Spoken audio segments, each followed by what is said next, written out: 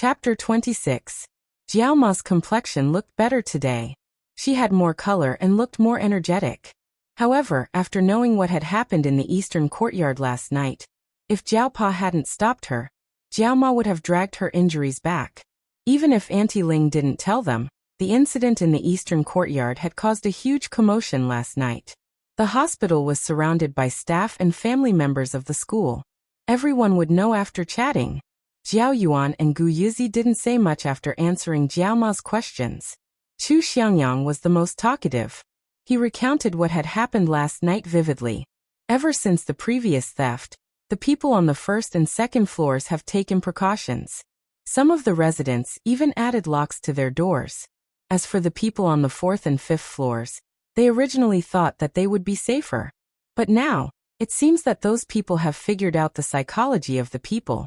The more you think it's safer to live on the higher floors, the more they will target the residents on the higher floors. I heard that they saw the honor list of the Academy of Biological Sciences, and knew that Brother Jiao had applied for more than 1,000,000 yuan in the National Natural Science Foundation this year. They also happen to know that something happened to your family. You only have 2 children at home, so they targeted your family. We can't use all the funds we applied for ourselves. They are all used for research projects, Jiao Ma said in an unpleasant tone. But those people don't think so. There are plenty of people who get rich from the funds they applied for. Chu Xiangyang shrugged. He suddenly thought of something and said excitedly, I heard that they investigated overnight. With the help of a few seniors in the courtyard, they really found some results. The theft cases from more than a month ago didn't find anything. In fact, someone stopped them. But this time, they couldn't stop them. The mastermind is someone who lives in Building A. His family has some connections. His uncle is the vice principal, the one in charge of enrollment and employment. Chu Xiangyang loved to gossip about those big shots. He wasn't afraid of them making things difficult for him. He might be able to beat them in terms of family background. Besides, he had already graduated. What was there to be afraid of? Usually, everyone would give him some face, but this time, no one can tolerate it. There are a few people in the courtyard who have applied for millions in funding, and they are all on the quarterly honor roll of each courtyard. No one would be happy to be targeted because of this. Last night, an old man had called the vice principal directly. I'm guessing that they'll come to the hospital to apologize to you after they've settled the matter in the courtyard. Zheng Tan squatted on the bedding beside Jiao Ma's bed and listened to their conversation quietly. The bedding was brought by Jiao Pa from home. It was much more comfortable and pleasing to the eye than the ones in the hospital.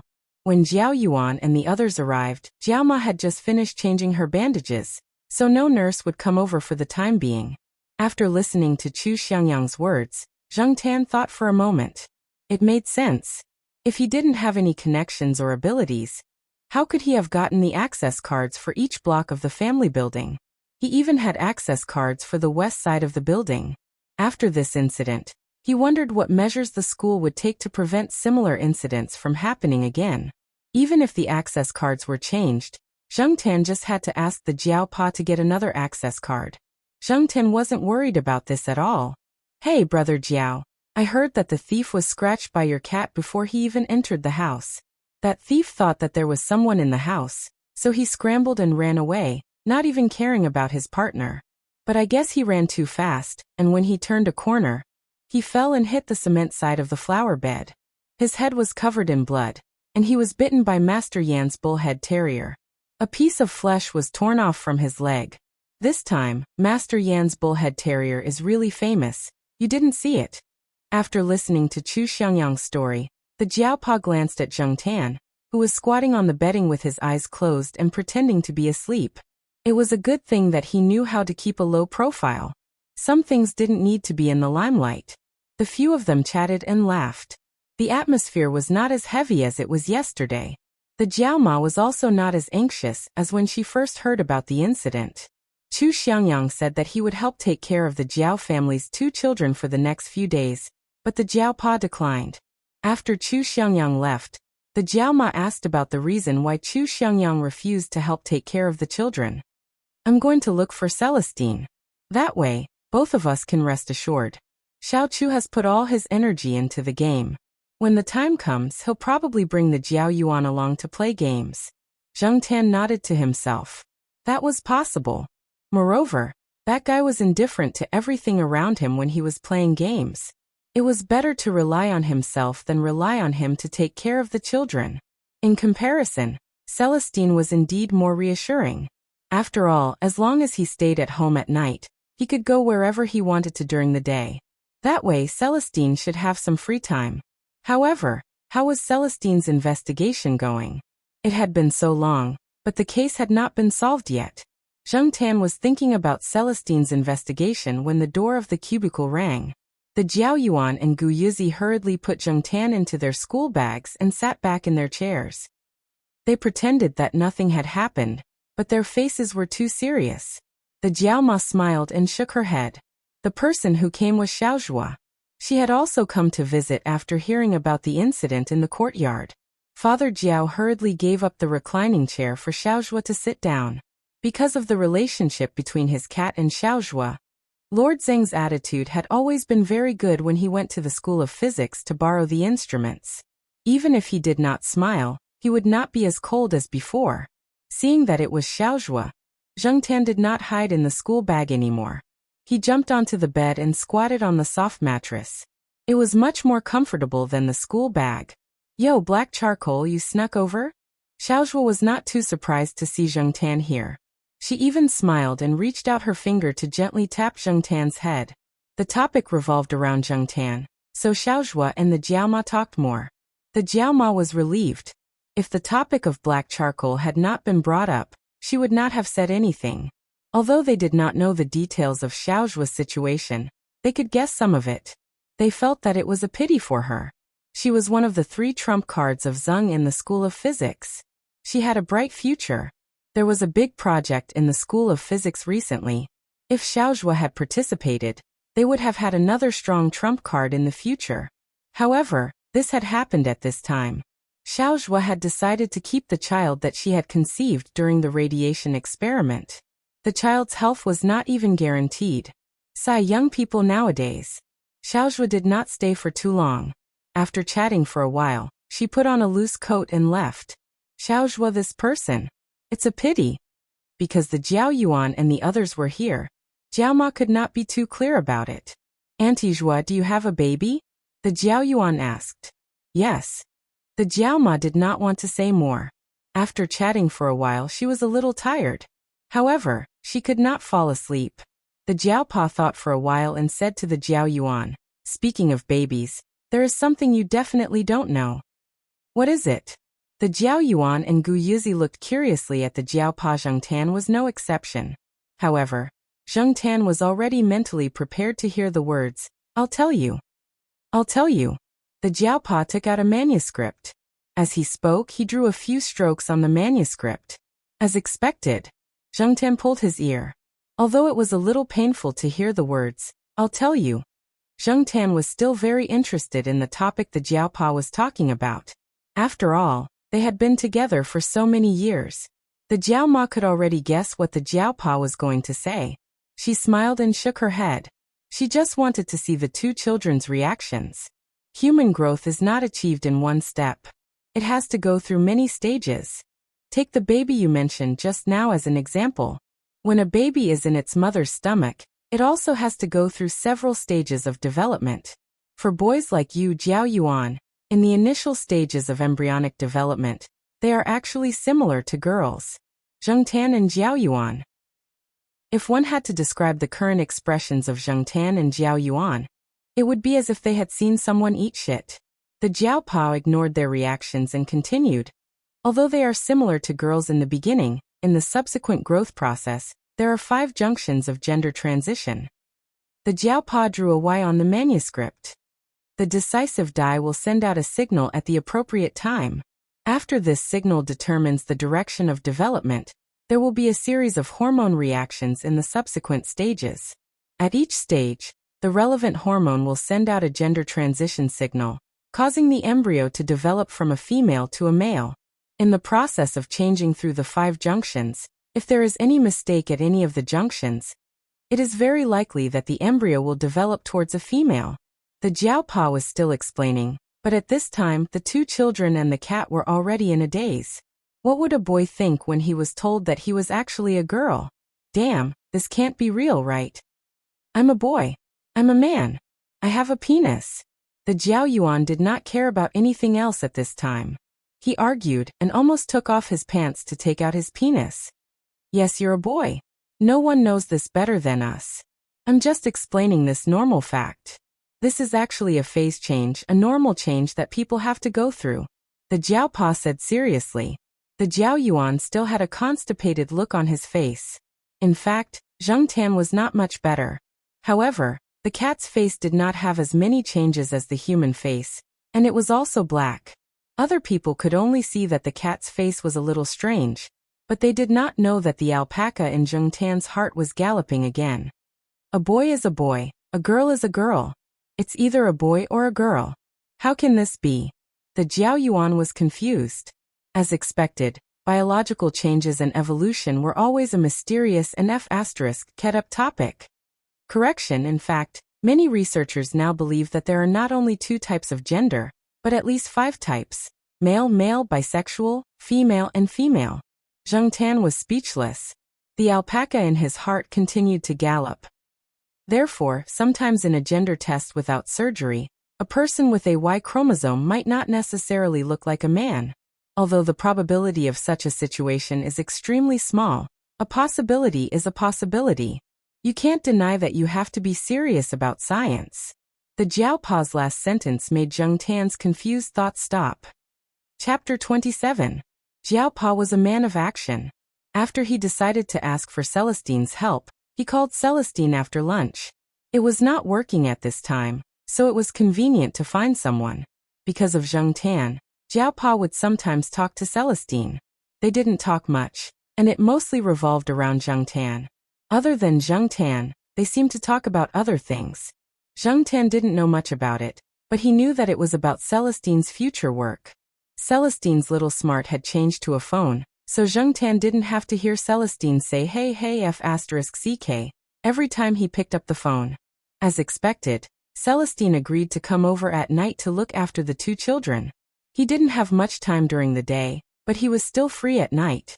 The 2 children stayed at the hospital until 2 in the afternoon. Aunt Ling came over. She made soup today and sent some over. Jiao Pa just had to find a microwave to heat it up. At the same time, Aunt Ling said that she wanted to take the 2 children home for dinner, so they didn't have to eat the hospital's packed lunches. Jiao Pa and Jiao Ma definitely agreed, so they didn't reject Aunt Ling's good intentions. However, after Zheng Tan followed them back to school, he separated from Jiao Yuan and the others. He didn't want to go to Aunt Ling's house. Aunt Ling had a small child at home.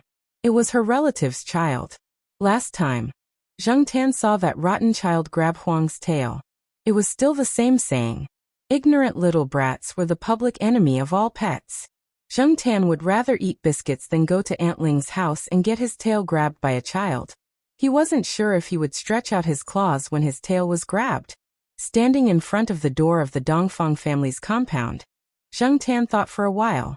Since he had nothing to do, he might as well go to Celestine's place to take a look.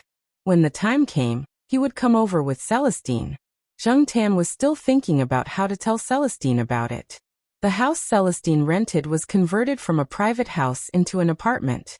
It was rented to students and office workers who had just entered society and did not have much economic foundation. The management of the surrounding area was relatively chaotic. Even if something was lost, it would be in vain. It was useless to look for the police. There were so many such cases that they could not find the reason even if they investigated. The good thing was that the rent in this area was cheap, so there were always many people renting. Zheng Tan did not often come to the house rented by Celestine. There were too many people and it was troublesome. There would always be people who would find ropes and dolls to tease Zheng Tan when they saw Zheng Tan. These people did not know that Zheng Tan was also looking at them, as if he was looking at an idiot. When Zheng Tan arrived at the residential area, it was already past 3 o'clock in the afternoon. At this time, there were not many people coming in and out of the area. Some were going to work, some were going to school, and some were taking an afternoon nap. There were also many stray cats here. The landlord had his own cat. Cats were very common here, so no one would pay attention to a black cat that entered the building.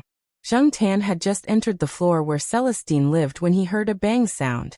Zheng Tan, who was about to enter the corridor, stopped and hid at the corner of the stairs to take a look. A young man was lying on the ground, holding his stomach and groaning in pain. Celestine held a freshly peeled apple in one hand and a fruit knife in the other. He slowly walked out, then squatted down in front of the man and used the fruit knife, which was still sticky with apple juice, to pat the man's face. I just bought you a new phone, and you're already thinking about it. You've got guts. You came to steal my phone when I was taking an afternoon nap. Do you think I'm easy to bully or stupid? Celestine's tone was completely rogue. When the man wanted to get up, he was stopped by Celestine's knife on his neck. The man still wanted to say something, but Celestine pressed the knife down. I don't want to listen to your bullshit, Celestine said as he threw the finished apple down the stairs. Zheng Tan. Although the management of the area was a bit messy, there was no need to throw trash everywhere. Zheng Tan remembered that last week, Jiao Ma deducted a yuan of pocket money from the Jiao Yuan for throwing used cellophane tape everywhere. But the next moment, Zheng Tan's ears twitched. It didn't seem to be the sound of an apple hitting the ground. The ground below was cement, so it shouldn't have been that kind of sound. Although confused, Zheng Tan didn't immediately run to the railing to take a look. At this time, he mainly paid attention to Celestine. When he looked again, Celestine's hand holding the knife was still the same, but his other hand had already started to dig into the man's pocket. Not long after, Celestine took out a wallet. There was no ID inside, but there was 1,000 yuan. With a look of disdain, Wei Ling took out $1,000 and put it in his pocket. Then he returned the wallet. In addition to the wallet, there were also some small lockpicking tools. Celestine's expression of disgust deepened, but he still put them next to his feet. Then Celestine took out a small white plastic bottle and twisted open the cap. There was medicine inside, but there was also cotton inside. Zheng Tan heard from the Jiaopa that if the medicine was newly bought and there was cotton in the bottle, the cotton should be thrown away as soon as possible after the bottle was opened. The cotton placed in the medicine bottle, when it was manufactured, could prevent the pills in the bottle from colliding with each other during transportation. It also had the effect of absorbing moisture in the air, to prevent the medicine from getting damp. However, if the cotton was not thrown away after the bottle was opened, the cotton would continue to absorb moisture, which would easily cause the medicine to go bad. Zheng Tan wasn't sure if the man who was kicked on the ground knew that he should throw away the cotton to prevent the pills from going bad. However, Zheng Tan felt that the reason why the man put the cotton in the bottle was to prevent the pills from colliding with the bottle due to his body movements during the theft. Looking at the cotton that Celestine took out, if the cotton was originally in the bottle, it was too much. Looking at the half-torn label on the medicine bottle, it was obvious that the medicine had been bought for a while. Moreover, not all medicine needed cotton, so Zheng Tan was more convinced of his guess. Celestine looked at the medicine in the bottle and patted the man with the knife. It seems that you have used it many times. You have gained a lot, haven't you? I don't understand. What are you talking about? The man explained with some difficulty. That is, my own motion sickness medicine. Do you think my brain is full of leaks? Celestine stood up and kicked the man again. The man on the ground continued to curl up like a shrimp. Celestine had already noticed Zheng Tan, so he didn't continue to argue with the man on the ground. He poured out 3 pills and forced them to the man. You are welcome to come again next time. Remember to bring more money when you come. This amount of money is not enough. The man who was fed the medicine didn't care about the pain from the kick. He got up and rushed out, not noticing Zheng Tan, who was standing next to the stairs. Of course, the stairs were dark, and Zheng Tan was also dark, so it was normal that he didn't notice. In fact, Celestine was also a person with bad morals. This was Zheng Tan's understanding since he met Celestine. Celestine could have sent the thief to the police station or directly called the police, but Celestine was a person who did things based on his mood. This time, he probably didn't bother with the thief because it was too much of a waste of his time. This time, the thief was lucky. When Zheng Tan entered the room, Celestine was sitting on the edge of the bed, putting the 1,000 yuan that he had just extorted into his wallet. The white plastic bottle was on the bedside table, and next to the medicine bottle was a glass of orange juice. Seeing Zheng Tan looking at the bottle, Celestine waved his hand, and Zheng Tan jumped to the chair next to him. Celestine felt that he was still too far away, so he dragged the chair to the bedside table. Zheng Tan squatted on the chair and let him drag the chair. He was too lazy to jump down. "Did you see it just now?" Without looking at Zheng Tan's reaction, Celestine pointed at the white bottle and continued, "This thing is indeed a motion sickness medicine, but that guy also used it to commit crimes." Celestine pointed at the remaining label on the bottle, which said, "1 pill at a time." There was only a little bit of the medicine's name on it, and Zheng Tan didn't know what it was. Most motion sickness medicine will make you feel sleepy after taking it, but if you take too much, you will have adverse reactions such as drowsiness, headaches, and disorientation. You may even have hallucinations, mental disorders, and other mental symptoms. Nowadays, people are smart. If you buy sleeping pills, the pharmacy will pay special attention to you. But there are many people who buy motion sickness medicine, so no one will pay extra attention to you. If you buy motion sickness medicine, even if you are caught, you can deny that you've drugged yourself. Sometimes, motion sickness medicine can also be a big killer. After a pause, Celestine got up and poured the glass of orange juice away. This was where the pills were. You should be more careful in the future. Be careful with things given to you by strangers.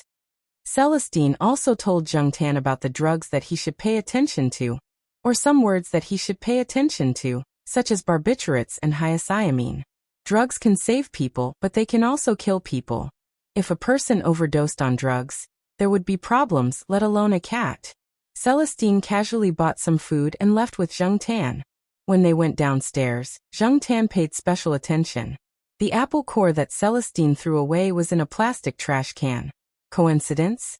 Or was Celestine's aim good to begin with? Celestine bought a new motorcycle. When he wasn't using it, he parked it in the garage of his family's compound. After all, the place where he lived was too chaotic, so it was safer to park it in the compound. The guard uncle knew Celestine, so he could help keep an eye on it. Not long after Zheng Tan and Celestine returned to the Jiao family, Jiao Yuan and Gu Yuzi came back. Auntie Ling had sent them over. When Auntie Ling greeted Celestine, Chu Xiangyang opened the door and the three of them started chatting. Auntie Ling had seen Celestine once before, so she had some impression of him. However, this was Chu Xiangyang's first time seeing Celestine. "With you here, we don't have to worry," Chu Xiangyang said. "Xiao Chu, your door was scratched by a cat's claws, right?" Auntie Ling asked. "Of course. I don't even know when it was scratched. Is black charcoal venting his anger on my door? Those scratches are really deep. I didn't expect black charcoal's claws to be so sharp." Chu Xiangyang sighed. "Of course. If a worker wants to do a good job, he must first sharpen his claws. As a cat, you must have the awareness of being a cat. If your claws aren't sharp, how can you do things?" After saying that, Celestine turned his head and looked at Zheng Tan, who was lying on the sofa. "Am I right?" Zheng Tan pulled his ears and ignored them. "You'll change the door when the time comes? Buy a steel one next time," Auntie Ling joked. "I won't change the door. With a cat's claw mark, those rats won't dare to come, right? I'll just put it here to scare the rats." At night, Celestine boiled the bathwater. After the two children finished bathing and lay on the bed, he went to the Jiaopa's desk and sat down. He looked through the documents he brought over and used the Jiaopa's computer to do some research. These were all approved by the Jiaopa, so the Jiao Yuan and the rest didn't say anything. However, Celestine closed the door, so Zheng Tan didn't know what he was looking at. Chapter 28. Celestine woke up at 6 o'clock in the morning. He boiled a pot of hot water and placed it there so that the two children could wash their faces with the warm water. Celestine did not grow up in Chuhua, but because some of his friends were in Chuhua, he came to Chuhua to develop his career after he retired from the army. After living here for a while, Celestine's impression of Chuhua was the weather. In Celestine's words, "This weather is sick and needs to be treated." The temperature in Chuhua always made people feel bad. The temperature yesterday was close to 30 degrees, but today it could suddenly drop to 10 degrees. Perhaps it was because the temperature did not drop steadily, But there was still a lot of green in the school. Of course, there were also dead leaves, but among the green and brown beside the road, people would always notice the green first. Perhaps it was because green made people feel better. Celestine did not sleep the whole night. He looked for information until very late. Just as he was about to take a nap, the Jiaopa called Celestine to tell him that the temperature was dropping and asked him to help take care of the two children. After the phone call, Celestine did not feel sleepy. He played spider cards out of boredom. He played from the intermediate 2 sets of cards to the advanced 4 sets of cards. After that, he started to sweep the mines. He kept clearing the records until dawn. Although he did not sleep the whole night, Celestine was still energetic in the morning. It was still early, so he planned to go for a run and bring breakfast for the 2 children on the way back. In order to prevent the 2 children from being suspicious when they woke up, Celestine wrote a note and placed it at an eye-catching place on the dining table. He was about to leave when he stopped and looked at Zheng Tan, who was sleeping on the sofa. Ever since he scratched the thief that day, Zheng Tan always felt that there was a bloody smell on his claws. He was afraid that it would affect the children. He heard that the smell of blood would stimulate the children and make them more likely to have nightmares. So Zheng Tan did not sleep on Gu Yuzi's bed. However, Gu Yuzi took out her furry cloak and gave it to Zheng Tan as a blanket. There was a hood on the furry cloak, and 2 cat ears were sewn on the hood as decoration. At this moment, Zheng Tan was curled up in the fur cloak, sleeping soundly like a ball. Zheng Tan had never understood why cats would curl up into a ball and sleep. Wouldn't they be tired of sleeping in that position? But when Zheng Tan turned into a cat, he realized that this sleeping position was quite comfortable for a cat. Sometimes he would unconsciously curl up into a ball when he fell asleep, just like now. Black Charcoal, go for a run. Celestine, who was standing by the door, shouted in a low voice. There was no movement under the fur cloak. Black Charcoal, get up and run. Celestine said again. He didn't believe that the cat on the sofa couldn't hear him. The tip of his ears that peeked out from the edge of the fur cloak twitched. And then there was no more then. Celestine was speechless. This little bastard was definitely pretending to be deaf again. Black Charcoal, Celestine said for the 3rd time, with a hint of warning. Zheng Tan still didn't move, but it was a little better than before. Zheng Tan snorted through his nose, indicating that he heard it. If there's nothing else, you can go away. Black Charcoal, get up. Celestine said for the 4th time. This time, Zheng Tan finally moved. He stretched his body and revealed his head from the fur cloak. He squinted his eyes and looked at Celestine. He yawned and waited for 5 seconds. Seeing that Celestine didn't say anything else, he retracted his head and went back to sleep. Black Charcoal, get up and run. Celestine said almost word by word. This time, Zheng Tan finally made a big move. He kicked off the fur cloak, stretched his body and shook his fur. Celestine was speechless. He didn't know that he had to call a cat 5 times to wake it up. Are you going to step on the breast on the sofa or pee in the bathroom? Celestine gritted his teeth. Zheng Tan pulled his ears. He wouldn't do things like step on breast. If he wanted to step on breast, he would step on big boobs. What was the point of stepping on the sofa? Zheng Tan always felt that as one of the cat's signature moves, stepping on breast, was quite wretched, especially when this wretched technique was inherited from a group of people. This was almost a common characteristic of cats. Stepping on breast wasn't necessary, but it still needed to pee in the morning. Looking at the black cat running to the bathroom, Celestine helplessly looked at the ceiling. How could the Jiaos treat this kind of cat as a treasure? Because of the sudden drop in temperature, Zheng Tan felt a chill as soon as he stepped out of the building, making him shiver. The sun hadn't come out yet, so the campus was still quiet. Other than the sound of things being dragged in the cafeteria, there weren't any other loud noises. However, when Zheng Tan was halfway through his run, the school broadcast rang on time. It started at 6:30 a.m. every day and continued until 7:30 a.m. When he passed by the student dormitory, the school broadcast had already stopped playing the initial song and began to play the radio calisthenics. Starting now, the 8th set of radio calisthenics, step on the spot. 1 2 3 4 5 6 7 8. F***CK, why are you so noisy so early in the morning? A manic voice came from the dormitory facing the loudspeaker. Before the voice died away, a slipper was thrown out from the window of the dormitory and hit the loudspeaker, but it still couldn't stop the sound of the school broadcast. Jumping exercise 1 2 3 4 5 6 7 8 2 2 3 4. I'll smash you sooner or later. Just you wait. The day I leave school will be the day you die of old age. Listening to the noise coming from the other side, Zheng Tan suddenly had a feeling of joy. Not everyone could get used to earplugs. Poor people who thought that they could avoid the morning self-study after going to university. They didn't need to go to morning self-study, but there was still this kind of nonsense, and the school broadcast that would sound on time every weekday. Zheng Tan was glad that he lived in the East Courtyard, where the family compound was relatively quiet. He could only hear the broadcast when he walked out of the compound, so he could still sleep in if he wanted to. When he finished running one lap, the school broadcast still didn't play the news from the Central People's radio station, which meant that it wasn't 7 a.m. yet. Xiao Yuan and the others all woke up at 7 a.m.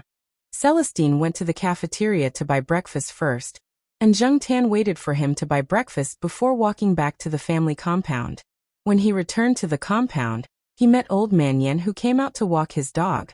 Niu Zhuangzhuang, the guy with big head and small eyes, was wagging his tail vigorously after seeing Zheng Tan.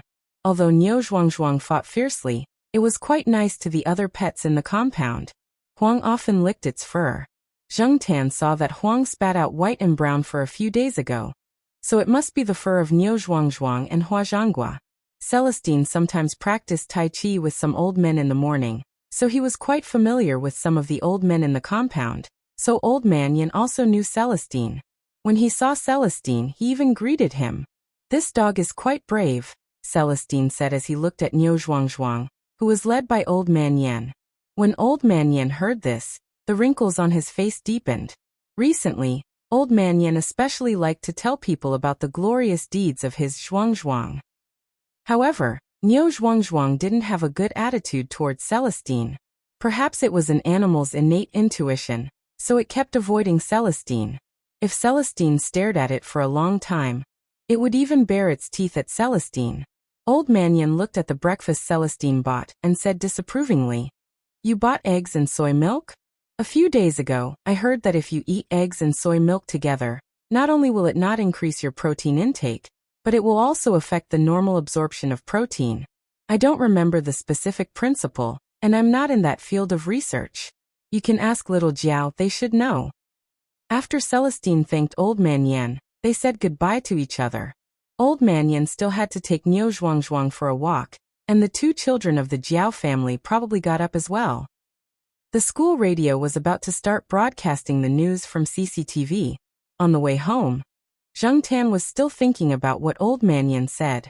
Thinking back, when he was in the Jiao family, he didn't seem to have seen eggs and soy milk together. Even if he did, the eggs were for the Jiao Yuan to prevent him from starving, so he wouldn't eat them immediately. In the end, Celestine still made milk for the two children. Lan Tianju and Suen came to ask the Jiao Yuan to go to school together, so Zheng Tan didn't have to go with them to Fu Elementary School.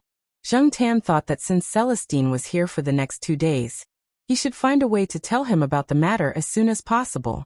Regardless of whether it would work out or not, at least it would be a confirmation of his idea. When Celestine was in the bathroom, Zheng Tan came to the bedroom and jumped onto the Jiaopa's desk. There were some books on the desk that the Jiaopa often used. Zheng Tan's first target was the book Genetics. The Jiaopa helped people teach genetics classes, and Zheng Tan had seen all of the Jiaopa's PowerPoint presentations so far this semester. Every time after the PowerPoint presentation was done, the Jiaopa would try to teach it himself. Some details would only be noticed when he was teaching. This was the Jiaopa's habit. Zheng Tan pulled out the book Genetics. What he needed to do now was to find the information he wanted from the Jiaopa's classes that he hadn't taken yet. Zheng Tan wasn't sure if what the Jiaopa said at the hospital that day was the content of this book. He was just trying his luck. If he couldn't find the information in this book, he could always find another one. For a cat, turning the pages was not an easy task, but Zheng Tan was already used to it. He would get used to it after a while. When Zheng Tan was turning the pages, his ears would also pay attention to his surroundings. If he heard Celestine come out, Zheng Tan wouldn't turn the pages like this. After all, a cat flipping through a professional book like this would really scare people. Even if Zheng Tan didn't understand these things at all, it would still look unusual to others. Fortunately, Zheng Tan soon found the information he wanted. No wonder the Jiaopa talked about the development process before birth that day in the hospital. Looking at the time, the Jiaopa would talk about it in his class next week. The Jiaopa just read a little more when he was preparing for the class. When Celestine went into the bedroom to get the files, he saw the black cat squatting next to the computer, fiddling with a bookmark. Don't scratch that out. That's your Jiaopa's record. Because the bookmark had been scratched out by Zheng Tan for a long time, Celestine took the book Genetics and opened the page where the bookmark was. He put the bookmark back into the book. Just as Celestine was about to close the book, he caught a glimpse of some words on the page from the corner of his eyes. He immediately stopped. After reading it, he turned another page. After reading the content on the last page, Celestine frowned and read the content several times. In fact, this content was some of the content that the Jiaopa talked about at the hospital that day. The words on the edge of the page related to the human gender controversy were the notes that the Jiaopa made when he was preparing for the class. Zheng Tan didn't put the bookmark directly on the page of the content that he wanted. Instead, he put it on the page before the content, which could serve as a cover. Chapter 29. The person Celestine was looking for was the uniformed man that Zheng Tan had met before. He was Celestine's senior. Zheng Tan had heard Wei Lung call the other party Walnut on the phone before.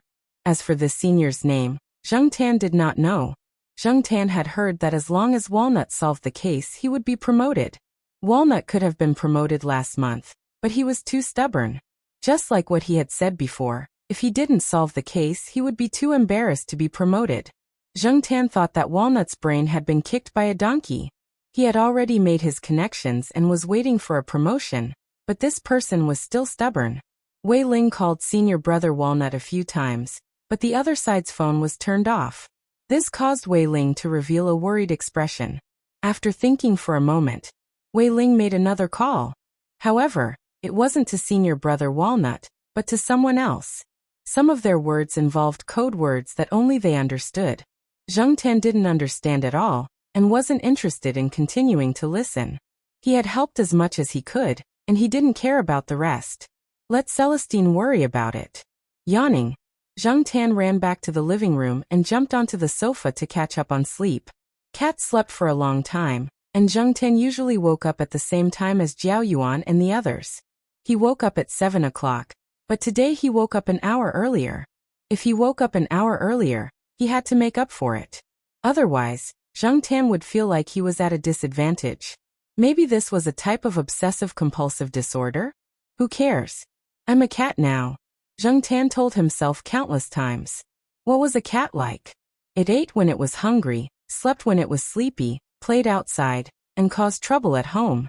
Even though Senior Walnut had turned off his phone, the two of them seemed to have other ways of knowing each other's location. It should be a GPS device or something like that. Wei Ling was now looking for someone to help look for it.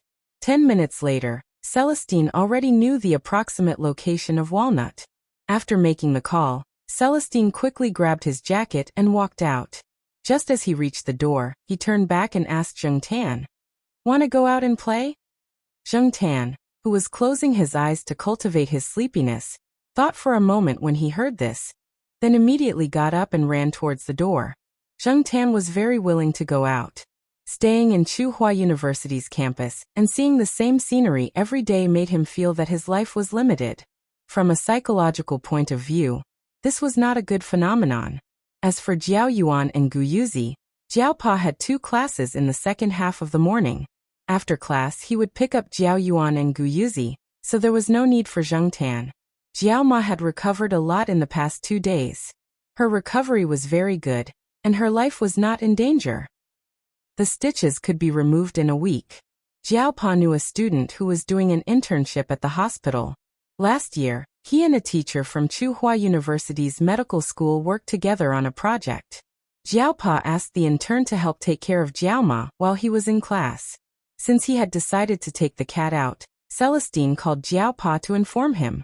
As expected, Jiaopa did not object. He only told Zhengtan to be careful and asked Celestine to help take care of Jiaoma. This time, Celestine was in a hurry, so he used the motorcycle that he often stayed in the family area's shed. The motorcycle did not look special. Its appearance was ordinary and not eye-catching. However, Zhengtan felt that it only looked ordinary. Its performance was definitely good. Celestine had modified it before. At least when it ran, it would not be as bad as the Xian's second-hand bike. Zhengtan came to the front of the motorcycle. He looked at the front of the motorcycle. There was no basket. He looked at the back. There was not even a trunk. Therefore, Zhengtan jumped onto the motorcycle seat. Zhengtan stepped on the motorcycle seat. He felt that it was not bad. After Celestine put on the helmet, he looked at the black cat that was already squatting on the motorcycle seat. He looked at his motorcycle and went to the guard room. When he came out, he was carrying a big red travel bag with 2 holes on his back. Luckily, the guard room has a bag. Celestine got on the motorcycle and patted the unzipped travel bag on his back. "Come in." Zhengtan tugged at her ears and reluctantly jumped into the hole-riddled travel bag. She guessed that the bag had not been used for some time. It still had a musty smell and some of the stains on it had not been washed. When they were in the family area, the speed of the motorcycle was still very slow. However, after they left Tsinghua University, Celestine sped up. Zhengtan did not know where Celestine was going. Zhengtan had never been to this route before. The surrounding buildings were unfamiliar to him. Zhengtan poked his head out of the travel bag and looked at the streets that were quickly passing by. 4 cars. The most troublesome thing in urban areas was that there were more traffic lights. Even if the motorcycle could go very fast, it could not pass those red lights. While they were waiting for the green light, a bus slowly drove over and stopped beside Wei Lung's motorcycle, waiting for the green light. Beside the window on Zhengtan's side, a person was eating an orange. He opened the window and spat out the seeds. Then the orange seed drew a parabola in the air and directly hit Zhengtan's head. Zhengtan was speechless. F***ck. This kind of person who spits seeds everywhere should be fined until he is not even left with his underwear. F***ck. The guy riding the motorcycle is carrying a cat. And it's a black cat. The person eating the orange said loudly. "Where is it? Where is it? It's really a cat. I thought it was a cat doll. Mom, I want to see the cat too." "Don't push, it's just a cat."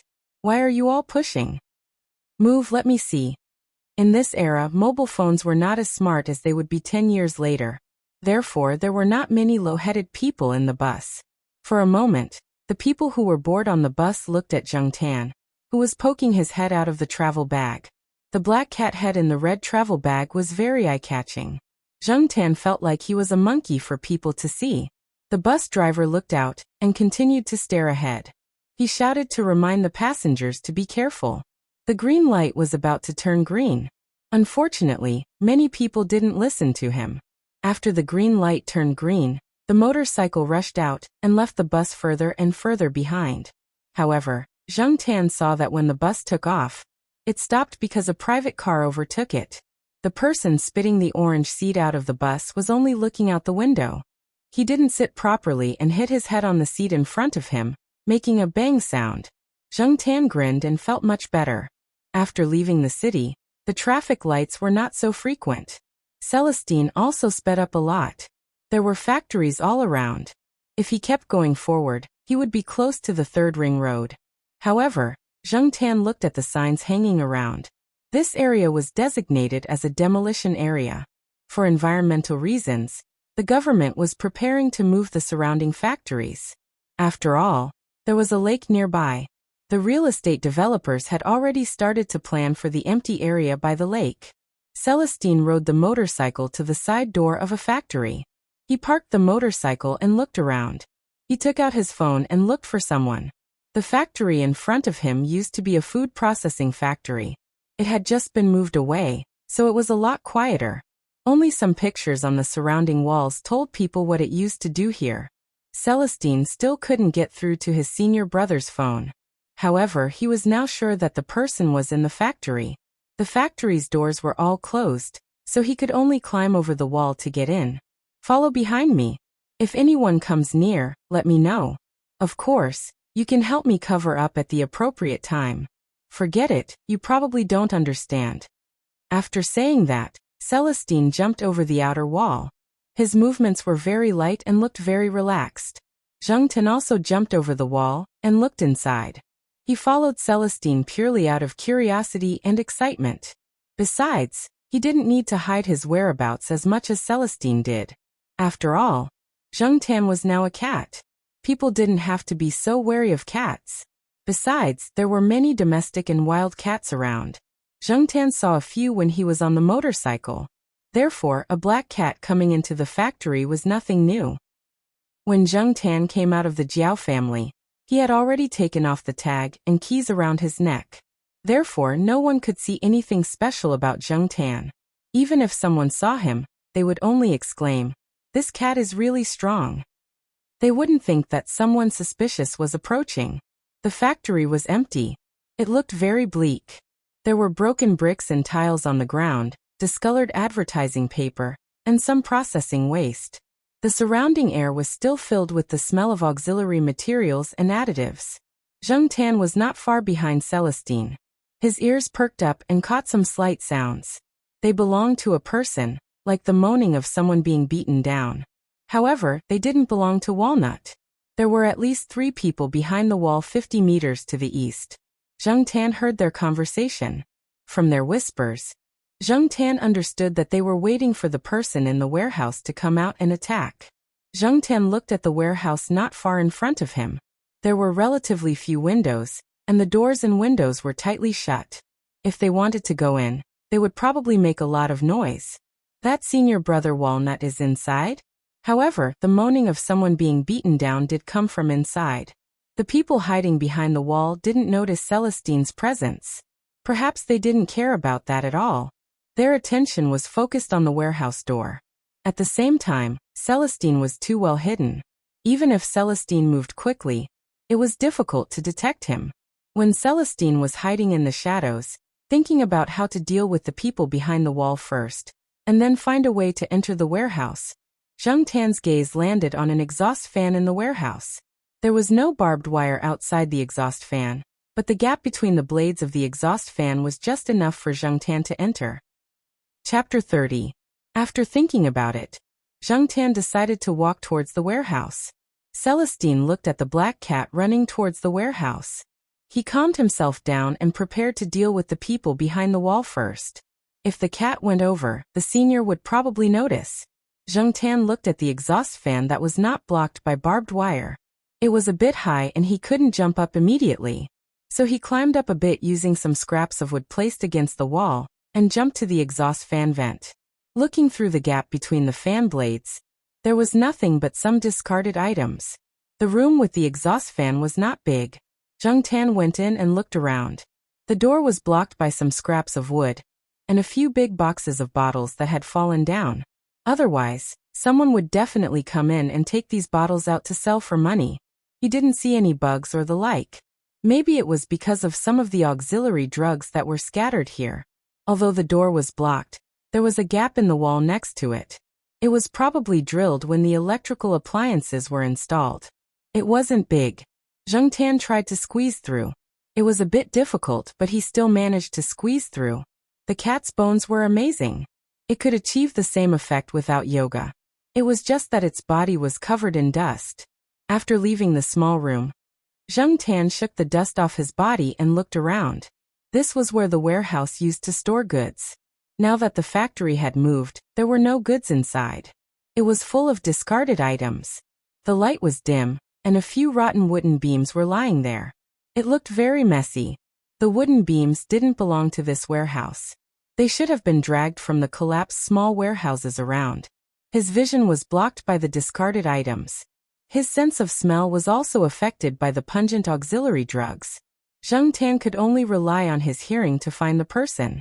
Following the direction of the sound, Zheng Tan walked through the gap between the items. If it was a person, it wouldn't be so convenient. Zheng Tan was relying on his body to walk faster. The warehouse was a bit big. Zheng Tan walked for a while before he got close to the source of the sound. The area had been cleared out, and there were 3 people lying on the ground. Celestine's senior brother, Walnut, was using hemp ropes to tie the hands and feet of the 3 people lying on the ground. Their mouths were stuffed with some packaging, so they couldn't scream. They could only make muffled sounds.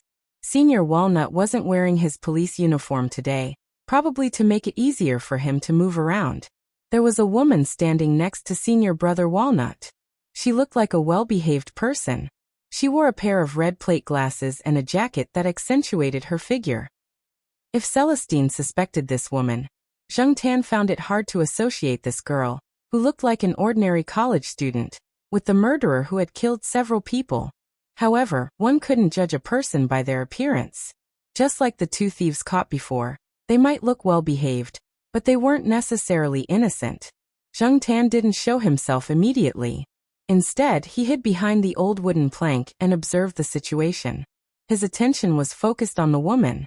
Senior brother Walnut was obviously on guard against the girl, and didn't have his back facing her. After Zheng Tan saw senior brother Walnut tie up the 3 people on the ground, he took out his phone. No signal.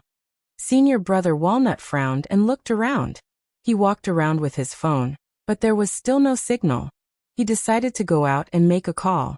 After taking 2 steps, he turned around and said to the girl who was still standing in the same place, "Follow me." The girl didn't say anything and followed him obediently.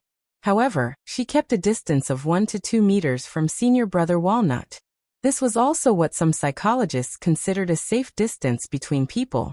Senior brother Walnut wasn't the only one who was on guard against her. She was also on guard against him. Zheng Tan followed quietly.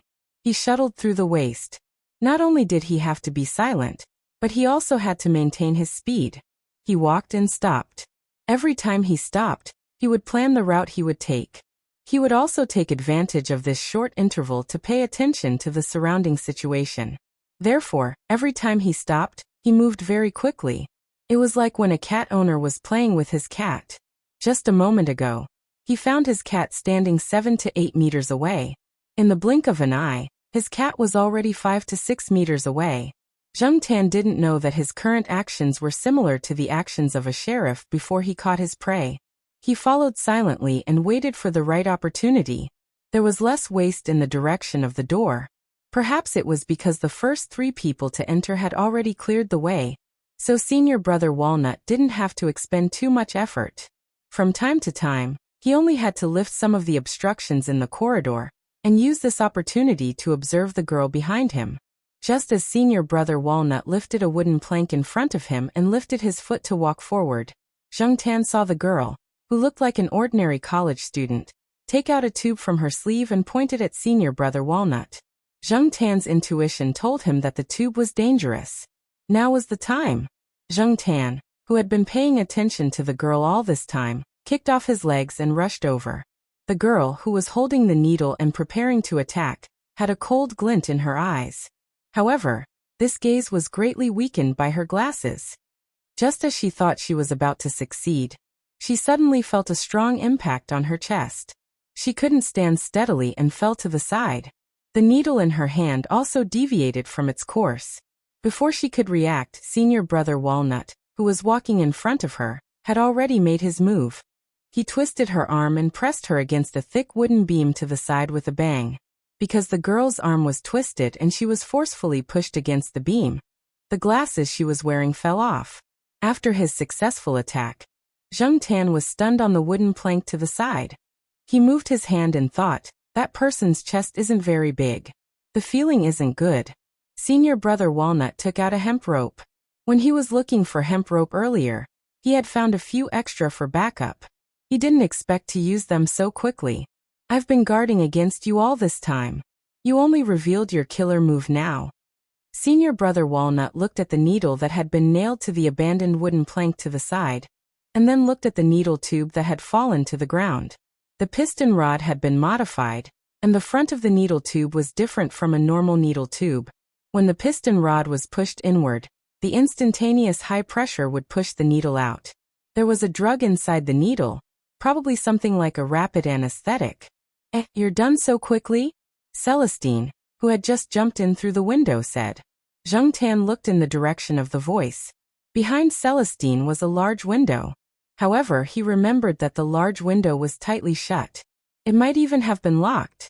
Moreover, it was 5 meters above the ground. How did Celestine get in so quietly? Senior brother Walnut wasn't too surprised by Wei Lung's reaction. Just now, it was all thanks to this black cat that helped me. Otherwise, I really would have been hit by that needle. I didn't expect this woman to have such a killer move. Celestine looked at the person who was still calm after being subdued. That's why I said there was something wrong with this woman. You didn't believe that she was the killer. You can test her DNA. It will definitely be the same as the DNA of the previous criminals. Shouldn't it be a man? She's a transsexual? That can't be. I've checked her information. It's her. Her body is a little special. If you want to know more, you can ask those geneticists or geneticists. With Celestine around, Zheng Tan didn't do anything else. He went through the gaps of the trash and jumped onto the window that Celestine had jumped in through. Opposite the window, there was an abandoned telephone pole. Other than that, there was nothing else that he could use as leverage. Zheng Tan didn't think that he could use a telephone pole that was still some distance away to jump out like Celestine. So he went back along the path and exited through the exhaust fan. There were 4 people tied up outside. All 4 of them had fainted. This was Celestine's masterpiece. Zheng Tan looked around. Using a tree, he climbed into a 5-story building. The bottom 2 floors were probably used for office use. There wasn't much waste and trash. There were some incomplete records stuck on the wall. The top 3 floors were the staff dormitory. There were some simple flower pots made from beverage bottles by the windowsill. Dead cacti lay in the dry soil. Zheng Tan didn't look at those and went straight to the top of the small building. Looking around from here, he could see more than half of the factory. He could also see the other 2 factories adjacent to this factory. One of the 2 factories had been moved away long ago, just like this one. It was quiet and full of waste, while the other factory was more lively. 2 minutes after Zheng Tan came out, Celestine and his senior opened the door of the warehouse and brought out the people inside. The 3 parties looked at each other. One party was the people who had been dealing drugs in the abandoned warehouse, the other party was the woman, and the last third party was the person Wei Ling had taken care of, who had been waiting outside to take advantage of the situation. I heard that in the early years, the International Olympic Committee also checked the chromosomes of all female athletes. It is said that athletes with Y chromosomes have more advantages than ordinary female athletes in competitions. This prisoner is probably in such a situation. Senior, you are so lucky to encounter such a low probability case. The 2 senior and junior who were guarding the prisoner sat there and chatted with cigarettes in their mouths. They had already called, and someone would come to pick them up soon, so they just had to wait here. Listening to Celestine's teasing, He Tao smiled bitterly and shook his head. F***ck.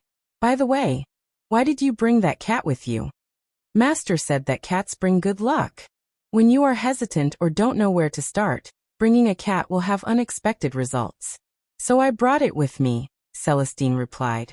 He Tao curled his lips. He still couldn't accept his master's words. However, this time, the cat did help him.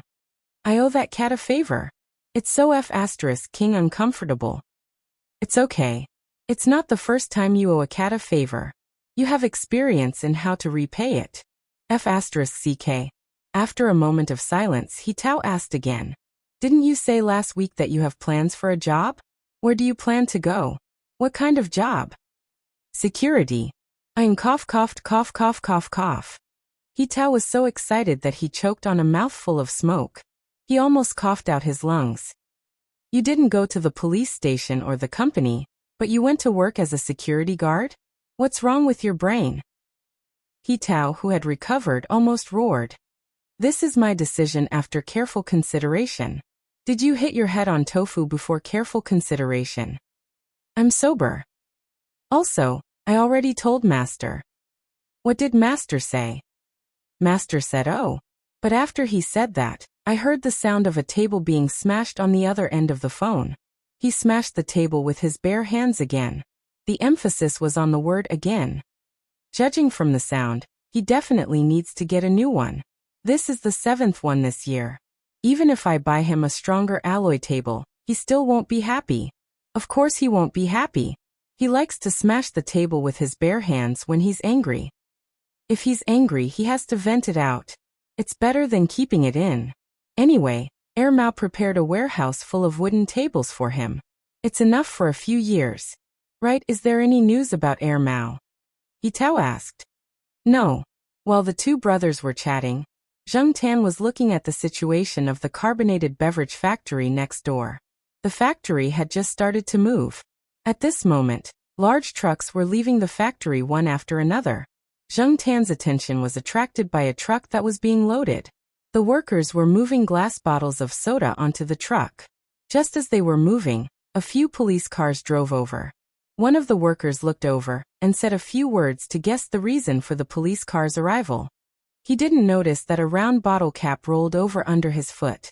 He twisted his leg, and the box of soda fell out of his hand. The impact of the sudden smash of the soda bottles that were being moved around was extraordinary. Zheng Tan looked over there. After a bang, the worker closest to him had his clothes torn by the flying glass shards. The exposed wrists and face of his work uniform were scratched. The injured worker was pulled in to treat his wounds. Only then did Zheng Tan's attention return to the factory. The people in the police car had already walked in and were talking to Celestine and his senior. Looking at Celestine's condition, it seemed that he wouldn't be leaving for a while. Chapter 31. After finishing his cigarette, Tao ordered his subordinates to take care of the rest of the work. Tao lit up another cigarette and sat down next to Celestine. He felt a lot more relaxed after finishing the case. Previously, he had been controlling the amount of cigarettes he smoked to make it easier to move around, but now he didn't care anymore. Where are you going to be a security guard? Residential area? Enterprise? Factory? Tao asked. Enterprise or factory? It depends on the situation. After all, the factory hasn't been opened yet, Celestine answered. Whose factory? Black Charcoal's father and a friend opened it together. I'm also involved, but my knowledge is limited. I can't understand their advanced knowledge, so I invested a portion of my money. As for a job like security, it's more suitable for me. When the time comes, I'll find retired comrades to work with me. Tao was silent for a while. He held the lighter and pointed at the black cat squatting at the top of the warehouse. Its father? Yes, Celestine flicked the cigarette butt. The people in the residential area call it that. Dog daddy, cat daddy, and so on. Tisk, when did the status of pets become so high? When people are disappointed, the status of pets increases. I heard a while ago that the more people you know, the cuter you find pets to be. This perception is too one-sided and extreme. At least, I don't think those pets are cute, such as that one. Celestine turned his head and nodded in the direction of Zheng Tan. It has a bad temper. You can't control it. Tao clicked his tongue. He was about to make fun of it, but he remembered that he owed the cat a favor, so he swallowed his words. He changed the topic and said, "Oh right, tell your friend to behave himself. The higher-ups are going to crack down on him." Even if you didn't mention it, I would have told him. It's indeed not peaceful recently. It's time to do something about it. The police had already tidied up everything. Tao didn't say anything more. He patted Celestine's shoulder. If you need help, just let me know. If the factory is ready, I'll go and take a look. Celestine waved his hand to show that he understood. Senior, don't just focus on climbing up. Your skills have deteriorated. If it weren't for that cat, you would definitely be at a disadvantage this time. Tao smiled. The few of you are all troublesome. In Chuhua City, if I don't climb to the top, how can I protect you? So that you don't have to put on a smiling face and owe others favors. Looking at Tao walking away, Celestine took a deep puff of his cigarette, threw it on the ground and stamped it out. He shouted toward Zheng Tan, "Black Charcoal, let's go back." Zheng Tan got up and stretched. He looked around and then looked at the real estate billboard not far away. He shook his fur and went downstairs to go home. On the way back to Chuhua City, Celestine didn't drive very fast this time. He slowed down. Sometimes, he even took a detour, as if he was relaxing. It was already 3 o'clock in the afternoon when he arrived at the East Family Courtyard of Tsinghua University. Zheng Tan took a shower after he arrived at the East Family Courtyard. He asked Celestine to boil water for him. Celestine also took a shower with the leftover water. Because he had to go to the hospital to see a patient later, and went out in the morning, he was dirty. It wasn't good to go to the hospital like this. His image was secondary, but he was afraid that he would bring too many germs in. Even if it wasn't a sterile room, it was better to clean himself up before going to a ward. When Zheng Tan was brought to the hospital, there was a burst of light laughter coming from Jiao Ma's ward. It was Jiao Ma's laughter, and the medical intern called Li Xiaoqian, who was helping to take care of Jiao Ma. Hearing the laughter, Zheng Tan pulled his ear. Jiao Yuan and the others were in class at this time. What could make Jiao Ma laugh like this? Zheng Tan's doubts were answered when he opened the door and saw the situation on the hospital bed. Jiao Ma was lying on the hospital bed. There was a blue figure beside Jiao Ma's uninjured hand, rolling around. After rolling around, it lay on its back and spread its wings to let people scratch it. Zheng Tan was speechless. How did this guy come back from his business trip so soon? Next to the ward, the owner of General, Professor Tan, was talking to Jiaopa. Professor Tan, who was about the same age as Jiaopa, said proudly, "This time, when I went to the National Nature Reserve in the south, I met a blue and purple macaw that looked like General. It was raised by a professor who studied ecology. His blue and purple macaw was quite smart, but its pronunciation was not as accurate as General. They even had a singing competition. In the end, the blue and purple macaw's singing talent was not good. It couldn't hit the high notes, and couldn't hit the low notes. The low notes sounded like burps, and the high notes sounded like slaughtered chickens." The people in the ward heard Professor Tan's words and laughed again. General, who was lying on its back next to Jiao Ma, heard Professor Tan talking about its great achievements. It turned around and raised its head, saying, "General is mighty, General is mighty." "General, sing another song," Li Xiaoqian said. General tilted its head, as if it was thinking about what song to sing. 5 seconds later, "Sweet honey, your smile is so sweet, like a flower blooming in the spring breeze, blooming in the spring breeze." As it sang, it kept swaying its head. Zheng Tan despised it for being so shameless. Zheng Tan did not care about General's showing off. He jumped onto Jiao Ma's bed and pushed the parrot next to Jiao Ma to the side. Seeing Zheng Tan jump onto the bed, Jiao Ma tucked him in so that Zheng Tan could squat more comfortably.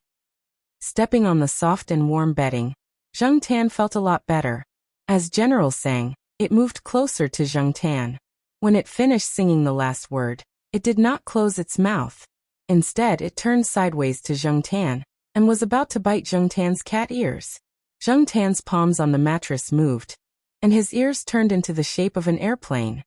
He squinted at the parrot next to him with a threatening look. "You dare to bite my ears? I'll slap you to death." Maybe it was because it had not seen any cats during its business trip, and the parrot was itching to bite the cat's ears. Being stared at by Zheng Tan's threatening eyes, General paused, then turned its neck to the other side, and did not look at Zheng Tan anymore. The people in the ward could not help but laugh when they saw the cat and the parrot's actions. Li Xiaoqian looked at the time, and went out to work. She would come back later to help Jiao Ma change the bandages. Celestine stayed for a while and also left. Zheng Tan reclined next to the Jiao Ma. The Jiao Ma's injured arm was the other arm, so lying on this side would not touch the wound. Zheng Tan was also careful not to touch the other parts of the Jiao Ma's body. Professor Tan and the Jiaopa were talking about some of the bigger engineering projects that the university had applied for recently. General was bored and grabbed the plastic medicine bottle on the bedside table to practice opening and closing the bottle cap. Sometimes, when General accidentally approached the Jiao Ma's wound, Zheng Tan would whip it with its tail or claws. The room was indeed much warmer than outside, and Zheng Tan was a little sleepy. A knock on the door woke Zheng Tan up. Recently, the person in charge of the Jiao Ma was Li Xiaoqian. Occasionally, a few doctors would come by to take a look. Other than the doctors, Li Xiaoqian and the others knew about Zheng Tan's existence. They knew that the Jiao family often brought their cats here, so they did not say anything. However, if it was an outsider, Zheng Tan would be better off staying away. General had already flown to Professor Tan's shoulder with the medicine bottle in its mouth. Zheng Tan jumped off the bed and went into the bag next to the Jiao Pa. The person who entered the room was a woman in her 30s. She was dressed in a formal manner and did not look serious. She looked friendly and dignified, but this dignified aura was far from that of Lord Zheng. When the Jiao Pa saw this person, he quickly stood up. "Ms. Yang, why are you here?" This person was the Jiao Yuan's homeroom teacher. She taught the Jiao Yuan's language. Zheng Tan had seen her a few times, but he did not pay much attention to her. "I heard that Ms. Gu was sick today, so I came to take a look." Ms. Yang put down the fruit she had bought. Ms. Yang did not live in Tsinghua University's residential area. She had a house outside and had to leave early today. This morning, she heard that the Jiao Yuan's mother was hospitalized. This time, she brought her mother to the hospital for a checkup and came to visit. Oh right, the school had a power outage today. In this weather, the lights in the classroom are dark at 4 o'clock. The students can't look at the blackboard, so the school ended one class early. I saw the Jiao Yuan's group and a few other students at the fruit shop below the hospital. They came to visit Ms. Gu together. I promised them that I would keep it a secret. Ms. Gu, Professor Jiao, please don't tell them that I was the one who told them, Ms. Yang joked. Zheng Tan. Poor kids. They were betrayed in the blink of an eye. And the person who betrayed them was their respected homeroom teacher. Because she still had something to do. Ms. Yang left after a while. In less than 5 minutes, Zheng Tan heard the sound of children's footsteps outside. The door opened slightly, and the Jiao Yuan poked his head in. After looking around the room, he said, "My classmate heard that mom was hospitalized, so he came to visit." "Then what are you waiting for? Hurry up and let your classmate in." The Jiao Pa pretended to be surprised and stood up to welcome him. The room was not big, so the Jiao Pa and Professor Tan walked out and let the children in. Zheng Tan peeked through the gap in the bag. Other than Lan Tianju, Xiong, and Suan, who he often saw, there was also a girl. Who is this child? The Jiao Ma looked at the only girl in the room. Although the Jiao Ma did not know all the children in Jiao Yuan's class, she still had an impression of some of them. However, the Jiao Ma thought about the girl standing in front of her, and was sure that she had never seen her before. "She is a new student in our class. Her name is Litmus." The Jiao Yuan emphasized the name Litmus when he introduced the girl. No wonder I don't remember her. She is a new transfer student, the Jiao Ma said. "Her name is Litmus." The Jiao Yuan emphasized again. "I know her name is Litmus." The Jiao Ma was confused by the Jiao Yuan's repeated emphasis on the girl's name. However, the Jiao Pa and Professor Tan, who were standing at the door, smiled knowingly. They already understood the Jiao Yuan's meaning. The Jiao Yuan was helpless when he saw that the Jiao Ma still did not understand. He pointed at Suan, whose face was red and the tips of her ears were almost filled with blood. Then he pointed at Litmus, who was glaring at him. "Do you understand now?" "Jiao Yuan," Litmus shouted. "What are you afraid of? Everyone will find out sooner or later. Didn't you say that your family will be moving to the East family compound in 2 days? The Jiao Yuan did not care about Litmus's glare at all. The Jiao Ma finally understood the meaning of the words after the Jiao Yuan's reminder. She looked at Suan, whose face was red and did not know what to do. Then, she looked at Litmus, who was staring at Xiong and the others who were secretly laughing. Jiao Ma smiled and shook her head. This was really a coincidence. The only people who did not understand were General, who was standing on Professor Tan's shoulder, and Zheng Tan, who was curled up in the bag. It was not until the Jiao Yuan mentioned the things that happened to Litmus that Zheng Tan finally understood what these brats meant. Litmus was an organic acid in chemistry. It was used as an acid-base indicator in chemistry. It would turn red when exposed to acids and blue when exposed to alkalis. It was a common sight in high school textbooks. On the day that the little girl named Litmus transferred to another school, Suan did not go to school because she had diarrhea. She only went to school in the afternoon. After class, Lan Tianju, Jiao Yuan, and the others asked Suan, who was sprawled on the table weakly, "Do you know Litmus?" Suan looked up. "Yes, I do. It's an indicator." At that time, Litmus was standing behind Suan. She did not look too good. She hated it when people called her an indicator. Since then, Suan would blush every time she saw Litmus. Because of this, she was often laughed at by the Jiao Yuan and the others. The pinyin of Suan's name was the pronunciation of acid. This was really quite a coincidence. While the brats were joking around, the Jiao Pa's phone rang. Professor Tan left with General. When they left, General flew out of the window and waited for Professor Tan downstairs. It was not good for it to leave from inside the hospital. Before the Jiao Pa went out to answer the phone, he thought about it and went back to take out the bag that Zheng Tan was in. The brats did not keep their mouths shut. Besides, there was a newcomer named Litmus. In order to avoid unnecessary trouble, he took out the bag. Walking quickly to the end of the corridor outside the ward, the Jiao Pa answered the phone. Zheng Tan stayed in the bag and listened to the Jiao Pa's phone call. The person who called was Zheng Tan's university classmate who was called Yuan Zi by the Jiao Pa. They were talking about starting a company. After the call, the Jiao Pa said to Zheng Tan in the bag, "Black charcoal, I've put in the 30,000 yuan from the commercial in your card. Treat it as an investment. I'll give you dividends when the time comes." Zheng Tan earned more and more from shooting commercials with Xiaogua. Originally, he went once a month, but Xiaogua saw that the results were good, so he changed it to once every 2 weeks. Moreover, the remuneration was increasing. Zheng Tan did not know how good the results were. Anyway, every time he went, Xiaogua would look at him as if he had seen the god of fortune. Anyway, Zheng Tan felt that he did not need the money now. Some time ago, he heard from Xiaogua that he could try other commercials. The salary would definitely not be low. If the Jiao Pa lost money, he could earn it back. Chapter 32. Yuan Zi, Jiao Pa's college classmate, was actually Yuan Zi. In addition to Jiao Pa and Celestine, another college classmate of Jiao Pa's who worked in Chuhua named Fei Heng also invested in the project. After old Master Yuan passed away, Yuan Zi officially started his own business. Recently, Yuan Zi had been working abroad, and a lot of precision equipment had to be made overseas. Yuan Zi went over to learn from him. Although old Master Yuan was no longer around, his connections made it easier for young people like him who had just started out in the industry. Zheng Tan didn't know much about the industry, but he knew that precision equipment was sold in the tens of thousands in US dollars, not RMB. Zheng Tan didn't go to the laboratory often. Every time he did, he would take a quick glance and see that the equipment inside was all in English. Even if there was Chinese, it was just some remarks or the owner's name. Zheng Tan had heard that the Institute of Biological Sciences had invested another 2 million RMB in the equipment. However, when he went to look for Jiao Pa yesterday, Zheng Tan squatted outside and looked around. He didn't feel much change.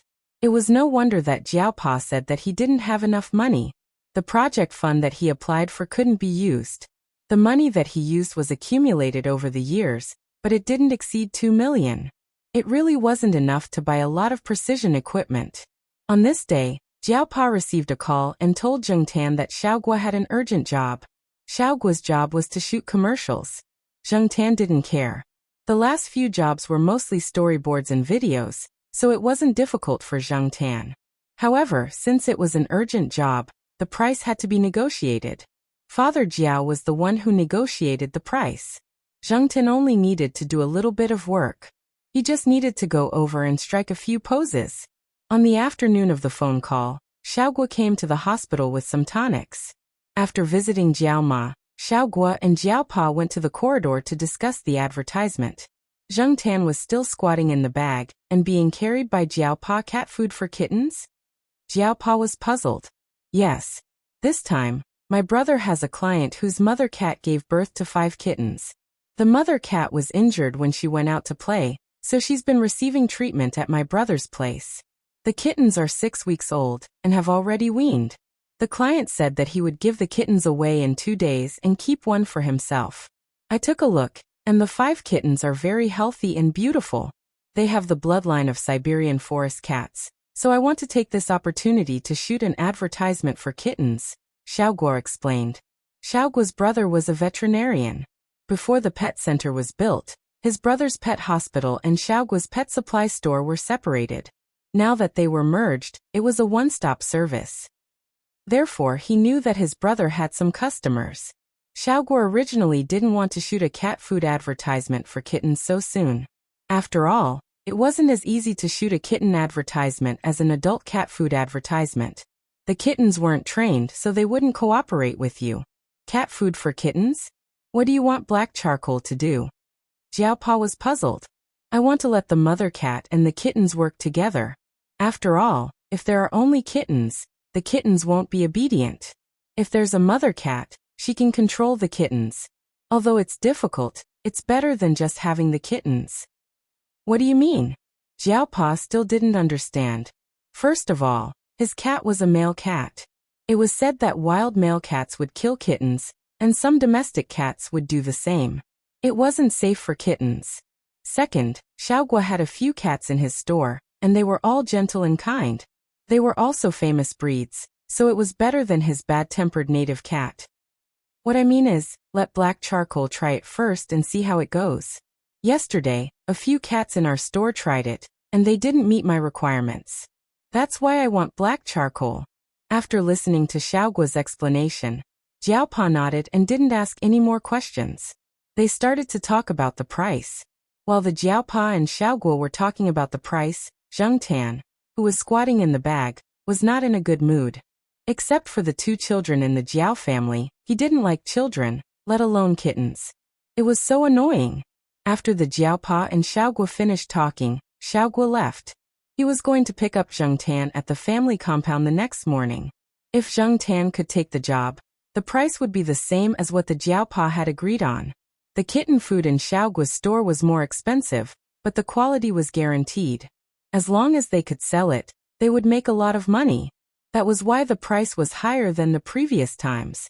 Hearing the Jiaopa's price, Zheng Tan decided to bear with it.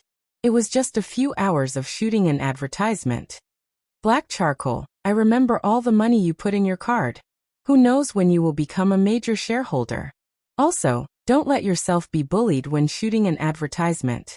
You are there to shoot an advertisement, not to be bullied.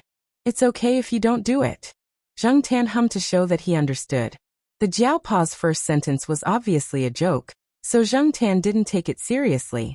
The second sentence was also what Zheng Tan thought, so he didn't feel pressured. Anyway, he would still sleep when it was time to sleep and eat when it was time to eat. The next morning, Zheng Tan didn't go for a run.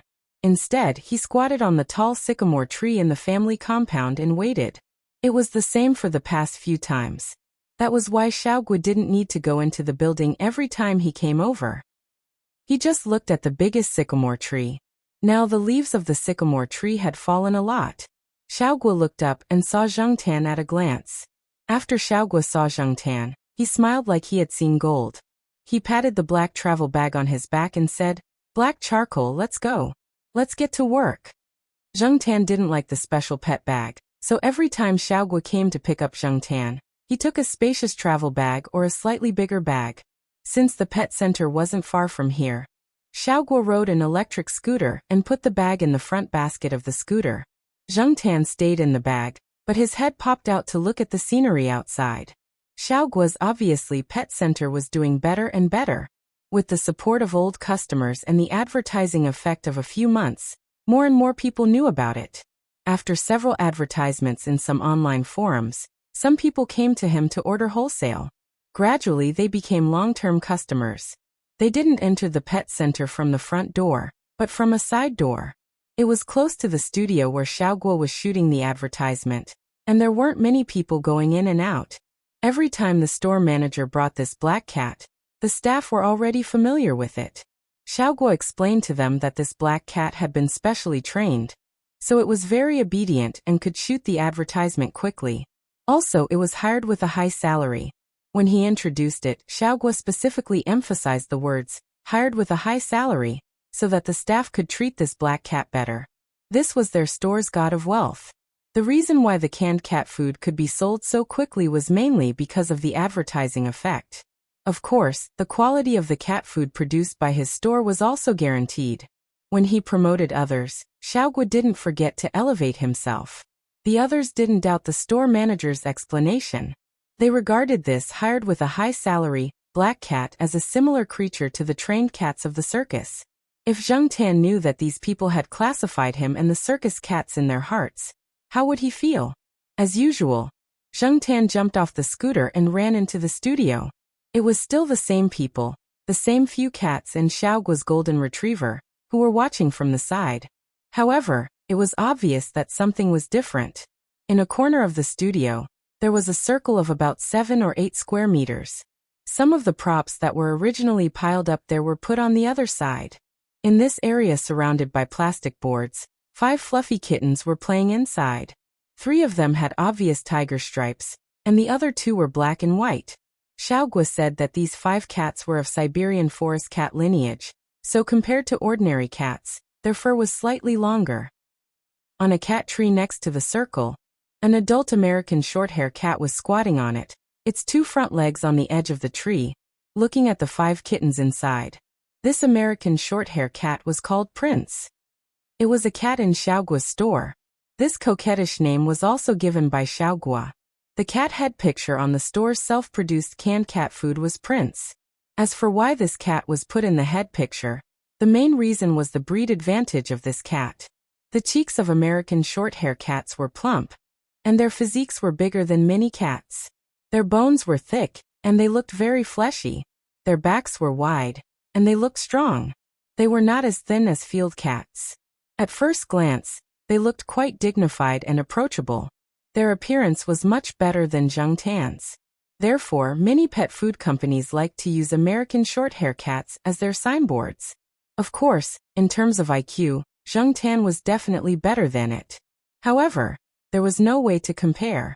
After all, Zheng Tan had always considered himself as a human being, and it was not worthwhile to compare IQ with a cat. Another reason for not using Zheng Tan's head picture as a signboard was the black cat. After all, not everyone could accept a black cat. Many people were still afraid of black cats. Therefore, appearance was also very important. However, Zheng Tan could not change this. Anyway, he would not dye his fur. At this moment, Prince was staring at the 5 kittens inside. Its paws were moving from time to time. It looked like it wanted to go down, but it did not want to. Still the same. Xiaoguo asked several employees when he entered the door. Still the same. When Prince went in, these kittens treated it like an enemy. It was the same for other cats in the store, regardless of their gender. However, boss, didn't you say that black charcoal had a bad temper? Will it bite the kittens if it goes in? An employee said. Zheng Tan, who had jumped onto a cat tree, heard this and turned to look at Xiaoguo. How dare you speak ill of me? I have a bad temper. What's wrong with me? While thinking, Zheng Tan scratched a deep claw mark on the cat tree. The fur on the shelf was scratched off. Prince, who was not far away, also moved in the opposite direction. It was afraid that the bad-tempered black cat would attack. Looking at the claw marks on the shelf, Xiaoguo's face twitched. There was a moment of hesitation, but it was quickly suppressed. He asked several employees to watch together. If the cat was going to bite the kittens, they would rush to save them. Zheng Tan squatted on the tall cat tree and looked at the 5 kittens inside. The 6-week-old kittens had already begun to show curiosity and neuroticism. Everything could become their teeth-grinding tool, and everything could become their toys. Furry mice, cat scratching sticks, wool balls, and so on were all things that they liked. When they were not playing with toys, they would also play with their tails, hind legs, or front paws. They would treat these as imaginary enemies to bite and scratch. Zheng Tan felt that this behavior was like schizophrenia. Looking at the 5 kittens below, Zheng Tan really did not want to go down with these little psychopaths. However, since he was here, he had to put on a show. Even if he did not want to do it, he had to go through the motions. If he could not shoot this advertisement, there would be plenty of time in the future. Therefore, Zheng Tan, who had prepared himself mentally, looked at an empty space inside and jumped down. The 5 kittens who were playing on their own were startled by Zheng Tan's sudden arrival. 2 of them arched their backs and their fur bristled. They were on high alert. Outside the circle, Xiaoguo and several other employees were nervously watching. Once they found that the black cat was going to bite, they would go down to stop it. Xiaoguo temporarily kept the 5 kittens, because he had promised the customer. After Zheng Tan jumped down, he did not move. He knew that his every move was being watched by several people outside. He could not make any dangerous moves like extending his claws or showing his fangs. He simply did nothing and stood there, waiting for the kittens to reject him so that he could get away. However, to everyone's surprise, the largest of the 5 kittens, whose fur was originally puffed up, slowly calmed down and started walking towards Zheng Tan. At first, it moved slowly and tentatively, but then it sped up and its tail was raised. Zheng Tan looked at the kitten with tiger spots approaching him, and did not know how to react for a moment. It was so big that it looked like it could be sent flying with a raise of his hand. After the kitten with tiger spots came to Zheng Tan's side, it raised its small paw and touched Zheng Tan's forearm. It touched again and touched again. Then it rolled on the ground and played with one of Zheng Tan's palms. Zheng Tan shook his beard. He really wanted to raise his paw and slap this little thing to the side. Soon the other 4 kittens also came over. Some played with Zheng Tan's palms and feet, and some played with Zheng Tan's tail. Zheng Tan felt that he could not be indifferent anymore. He raised his foot and walked over the kitten next to his paw. After Zheng Tan walked, the 5 kittens followed one after another. The big one that ran fast even went up to stroke Zheng Tan's tail twice. However, Zheng Tan was very impatient now. He wanted to get rid of these little tails behind him. As soon as he sped up, the 5 kittens behind him began to meow. The meowing made people feel that Zheng Tan had done something that would make cats angry. Hence a scene like this appeared. In the area enclosed by the plastic board, a black cat walked along the plastic board. Behind it, 5 kittens followed. When they couldn't keep up, they would start to meow. When the cat in front of them stopped, they would immediately follow. "Are you judging a cat by its appearance?" an employee said.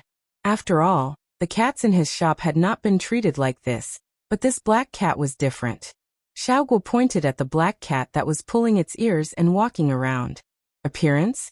Do you think the cats in our shop are prettier, or that black cat?" The employee did not speak. Another employee asked, "Then why don't the 5 kittens reject black charcoal?" Chapter 33. Seeing that Zheng Tan was getting along well with the kittens inside, Prince, who had been staying on the cat tree, couldn't sit still anymore. He jumped in after testing a few times. However, after the 5 kittens found Prince, they arched their backs, puffed up their fur, and made warning sounds. The only difference was that now, because Zheng Tan was there, the 5 kittens seemed to be more confident. They were all close to Zheng Tan, making it difficult for Zheng Tan to lift his feet. Prince took 2 steps closer, and the kittens arched their backs even more. The warning sounds came one after another, and they were even closer to Zheng Tan. Zheng Tan was very annoyed. Why were the 5 kittens so close to his feet? He felt uncomfortable all over, but he was afraid that if he moved too much he would kick, press, or bump the kittens, so he was impatient and a little stiff at the same time. Zheng Tan's annoyance reached its peak when the prince approached. Zheng Tan's ears twitched, and he looked at the approaching American short-hair cat with an oppressive look. "If you don't King get out of here, I'll beat you to death." Xiaoguo, who was standing outside the plastic board, saw the situation and whispered to his cat. It seemed that his cat had no chance to be in the commercial at all. The kittens didn't give him any face at all. Under the pressure from all sides, Prince slowly stepped back, and then jumped out of the circle to find Xiaoguo for comfort. Seeing that the enemy had left, the kittens' alarms were lifted, and they continued to play around Zheng Tan. When Zheng Tan walked, they followed. When Zheng Tan stopped, they all went up to him, rolled around Zheng Tan, or played with Zheng Tan's paws and tails. Compared to the kitten's happy mood, Zheng Tan kept a sour face. Cats didn't have many expressions, but anyone who saw Zheng Tan now would think that the cat was in a bad mood. Zheng Tan looked down helplessly at the kittens that were lying on their backs and rolling around his paws. The kittens' feet were very tender, reflecting a soft luster under the light. It was completely different from the roughness of the big cat's feet. Zheng Tan, on the other hand, ran and climbed trees every day. Compared to other cats, the soles of his feet were more worn out. Zheng Tan looked at the little foot that was waving in the air. He raised one of his front paws and compared it with the little pink palm in the air. "Tisk, it's really small. It can't even compare to the meatball in my palm." However, it was really quite soft. Crack. Crack. The sound of a camera taking a picture rang out. and the flash flickered. Zheng Tan turned his head and looked over. Xiao Guo was holding a camera and taking photos excitedly. He kept changing his position and angle like a monkey. Because there were many obstructions and obstacles, Xiao Guo's posture when taking photos was very strange, just like those wretched uncles who took photos under a girl's skirt. Manager, this is it, right? The employees were eager to try. The black cat should be the one to shoot the cat food commercial for kittens. Other than it, the other cats in the store were far from it. This is it. Get the tools ready, it's time to work. Xiao Guo's eyes were full of excitement. Our commercial will definitely get a lot of orders. The commercial designed by Xiao Guo was very simple. The general plot was, a litter of abandoned kittens was found by a big cat, and then the big cat brought them cat food. There were two kinds of cat food in the litter. One was milk cake for kittens, and the other was canned kittens. Both were produced and sold by Xiao Guo, and they were also tested by a special quality inspection department. The quality was guaranteed. This was one of the reasons why the Jiaopa agreed to let Zheng Tan take the job. Xiao Guo was worried that the big cat and the kittens would not get along well, but now that he was shooting the commercial, he realized that it was not good to be too clingy. The kittens refused to stay in the props. Even if they stayed in the props, as long as they saw Zheng Tan appear, they would run over. The good thing was that this kind of situation was better than not getting along well. The kittens did show that they liked the two kinds of cat food, which made Xiao Guo more confident in his products. It took 4 hours to finish shooting, and the rest was the post-production work. Zheng Tan did not care about the post-production work. He just wanted to leave as soon as possible. He did not want to stay here and be a stay-at-home dad. Unfortunately, what made Zheng Tan depressed was that the sky was cloudy, and it started to rain. The weather forecast said that there would be no rain. Xiao Guo called the Jiaopa and said that he would send the cats back when the rain stopped. The rain should not last too long. In any case, the cats must be sent back before dark. Therefore, Zheng Tan was forced to continue to stay in the studio. The good thing was that the 5 kittens were probably tired from shooting the commercial. After eating the cat food, they huddled together to sleep.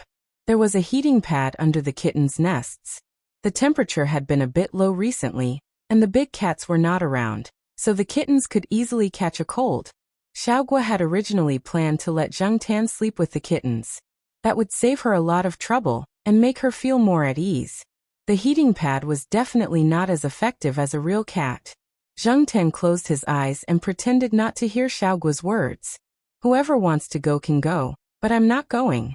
During the break, the people who had not eaten lunch ordered takeout.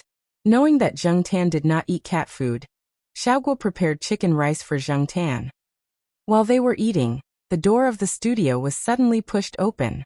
Guo Xiaoming. Help! It was a woman who came in. She looked very young. She was holding an umbrella and her hair was loose. Zheng Tan could not see her face clearly, mainly because of the hair and the black-rimmed glasses. The person who came in was holding a pet bag. Although she was wet, the bag did not get wet.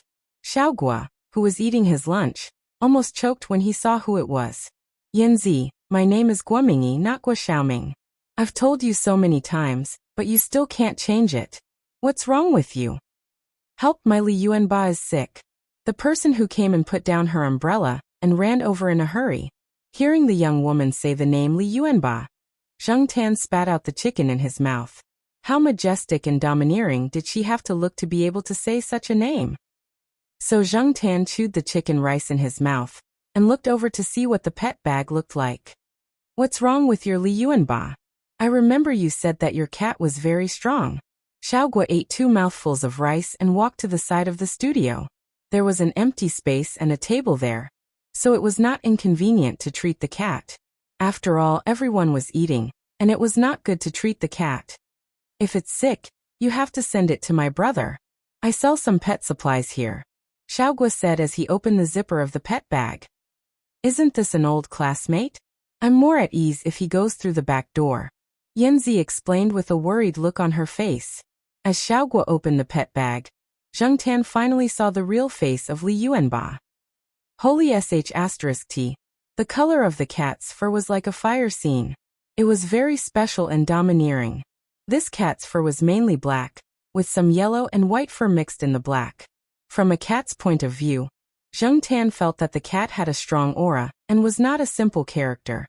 It was probably very fierce when it fought. This was also the first time that Xiaoguo saw Li Yuanba.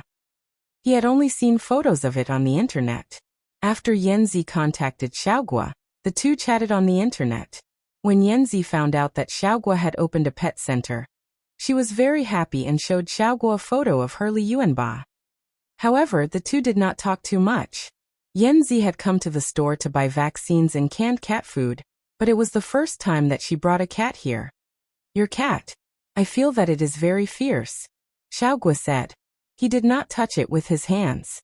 He had seen a lot of cats, and he could also see the emotions that the cat wanted to express at the moment from its eyes. Xiaoguo felt that it was better for him not to touch the cat first. Otherwise, there would be a few more bloody marks or teeth marks on his hands in the next moment. The cat was lying on its side calmly. Other than the slight change in its eyes when Xiaoguo approached it, there was nothing out of the ordinary about it. Xiaoguo just looked at the cat and asked, "How do you know that it is sick?" It often lies in one place and doesn't move much. In the past, it would go out to play. When I teased it at home, it didn't respond. Although it didn't play much before, it still had some reaction. Now it basically ignores the toys. It has been like this for a while. It is indifferent to many things and always stays there without moving. My neighbor said that it is probably sick. Guo Xiaoming, is it very sick? Yanzi was worried. Xiaoguo thought for a while and asked, has its appetite changed? Yes, it eats a lot. Xiaoguo nodded and said, it is nothing. Don't worry, your Li Yuanba is just pregnant. Zheng Tan was speechless. Why did this sentence sound so scary? Yanzi's reaction was even stronger after hearing this. She looked as if she had seen a mythical animal.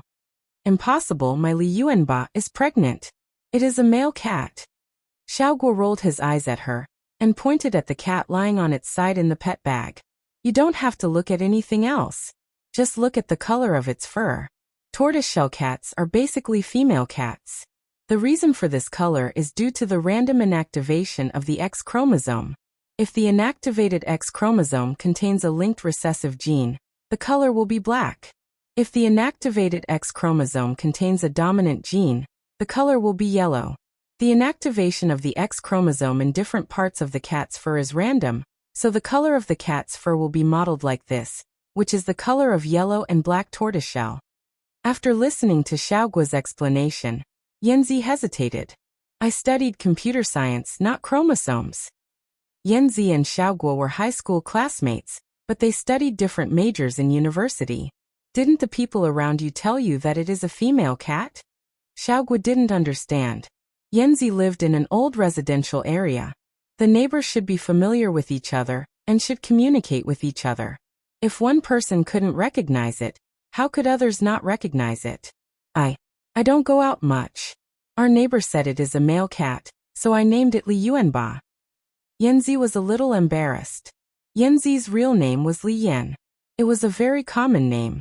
She was not good at dressing up, so she didn't have much presence among her classmates. The cat was actually a stray cat that was later adopted by Yanzi and brought home. Your neighbor? The guy with the middle parting who likes to wear shiny leather shoes? Xiaoguo asked. Yes, that's him. Yanzi nodded. Xiaoguo snorted. That guy brought his cat over last week to let the cat have a little dick. His cat is a female, so what's the point of having a dick? That guy probably thinks that it's easy to tell the gender of a cat from a dog. After knowing that her cat was pregnant, Yanzi asked a lot of things to pay attention to, and Xiaoguo answered them one by one. When a female cat is pregnant, drugs and chemicals should be avoided, especially steroids and graymycin used to treat mold. The quantity, quality and type of food should also be paid special attention to. Yanzi brought a recording device and recorded all of Xiaoguo's words. Okay, let's talk about these first. You can check the information yourself. If you don't understand, you can ask me. You can leave a message online or in the mail. I guess I'll be a little busy recently. When I'm done, I'll take some time to check the messages and mail. Okay, thank you. Hey, are those kittens?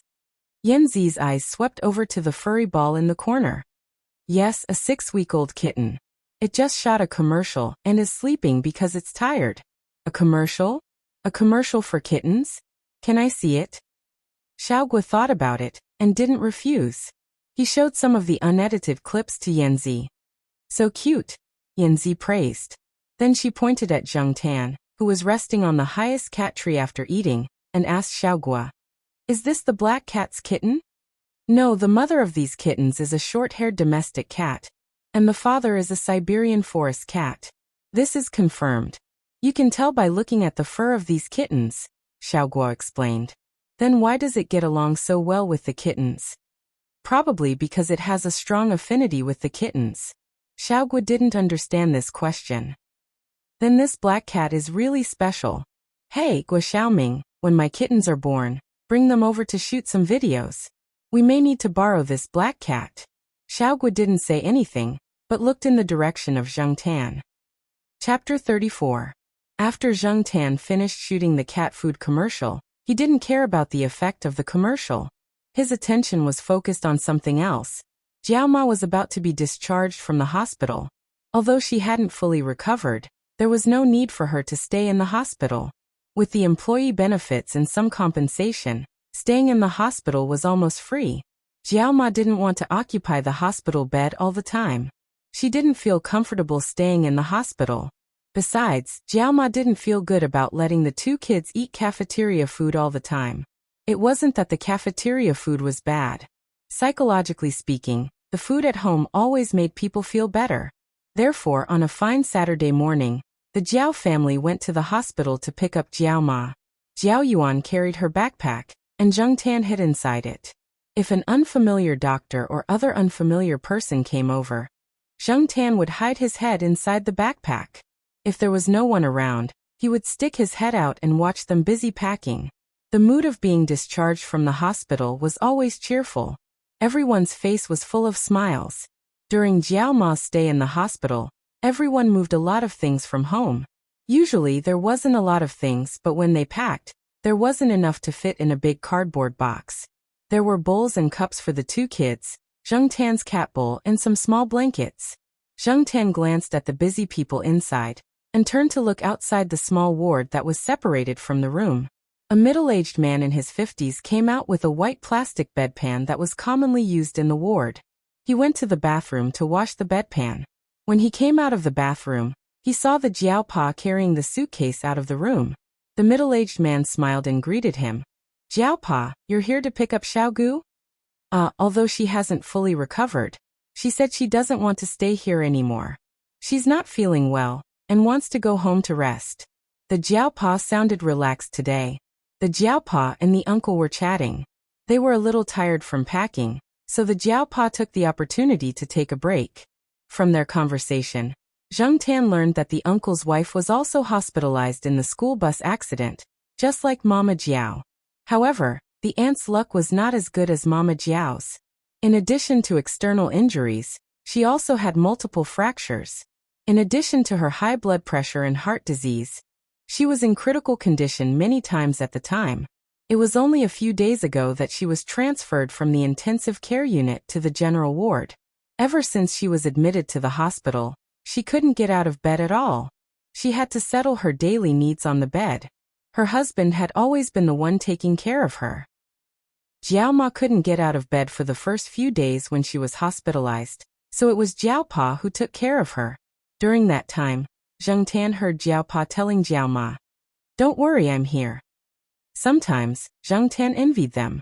Whether it was Jiao Pa, Jiao Ma, or the uncle and aunt who came from the intensive care unit. Perhaps they could be called family. "Okay, let's go home." Jiao Ma pulled out a towel bag, and Jiao Pa hurried over to catch it.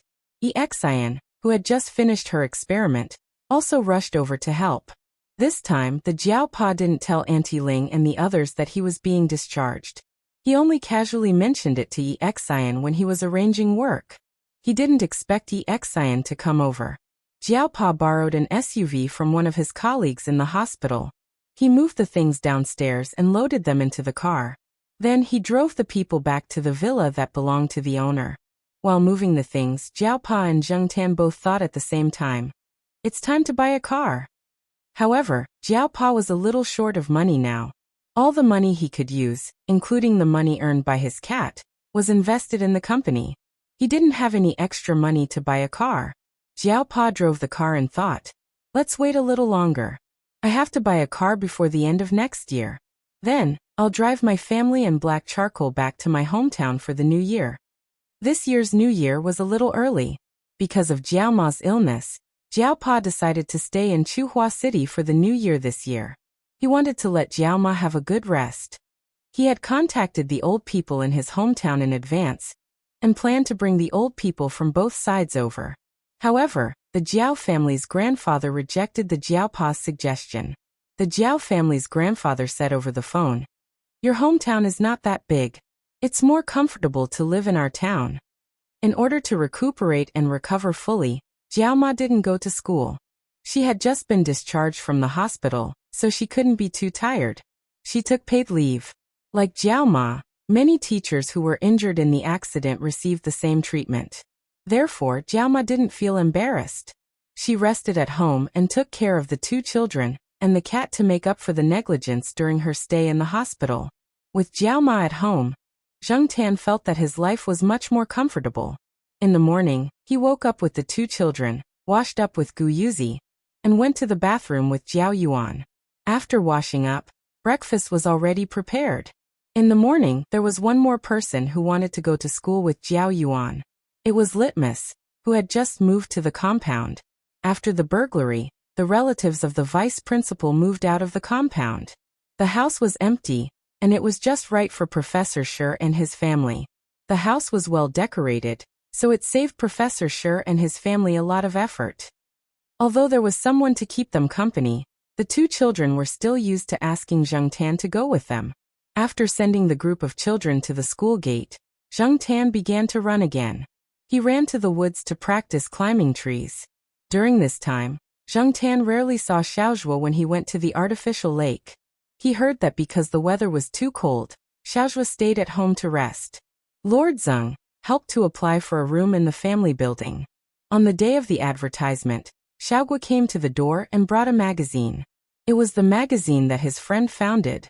Many of Zheng Tan's pet advertisements were published in this magazine. He heard that the magazine was selling well. Xiaozhuo didn't rush to leave after he came. Instead, he called Jiao Ma to sit on the sofa and turn the magazine to the page of Zheng Tan's advertisement. Like the previous few issues, it was a photo story.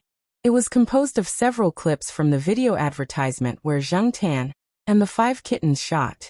Many readers who bought this advertisement would first read the advertisement story on the first page after they bought it. The response to this issue was particularly good. In addition, what was different from the past was that on the page next to the story, there was a clear big picture on it.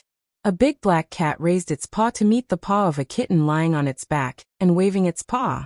In the lower right corner of this big picture was the advertising slogan that Ming Ming Pet Center often used. "Ming Ming loves you so much. Can you take me home?" After reading it, Jiao Ma directly cut out the 2 pages and put them in a photo album. She also asked Xiaozhuo to develop a photo for her to keep.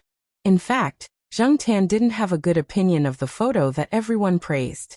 He felt that the photo made his majestic and domineering image a little sentimental and distorted his temperament. No matter what Zheng Tan thought of this kitten advertisement, the sales volume determined everything. Xiaozhuo's store also had more orders for kitten food. In fact, many people who contacted Xiaozhuo mainly wanted to learn from him how to take such a picture. Were there any traces of Photoshop? How to make the cat do such actions? Xiaozhuo had been playing Tai Chi with people all the time. Anyway, there was no truth. Following Xiaozhuo to the pet center's studio where the advertisement was shot, Zheng Tan immediately found something strange. Li Yan was here, and there were some strange and familiar smells around her. Zheng Tan walked over to Li Yan and looked at her. Li Yan was staring at her computer. There were some pictures on the computer. Many of the pictures were very bad, but some of them could be seen vaguely. The pictures were of 2 cats. One of them was the big cat, the domineering Li Yuanba. The kitten was not big, and it was just born. It was mainly white with some yellow spots on its body. It was much smaller than the 5 kittens that Zheng Tan had worked with before. Was this the child of Li Yuanba? Zheng Tan looked at the name of the folder again. Li Yuanba and peanut candy. Looking at the kitten in the blurry picture again, the pattern was indeed quite similar to the peanut candy. Knowing that the tortoiseshell cat had a baby, Zheng Tan was not very interested. He just wanted to finish shooting the advertisement and go home early. However, two of the employees who participated in the shooting today had something to do, and it would probably take another 1 or 2 hours before they could start work. While waiting, Zheng Tan jumped onto the highest cat tree and rested with her eyes closed, just like she always did. Not far from Zheng Tan, Li Yan was holding the computer and discussing something with Xiaoguo. Listening to their conversation, Zheng Tan learned that Li Yan and the tortoiseshell cat were living in the pet center during this time. There were some staff lounges and living rooms in the pet center. Because of her cat's pregnancy, Li Yan was always worried that something unexpected would happen. She had no experience in taking care of a pregnant woman, let alone a pregnant cat. After thinking about it, she directly moved to the pet center and paid the rent for 2 months. With Xiaoguo here to help take care of her, Li Yan was relieved. As for herself, she did not have high requirements for where she lived, as long as she had a computer, and the place she lived in had internet access. A few days after moving in, Li Yuanba gave birth to a kitten. It was rare that she only gave birth to one kitten, and this kitten was bigger than an ordinary newborn kitten. Li Yan wanted to take more photos or videos as a souvenir, but Li Yuanba looked like a King Kong when it saw the camera, and its fierce face became even more ferocious, which made Li Yan very distressed. Xiaoguo could not help. He could not even get close to the cat. As long as a stranger approached, the cat would be in a state of war, and it would be asking for trouble. When Yanzi took photos of her cat, she did not turn on the flash, and all the photos were taken secretly. The tortoiseshell cat had very sharp senses, so most of the time, the swallow would fail to take a peek. Often it would only capture a tail or an afterimage. The pictures that she had shown to Xiaoguo in the past had taken her a long time. Later, Li Yan installed a camera and peeped at the laptop every day. Now, after looking at the photos, Li Yan turned on the camera and began to peep again. I heard a few days ago that tortoiseshell cats are very docile and quiet, and they are better than ordinary cats. They are also very good at taking care of their offspring. Is this true? I think my Li Yuanba is very suitable for this saying, Li Yan said proudly. Xiaoguo thought for a while. I heard my grandma say that tortoiseshell cats are either docile and quiet, or they are bandits. I think your cat is more inclined to the latter. Guo Xiaoming. Li Yan picked up a cat stick next to her and hit it. After playing for a while, Li Yan started to worry about her cat's daily life, such as food, insulation, and all other things. Are you crazy? Xiaoguo rubbed the arm that was hit and said, Many cats don't let their owners see their cubs. Your cat is considered good. In fact, you don't have to care too much about cats. You just have to make sure that their nutrition keeps up. Cats are not like dogs. Most of the cats in nature are solitary animals. You may often see some dirty stray cats squatting on the walls or on objects like stone blocks, squinting their eyes and leisurely basking in the sun. But compared to stray cats, stray dogs are much more miserable. Canines in nature tend to live in groups, so you often see stray dogs with their tails between their legs, looking frightened and uneasy. Stray dogs die easily, but many stray cats can survive alone for a long time. Cats can hunt independently and look around their territory with the eyes of a king. As for dogs, many like to follow their owners. Some even need someone to accompany them when they want to pee or poop. After listening to Xiaoguo, Zheng Tan looked at the golden retriever lying not far away. It was a golden retriever. Perhaps some people would think that since the American short-haired tomcat in the store was called Prince, then this one should be called Princess, right? Unfortunately, this golden retriever was not called Princess, but Lord. It was said that it had also won an award at a pet show. The certificate was posted in a conspicuous place in the store by Xiaoguo as publicity. Because of its appearance, many of the canine pet food in Xiaoguo's store had icons of this golden retriever. The golden retriever's body was very eye-catching. It was lively, smart, and kind to its family. Gradually, it was recognized by more and more people. At this moment, because Xiaoguo mentioned stray dogs, Li Yan also looked at the golden retriever. Xiaoguo followed Li Yan's gaze and saw his lord, looking at them with a grin and wagging its tail. What are you looking at? I'm talking about you. Xiaogua shouted at the golden retriever. He didn't know if the golden retriever's lord understood. Because of Xiaogua's words, it stopped wagging its tail for a moment, then continued to grin and wag its tail. You're a foodie, Xiaogua said helplessly. Withdrawing his gaze from the golden retriever, Zheng Tan lay down and thought. Xiaogua's words just now made Zheng Tan think of some questions. He didn't know how to define himself. Did he belong to the solitary type? Or was he a social type? Humans were social animals. He now had the mentality of an adult man, but the blood of a cat flowed in his body. If one day he was wandering outside, what kind of situation would it be? Would he still be able to squint his eyes and enjoy the sunshine leisurely? Or would he anxiously survive in this cramped social environment with his tail between his legs? Zheng Tan really didn't know. When the two employees came back, Zheng Tan collected his thoughts and began to work. The advertisement this time wasn't difficult. It wasn't about kitten food, so it didn't take long. After shooting, Xiaogua sent Zheng Tan back to the eastern courtyard. After eating and drinking to his heart's content, Zheng Tan lay on the sofa at home and accompanied the Jiaoma to watch that kind of slow TV series for a while. After a nap, he went out to play. Chapter 35.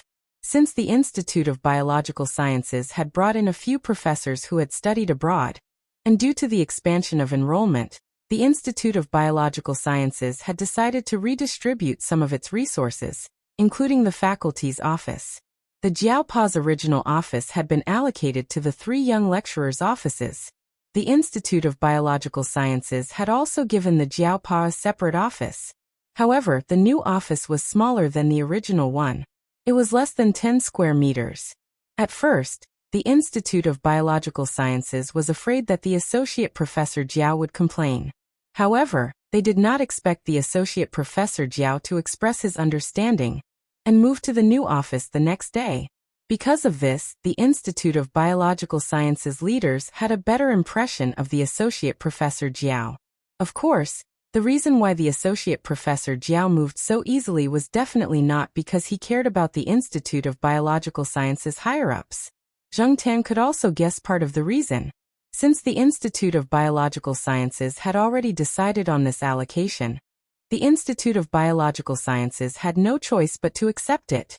If they continued to argue, they would be at a disadvantage. Moreover, the Jiaopa was just a small associate professor. However, not only did the Jiaopa agree to move to the new office, but it also did not seem like he was unwilling. The main reason was because of the location of the new office. The new office's window faced south. In the winter, the Institute of Biological Sciences could enjoy the sun very well. Most importantly, the new office was located at the corner of the second floor. There was a big sycamore tree next to the road below the building. The branches of the sycamore tree extended towards the window. It was convenient for Zheng Tan to jump out of the window every time he came to look for the Jiaopa. Therefore, many times when Zheng Tan was tired and bored, he would run to the Biological Sciences building and jump directly from the sycamore tree to the Jiaopa's office's windowsill. Under normal circumstances, the Jiaopa would not lock the windows. He would only lock the windows when he left at night. Therefore, after Zheng Tan jumped onto the windowsill, he could easily use his claws to pry open the screen and the window. The window was flat, so as long as it was not locked, it could be easily opened. There was a small chair beside the Jiaopa's computer in his office.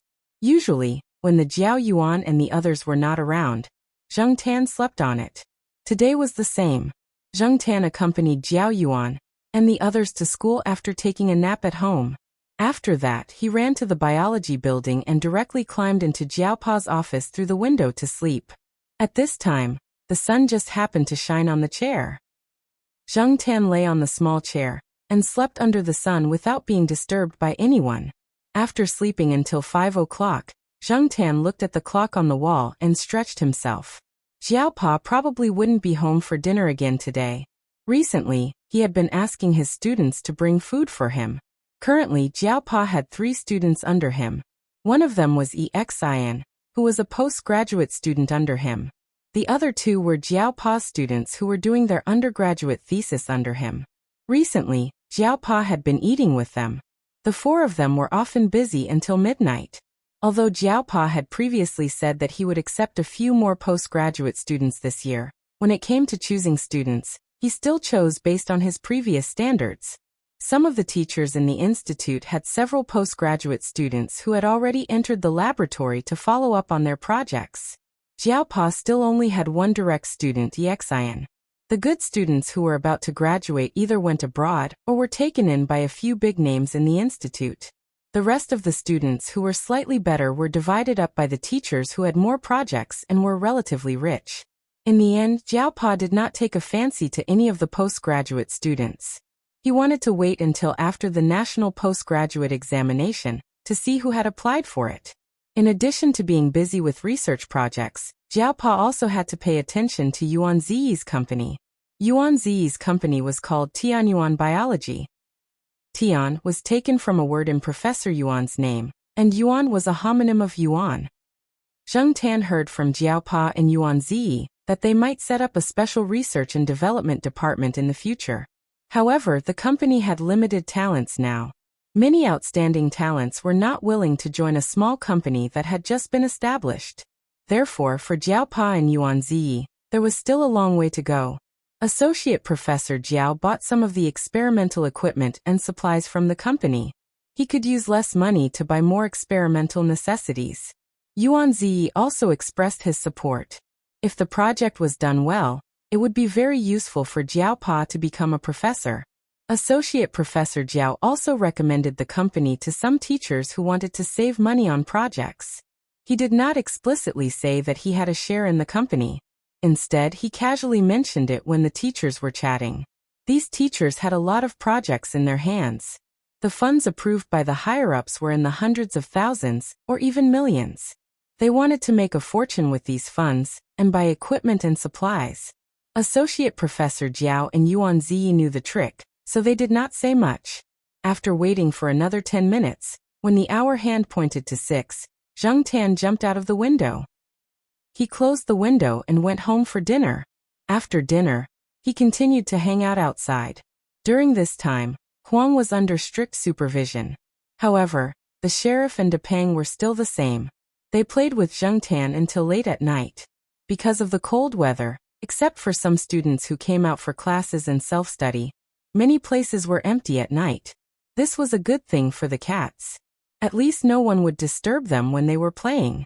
Occasionally, they would run into young couples who were doing something they liked in a remote corner. At that time, Zheng Tan would hide and watch them. He missed his old self. When he first entered university, he often asked a few girls to play in a remote corner of the school. It was new and exciting. Every time he encountered such a thing, Zheng Tan could not help but wonder why he did not pay attention to whether there were cats peeping around when he was doing things. Maybe even if he saw a cat in the past, Zheng Tan would not have taken it seriously. Zheng Tan brought the sheriff and Depeng to the forest where he usually climbed trees. During this period of time, they played here at night. There were some cats from other places. Some were cats raised by the staff in the logistics department, and some were cats from outside the school. After all, this was the edge of Tsinghua University. It was very close to the side door. Many cats from outside the school often came here to play. When there were many cats, it was natural to fight. Anyway, the sheriff had fought many times. As for Depeng, it was still the same.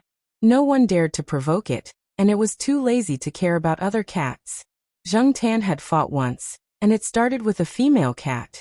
Zheng Tan swore that he had no interest in that female cat. In his heart, Zheng Tan still saw himself as a human. He could not get excited about a cat. He would rather go to a remote corner of the school to see those live sex scenes. However, that female cat came up to Zheng Tan, and this made Zheng Tan hostile.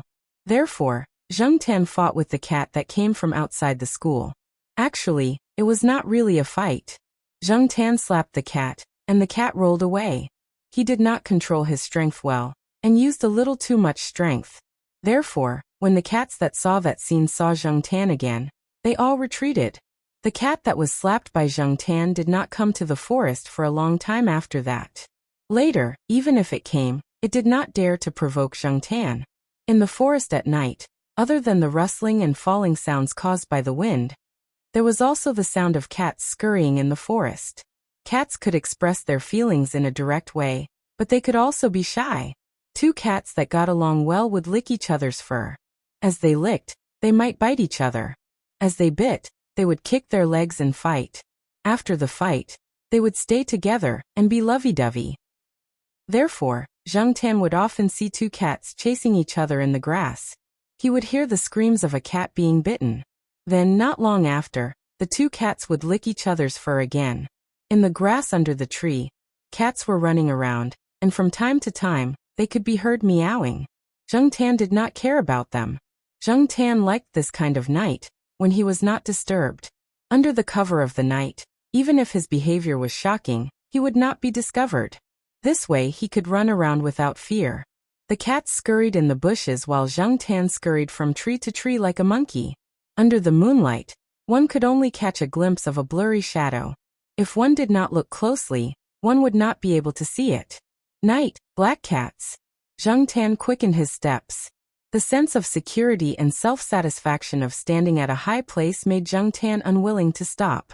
He ran along the branches, and when he was about to reach the top, he jumped onto another tree, facing the night wind. Sometimes he would bump into the falling leaves. He rushed through the leaves and continued to move forward. It was as if he had broken through a heavy obstacle. His heart seemed to be suddenly enlightened, and this made Zheng Tan very excited. When Zheng Tan stopped and came back to his senses, he found that he had already left the cats some distance behind. However, Sheriff and Depang would definitely come over later, and the other cats would follow.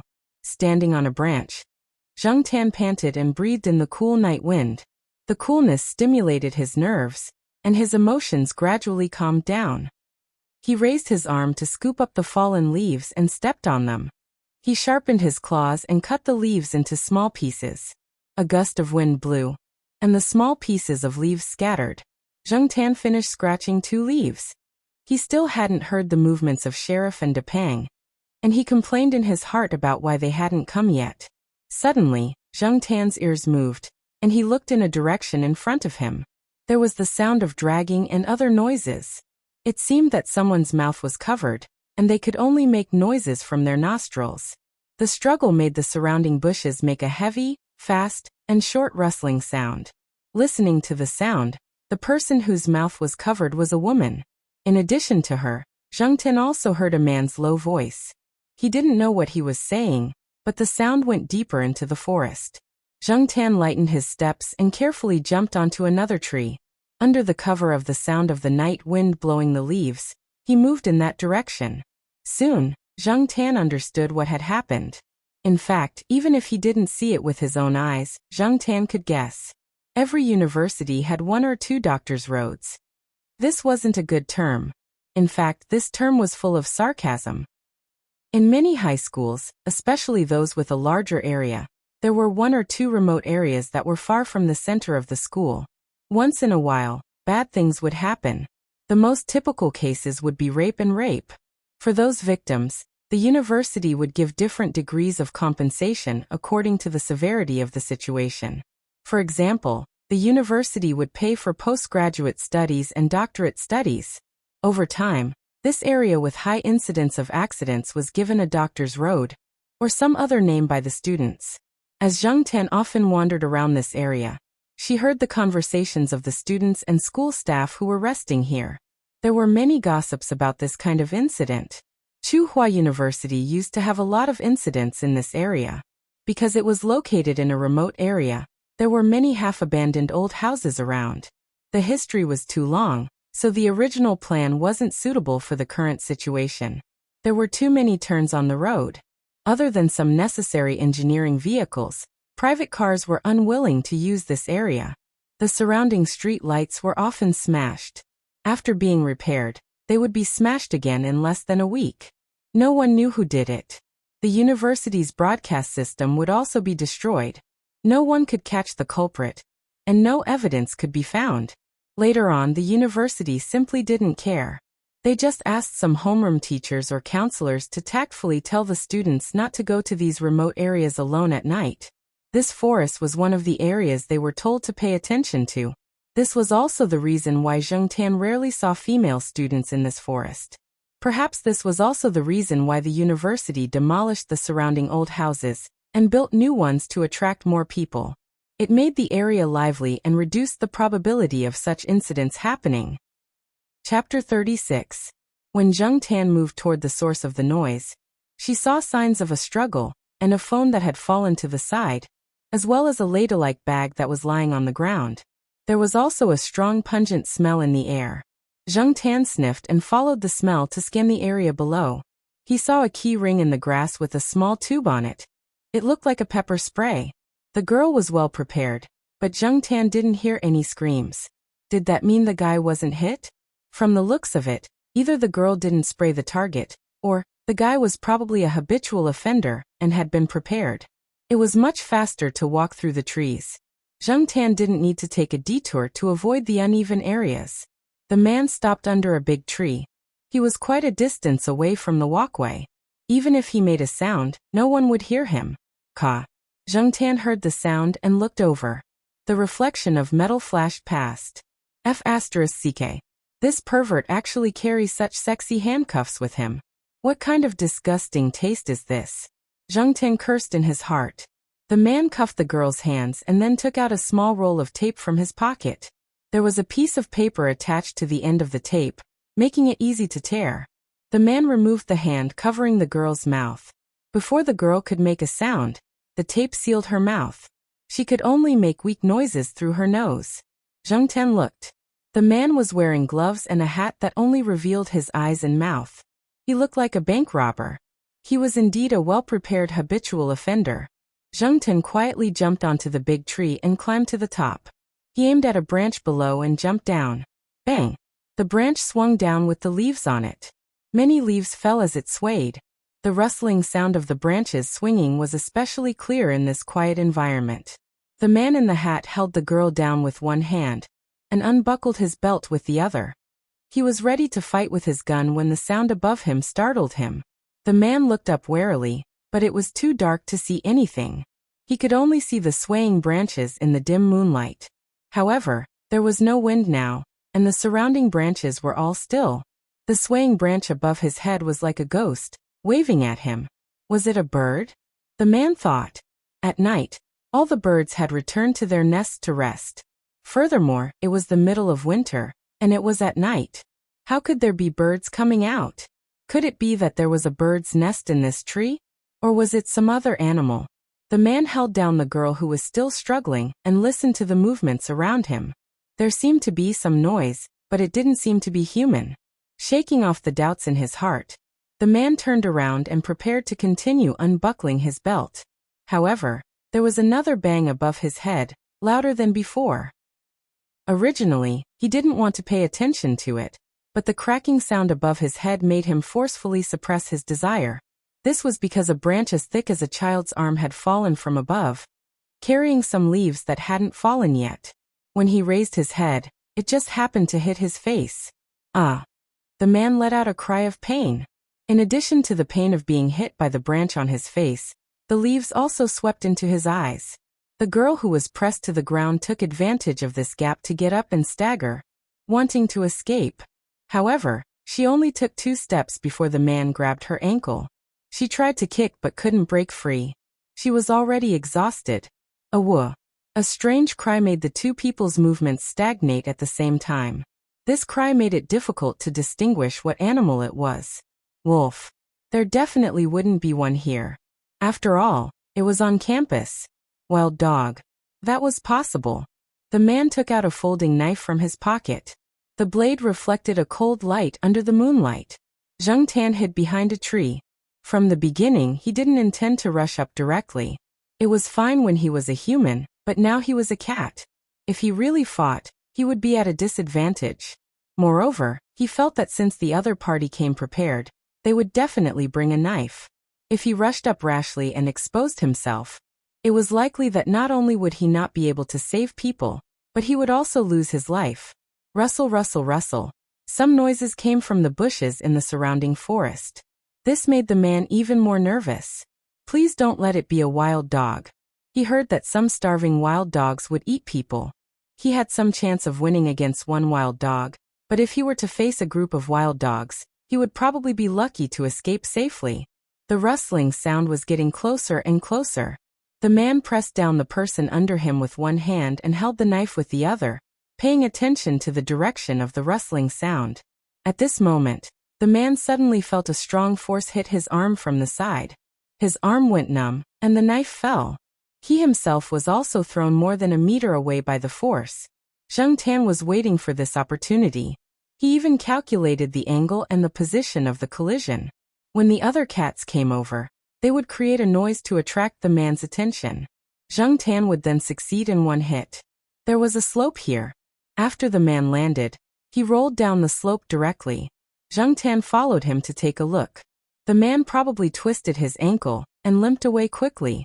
He probably thought that someone was coming over and found out what happened to him, so he wanted to escape. The man would never have thought that it was a cat that knocked him down the slope and not a wild dog or someone else. Because the girl was still there, Zheng Tan did not chase after him. However, if he met the man again, Zheng Tan would definitely be able to recognize him. A cat's nose was very sensitive. Even if the man changed his hat, Zheng Tan would be able to pick him out from the crowd. When Zheng Tan walked up the slope, he saw a coat thrown in the bushes. It had the same perfume smell as the girl. The girl had probably just attended a banquet or something. She was wearing a long dress, and the woolen coat outside had been torn off and thrown to the side in the previous struggle. A gust of wind blew. Zheng Tan felt the coolness in the air. After thinking for a while, he went over and bit the woolen coat and dragged it up the slope. When he saw the girl, she was holding the knife that the man had dropped and looking around vigilantly. The moment Zheng Tan appeared with the woolen coat in his mouth, the girl instantly made a move to attack with the knife. However, with the faint moonlight, the girl did not see anyone. She looked down and found the coat that she had dropped with difficulty. Then, she saw the cat next to the coat that was hard to see in the night. Whoosh whoosh whoosh. One by one, the cats came out of the bushes. When they ran over and saw that there was a human here, they did not immediately show up. They only came out when Zheng Tan appeared. The first to bear the brunt of the attack was Sheriff. He jumped out from the bushes as soon as Zheng Tan appeared. He even meowed and jumped into the air to swat away the leaves that had fallen to the ground. He was playing with the leaves. However, no one was in the mood to watch the sheriff's performance. When the girl saw the cats appear one by one, she strangely felt a lot more at ease. She listened carefully and did not notice anyone approaching. After her heart relaxed, the girl sat on the ground with her legs curled up. Her handcuffed hands were still holding the knife, but they were trembling. Zheng Tan paused, dragged the woolen coat over, and put it next to the girl's feet. What should he say at this time? Lend you my shoulder to lean on. Lean on my ass. How could you lean on a cat's shoulder? Zheng Tan was thinking when a pair of hands reached out and pulled him over. The girl hugged Zheng Tan in her arms and rested her chin on Zheng Tan's back. Her body was still trembling, and the knife was put aside. The cat's body temperature was slightly higher than that of a human's. She felt that the chill had been dispelled, and her stiff and tired limbs were gradually recovering. The way the girl hugged Zheng Tan made him uncomfortable. He was a little hurt by her kneecaps. However, the girl hugged Zheng Tan tightly as if she was clutching at a life-saving straw. Zheng Tan could not see the girl's eyes, but he felt the coldness of the girl's hands and the fear that had not yet subsided. The girl was too tight. Zheng Tan could not help but shake his tail on the girl's arm, indicating that she should relax. The girl did not respond. He shook again. Still no response. Zheng Tan stopped shaking. It was useless. Instead, he slowly moved his tail from the girl's wrist to her elbow, and then to her arm. Zheng Tan would never admit that he was taking advantage of her. The girl also did not know that the cat she was hugging was thinking in a dirty direction. Her breathing was still a little short, and her mouth was still closed after the tape was removed. Her breath made Zheng Tan's ears itchy, but he could only shake his ears. Every time the girl breathed, Zheng Tan's ears would shake twice. When Zheng Tan came over, he hid the tag on his neck on a tree, so the girl did not know whose cat she was hugging. The wind blew, and the leaves in the air swirled and fell. Some of the fallen leaves on the ground also moved with the wind. The forest in the winter night was bleak and gloomy. However, The bleakness and gloominess faded a lot in the presence of the cats. The night wind blew the girl's messy long curly hair. Zheng Tan, who was being hugged, felt that this scene should be very moving. Unfortunately, before Zheng Tan finished sighing, he saw the sheriff run over and play with the girl's hair with his paw. Then maybe he suddenly felt that his butt was a little itchy, so he squatted on the ground and bent down to lick it. *CK this idiot. He really ruined the mood. I won't call you the next time we come out. Not far away, a cat was teasing Depang, who was squatting there. In the end, the impatient Depang jumped up and pressed down on the cat, causing it to scream. The other cat was originally chasing and playing with other cats, but its attention was attracted by the scream. It did not look in front and directly hit a tree. After hitting it, it pretended that nothing had happened and rolled on the ground. Zheng Tan wanted to cover his face. *CK this was too embarrassing. However, because of the stupid actions of these cats, the girl's body gradually relaxed. She was no longer tense, and her trembling subsided a lot. Although it was not very comfortable to be hugged in such an awkward position, Zheng Tan enjoyed the feeling of being trusted and relied on. When he was released, he felt a little regretful. Thank you all, really very much. The girl's voice was still trembling, but from her tone he could tell that she was in a much better mood. After a while, the girl stood up, held the knife and carefully moved down the slope.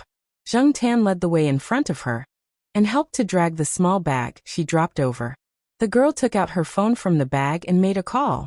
Zheng Tan originally thought that she would call the police or find her roommates or bodyguards, but it did not seem like it. After hanging up the phone, the girl walked to the road and stood under the streetlight at the corner. The poorly connected streetlight flickered. Because of the road, the streetlight here was broken, and the school would not repair it very diligently. On the other side of the forest, a few cats were scurrying back and forth. Because of the light and angle, the girl could see a few pairs of shining eyes in the dark when she raised her head slightly. If it was any other time, she would definitely feel that this situation was very scary and that these cats were very evil. But now, she felt that these pairs of eyes were more reassuring than the streetlights. Zheng Tan stayed next to the girl, waiting for the people she called to come before leaving. Zheng Tan did not leave, so Sheriff and Depang did not run far. The other cats saw that these three cats were staying here, so they also stayed around. 10 minutes later, a Land Rover drove over. There were 2 men and a woman inside, and they were all very respectful to the girl, but they did not say much. After the girl got into the car, she looked out the window. The black cats that were originally squatting there were no longer there, and the shadows of the cats in the forest were also gone. Zheng Tan did not care too much about what happened that night. He went back to take a shower, and let the Jiaopa help him dry his fur. Then he crawled into Gu Yuzi's warm bed. Usually he would eat, sleep, run and walk. That afternoon, Zheng Tan was lying on the small chair in the Jiaopa's office, sleeping. The Jiaopa next to him was helping a student edit a thesis. Suddenly, the Jiaopa's phone rang. Hello. Yuanzi, what's up? Zheng Tan's ears moved, but he did not open his eyes. He listened to the conversation between the Jiaopa and Yuanzi. However, the phone was not very loud, and a construction vehicle happened to pass by outside, making a rumbling sound. The rear of the biology building was being expanded, so Zheng Tan could only guess a few things from the Jiaopa's answer. Associate Professor Jiao listened to Yuanzi on the other end of the phone, and his expression gradually became strange. I don't know anyone from Changwei Group. You know that I've been busy with a project recently, and I don't have much time to go home every day. How could I know someone like that? Yuanzi said something else, and one of his sentences made the Jiaopa's expression change, and the corner of his mouth twitched. Is there really a cat on the business card that the chairman of Changwei Group gave you? Or is it a black cat? Associate Professor Jiao's voice rose as he spoke, and he seemed to be in disbelief. Okay, I think I have a guess. I'll let you know when I confirm it. After the phone call, Associate Professor Jiao put the phone on the table and flapped it twice on Zheng Tan's head. Chapter 37. Zheng Tan laid on the sofa and looked at the person in front of him expressionlessly. The person in front of the sofa stared at Zheng Tan for 2 minutes before reaching out his hand in front of Zheng Tan. Come on, shake hands. Zheng Tan was speechless. Zhang Tan looked at the big hand in front of him, then looked at the person in front of him. He ignored him and continued to lie on the sofa, not moving at all. You don't even know how to shake hands? Whatever, roll around or turn around. The person in front of him said again. Zhang Tan's paws on the edge of the sofa moved, but he still resisted the urge to wave his paws at the person in front of him, so he continued to stare blankly. The person in front of him gave a few more commands, similar to those used to train a pet. Unfortunately, Zhang Tan maintained his original position and completely ignored his commands. What the F***CK, can you at least meow? The fat cat downstairs that can't even catch a mouse doesn't know how to shake hands, turn in circles, or lie on the ground pretending to be dead, but at least it has some reaction and meow. I say, Professor Jiao, what kind of cat is this? Yuan Ziyi retracted his hand and looked sideways at Associate Professor Jiao, who was calmly sitting next to the table. Jiao Pa slowly took a sip of tea and replied, a field cat, commonly known as a mongrel. Yuan Ziyi pointed at the black cat lying on the sofa and said to Jiao Pa, a cat like this, it's only around 50 yuan at the market. How could the president of the famous Changwei Group personally help us with this? Obviously, Yuan Ziyi didn't believe that the president of the Changwei Group had anything to do with this ordinary cat. As far as he knew, the president of the Changwei Group just came back from the capital. How could he have anything to do with this black cat? Their company had just been established not long ago. At first, they only did some reagents or reagent kits, sold some small instruments, and more basic things like DNA sequencing and PCR primer synthesis. Now most of the company's employees were still in sales. They went to various universities to promote and build a reputation. It was just that Yuan Ziyi and the others did not expect that they would suddenly receive an order from Changwei Group. Although it was only a QC quality inspection department of a branch of Changwei Group, the order was not small. The total value was about 2 million yuan. Using the words of Yuan Ziyi's wife, to put it bluntly, they were purely here to give away money. They could even use this cooperation to curry favor with the Changwei Group. However, how could such a big company not have a long-term partner? Could it be that he would not receive preferential treatment? Why did he choose a small company like ours that has no reputation? That was why Yuan Ziyi didn't sleep the whole night after he ended the call with the Jiao Pa. This morning, he drove over early in the morning to stop Associate Professor Jiao at home. He had to get to the bottom of this, or else he wouldn't feel at ease. Say something. Yuan Ziyi urged. I'm not sure yet. What should I say? I just suspect that there might be a connection, but I can't let my cat say it, right? I think it's in a daze. It's confused? Yuan Ziyi turned to look at Zhang Tan again. Zhang Tan continued to be confused. Yuan Ziyi shook his head. I still don't see anything. I just feel that it's been quite confused. Poof poof poof. The sound of the cat's claws scratching the sofa was heard again. Yuan Ziyi looked at the Jiao family's sofa, which was full of cat claw holes, and clicked his tongue. What's so good about having a cat? It's just asking for trouble. However, Yuan Ziyi wasn't satisfied that he didn't get a satisfactory answer this time. Zhang Tan was also confused about the reason for the conversation between the Jiao Pa and Yuan Ziyi. In the past 2 days, Zhang Tan thought that he had been very well behaved. He didn't go far, didn't get into fights, didn't provoke fleas, and didn't even peek at the young couples. At most, he accidentally broke a cup on the Jiao Pa's desk. When he stretched, his claws scratched a hole in Gu Yuzi's pillow. In the morning, when he squinted his eyes to pee, he sneezed and peed on the Jiao Yuan's shoes. He even wrinkled the clothes that the Jiao Ma had just finished ironing. Sigh, why was it again? Yuan Ziyi stood up and moved his numb legs. Anyway, I don't think it's because of this cat. If it's really because of this cat, I'll... After looking around, Yuan Ziyi's eyes fell on the dining table. There was a bowl of leftover black rice porridge in a big soup bowl. It was cold, and the porridge was a lot thicker. I'll go out with this bowl of black rice porridge, Yuan Ziyi said. While listening to their conversation, Zhang Tan's ears twitched and he looked at the door. Soon, there was a knock on the Jiao family's door. Who is it? You sit down, I'll go open the door. Yuan Ziyi waved at the Jiao Pa. He walked over, swinging his legs. His legs were a little numb from squatting for too long. Yuan Ziyi was still mumbling something, but when he opened the door, it was as if his neck was being strangled. He couldn't make a sound.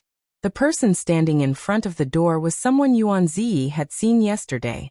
He still had this person's business card in his pocket. Zhao. Zhao. Chairman Zhao. Yuan Ziyi was so shocked that he stuttered. It was no wonder Yuan Ziyi was like this. Even the Jiaopa didn't expect the busy Chairman Zhao to come in person. They hadn't even found out the reason, and he had already come. The person standing in front of them was the chairman of Changwei Group, and behind Chairman Zhao was a young girl. Because Yuan Ziyi was blocking the door, Zheng Tan, who was too lazy to move, couldn't see the person outside the door. From the voice, it was a middle-aged man.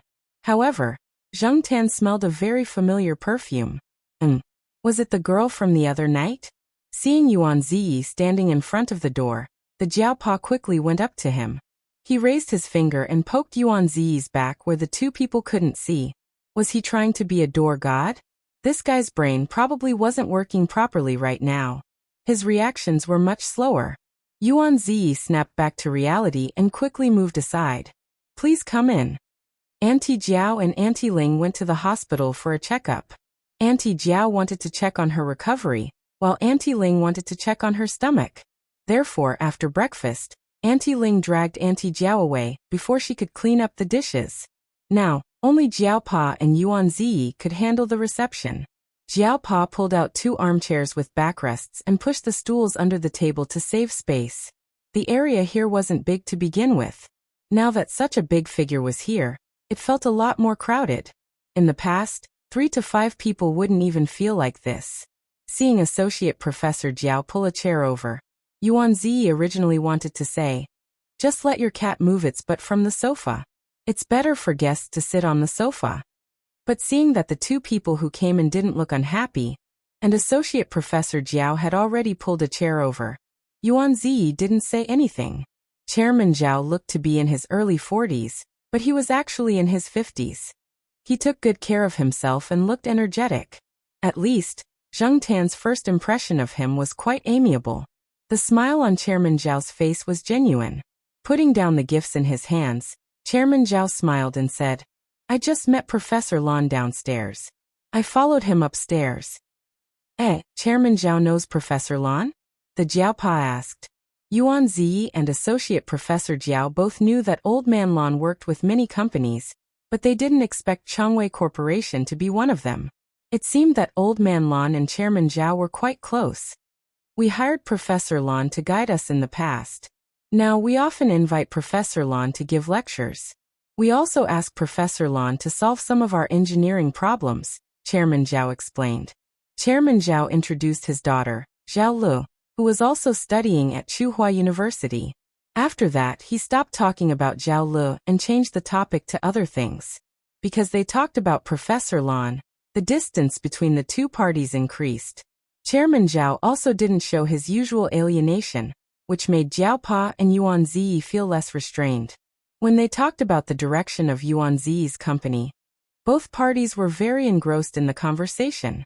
Yuan Ziyi was very happy to be able to learn from this business tycoon. From some of Chairman Zhao's stories and experiences, Yuan Ziyi's new company could take fewer detours. Yuan Ziyi knew a lot of people in the academic world, but there was only one real tycoon in the business world. Yuan Ziyi felt that Chairman Zhao looked a lot friendlier today. Unlike yesterday, when he was smiling and not too distant, but he still had a strong aura that made people unable to get close to him. Yuan Ziyi glanced at Chairman Zhao, and was even more certain that Chairman Zhao had restrained himself a lot. It was as if he was guiding the younger generation. He also felt a lot more sincere. Chairman Zhao didn't immediately promise to help, but he did impart some of his experience. What he meant was that he had high hopes for their new company. Now was also a period of opportunity. After the company developed, both parties might have more opportunities to work together. When Chairman Zhao spoke, he wasn't just saying it. As long as his requirements were met, he would fulfill his bottom line. This made Yuan Ziyi's heart burst with fireworks. While the 3 men were talking about the direction of the company and current trends, the girl had already walked over to Zheng Tan. Zheng Tan had been lying in the middle of the sofa ever since the guests came in. A quarter of the originally small sofa was taken up, and there were 2 pillows and a plush doll on the sofa. There was even less space left. It was a bit difficult for a man to sit on the side, but it was still possible for a slim girl to sit there. Zheng Tan looked. The wounds on Zhao Li's face and hands could no longer be seen. He guessed that the reason why he had waited so many days was because of those injuries.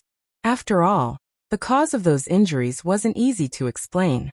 Zhao Li's eyes lit up when he saw the black cat lying on the sofa, and the smile on his face deepened. After sitting down on the sofa, Zhao Li carried the black cat that was lying on the sofa and looking at him on his lap, and stroked its fur. Zheng Tan's heart rippled for a while, but it wasn't very comfortable. After thinking about it, Zheng Tan jumped off the sofa and ran to Gu Yizi's room. He opened the second drawer and took out a comb. He went back to the living room and jumped onto the sofa to put down the comb. Zhao Li thought that the black cat didn't like him, but he didn't expect to encounter such a situation. After being stunned for a while, he chuckled. Zhao Li picked up the comb and began to comb the black cat's fur. Its fur wasn't long, and Zheng Tan usually had Gu Yizi comb it for him. Its short fur didn't knot easily, so the comb went smoothly. The short fur on its head was also combed. Zheng Tan narrowed her eyes and followed the movements of the comb in Zhao Li's hand.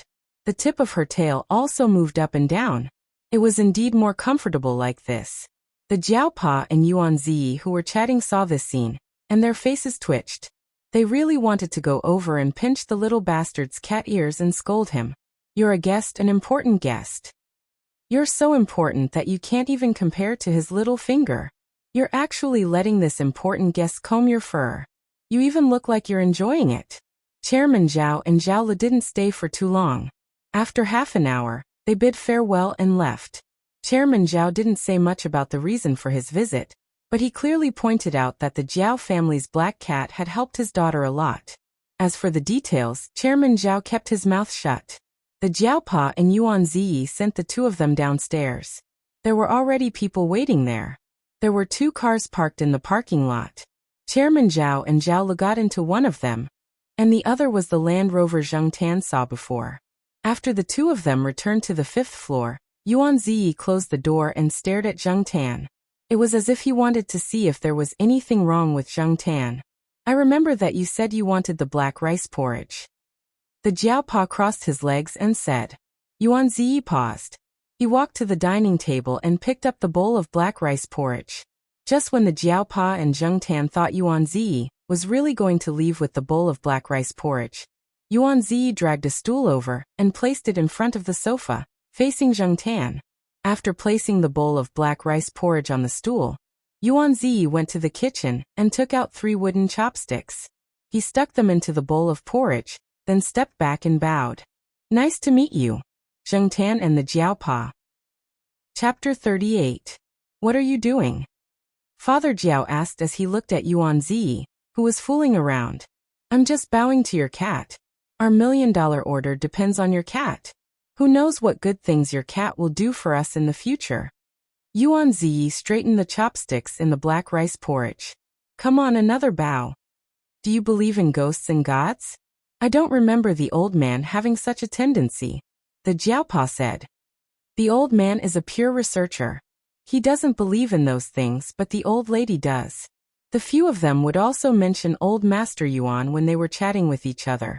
It was as if old Master Yuan was still there, and they would not deliberately avoid it. Yuan Ziyi put the bowl and chopsticks back on the table, turned around and sat down. He asked the Jiao Pa. Oh right, you are going to the neighboring province for a meeting the day after tomorrow, right? Yes, there is an annual academic meeting there. I'm going to attend it. A few big names will be there this year. It's a rare opportunity, the Jiao Pa said. That's great. After the annual meeting, you can come with me to take a look at the equipment. Yesterday, I contacted the boss of a biological company there. His company had an accident, and he is not going to continue operating the company. He is going to sell some of the equipment. I contacted him and asked him to keep it for us. We can go take a look at it. Some of the equipment is still under warranty. The boss said that the warranty cards and receipts are still with them. I'm thinking that if it's okay to look at them, We should buy them first. After all, a new equipment is too expensive. Some of the businesses our company is taking on now don't need those high-end and complicated functions. It's fine as long as they are practical. Okay, I'll contact you then. When are you leaving? I'm going tomorrow with an engineer. I'm just going to take a look first. After all, the second-hand equipment is worth tens of thousands. Some of them cost at least 100,000. The boss won't sell the more expensive equipment at a low price. For a giant like Chongwei Group, this amount of money is nothing. But we are tight on funds now. We can't waste money. The Jiaopa was going on a business trip. There were many things he had to arrange before he left. Jiao Ma's follow-up examination results were very good. She had almost recovered. Jiaopa could also go on his business trip without worrying too much about his family. As for her work in the institute, the most stressful time had passed, and the research project was progressing smoothly. Xian had already submitted a paper with a good impact factor to a foreign magazine ahead of her classmates, and another paper was still being prepared. She was probably going to be selected for an excellent master's degree and a national scholarship next year. Jiaopa was on a business trip and would only be back in 3 or 4 days. Zheng Ten also didn't go out at night during this period. The temperature at night was low. Now, Zheng Tan could not wear a real leather jacket or a down jacket like when he was still a human. He only had short hair. Jiao Ma had bought Zheng Tan a small cotton-padded jacket for pet cats, but Zheng Tan never wore it. It was very restrictive and troublesome. He couldn't even stretch himself to climb a tree. Therefore, now Zheng Tan would only go out for a walk during the day, except for running and climbing trees in the morning. The weather was good, and the sun was just right. Otherwise, why would he go out? Looking for trouble? Zheng Tan went to the woods to play for half a day in the morning. He went home for lunch at lunchtime, and then wandered to the Institute of Biological Sciences. He looked around and found that the window of Jiaopa's office was not locked. Zheng Tan jumped from the branch to the windowsill and looked inside. If there were other people, he wouldn't go in. Fortunately, there was only Xian in the office. At this moment, Xian was lying on the table taking a nap. Xian was not other people. Speaking of which, this guy could be regarded as half a nanny of the Jiao family.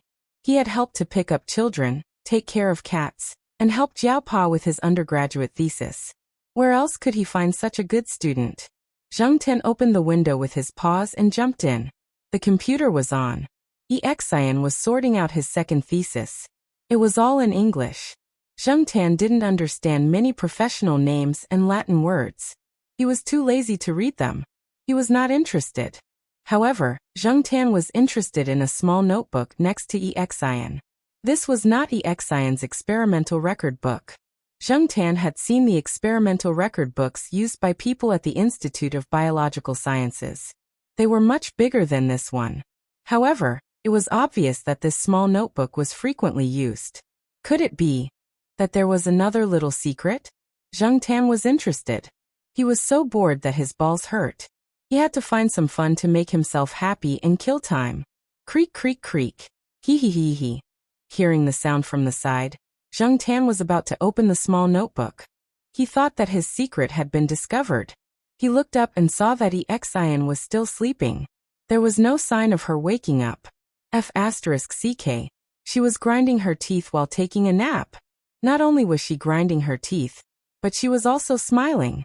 It was very scary. Zheng Tan pulled his ears and withdrew his attention. He hooked his paws and opened the small notebook. A lot of things were recorded in the notebook. The first few pages were brief records of some large academic reports. Although Xian's handwriting was not very good, the format was neat and the records were in order. However, Zheng Tan was still quite disappointed. Anyway, he felt that these things were boring. Just as he was about to close it, Zheng Tan's gaze fell on the edge of the small notebook. It was obvious that the back of the small notebook was often flipped. Therefore, Zheng Tan simply flipped to the last few pages of the small notebook. Then Zheng Tan saw Xian's accompanying records and excerpts. The more he read, the more speechless Zheng Tan was. There were many excerpts of poems in it. There were quite a lot of types recorded in it, but it was obviously not the ordinary poems, but professional poems. Why did he say that? There was a lingering type such as, I think of you like an antibody thinking of an antigen. Your beauty is the choline that makes me impulsive. Several spring and autumn seasons are countless sleepless nights. Every base represents our eternal vow. Looking forward to such a day we can meet again, intertwining into the most beautiful double helix in the world. There was a sorrow type such as, heart dividing like the centromere in the late stage of cell division. We are also like the chromosome moving to a different side, covered by the fog-long pavilion, ancient road, fragrant grass and green sky. Only our figures are fading finally like the chromosome at the end, unable to see. There was a confusion type such as, the afterglow of the setting sun. The plants in the afterglow are translucent, as if you can see wisps of oxygen emerging from the chloroplasts. Reducing carbon dioxide to sugar, silently gathering energy. Everything is so hurried. Are they also worried about the silence in the night, hesitation in the silence? There was also a nauseating type such as, you are the nucleus, you control my genetics and metabolism, you are the mitochondria, without you I lose energy, you are the chloroplasts, let me have new nourishment, you are the lysosome, you can dissolve everything in me at any time, actually you are the ribosome, capture me like amino acids, you are the endoplasmic reticulum, process me like protein. You are the Golgi, wrap me up and give me up so easily, why? I still love you so much. There was even a deep type such as, the figure of the great man gradually drifts away like individuals turning into clouds in the river of time. Their thoughts are precipitating in the think tank like genes in the gene library, passed down from generation to generation, reorganizing the minds of the predecessors, making us no longer simple like genetic recombination. Variations are numerous and common quietly. I think my kind of thinking, is it genetic recombination or mutation? The person who wrote these poems, Zheng Tan, could only think that the person must have been possessed by deoxynucleotides, ribonucleotides, and amino acids at that moment. Closing the small book, Zheng Tan wagged his tail, jumped off the desk, and left through the window. When he left, he closed the window on his way out. Coming out of the biology building, Zheng Tan walked to the East family area. Walking in the flowers and grass, when he passed a corner, Zheng Tan heard someone talking about something again. Zheng Tan often heard it in the past 2 days. It was said that a senior student was found hanged in the dormitory. The rumor was that it was because he failed too many subjects and was too stressed. When Zheng Tan heard it, he didn't think too much about it. This kind of thing was not rare, and it was not an isolated phenomenon in a certain university. I heard from my classmate that the police found some sexy handcuffs, tape, masks, and even anesthetics in his cupboard. There was also a small DVD player in the locked cupboard, and the CD case was filled with some perverted and heavy-flavored discs. Zheng Tan's footsteps paused. Hearing this, he suddenly thought of something. Did Director Zhao and Zhao Le really do something? That's quite efficient. Also, Zheng Tan heard from Jiao Pa and Yuan Ziyi that Director Zhao had some background. He could even find out the details of his cat, so it shouldn't be difficult for Director Zhao to find someone. Also, he was ruthless enough to cut off the person's escape route. After perking up his ears to eavesdrop on the students' discussion, Zheng Tan pulled his ears and continued to walk towards the Eastern family area. However, before he could take 2 steps, Zheng Tan heard a brother on a bicycle shouting to his classmates, "Quick, there's a large group of foreign guests heading towards the International Academic Lecture Hall. Brothers, hurry up and grab a seat. Otherwise, there won't even be a place to stand." Zheng Tan was shocked. A large group of foreign guests. International Academic Lecture Hall? It didn't seem far from here. Zheng Tan turned a corner and headed towards the International Academic Lecture Hall. He was about to run over, but before he could accelerate, he saw a figure jump out from the grass. It ran in front of Zheng Tan and suddenly stopped. It moved sideways, raised its white glove-like paw, and waved it at Zheng Tan twice. Zheng Tan wasn't in the mood to play with it. He was still confused. Why was the sheriff here? Shouldn't he be taking a nap near the east area? The person that ran out was the sheriff. Not long after the sheriff ran out, Zheng Tan saw Huang and Depang. Zheng Tan turned his head and saw a chihuahua being led by its owner towards the school gate. The sheriff must have run over because he was tired of the chihuahua. Huang was just there to join in the fun. Depang was still following behind slowly.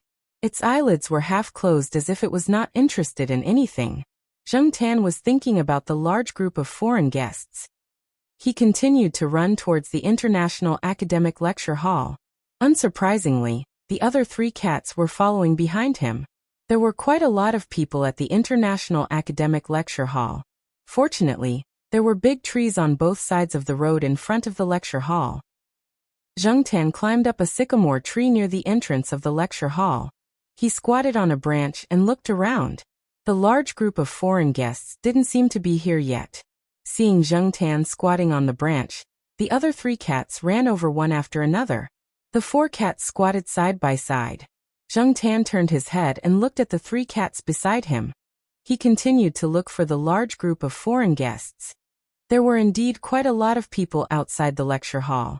After the doors of the lecture hall opened, the people waiting were let in by the staff. The foreign guests arrived 5 minutes later. A few school leaders were there, and the principal personally accompanied them. It seemed that the foreign guests this time were very influential in the academic world. But what about the large group of foreign guests? Where did the large group of foreign guests come from? Most of them were men in their 30s and above. Zheng Tan did not consider that this big wave was not as big as the big wave he was talking about. However, after a careful search, Zheng Tan found 2 good-looking women among the group of foreign guests. Only the 2 assistant blonde girls caught Zheng Tan's eye. Their perky breasts made one's imagination run wild. Zheng Tan was looking at the big-breasted girl when a group of people walked towards the lecture hall. When they passed by the sycamore tree, a middle-aged professor stopped and asked his assistant to take a photo. This professor was also a cat lover. His family also raised cats on the other side of the ocean. He suddenly saw 4 cats here, and their expressions were quite similar to his own cats. Therefore, he wanted to take a photo. When the professor came under the tree, his assistant came over and took a photo. While taking a photo of the person, he also took a photo of the 4 cats squatting in a row on the tree. At the bottom of the tree, Zheng Tan and the rest were squatting on a branch that was 4 or 5 meters above the ground. In order to take a photo of the person and the cats, the assistant changed several angles and distances. The other people laughed at the side. They didn't disturb him and didn't go up to take a photo. Some people were not interested in the cats, and some people were embarrassed. Didn't they see the people around them laughing? However, no one would have expected that this photo, which included a person and 4 cats, would be enlarged in the future and left on the wall of Tsinghua University's exquisitely decorated academic report hall's celebrity profiles. Below the photo, the text introduced the professor in the photo who won the Nobel Prize in Physics. The background of the photo was the International Academic Lecture Hall of Tsinghua University. However, everyone who saw this enlarged photo would be attracted by the 4 cats squatting side by side on the branch.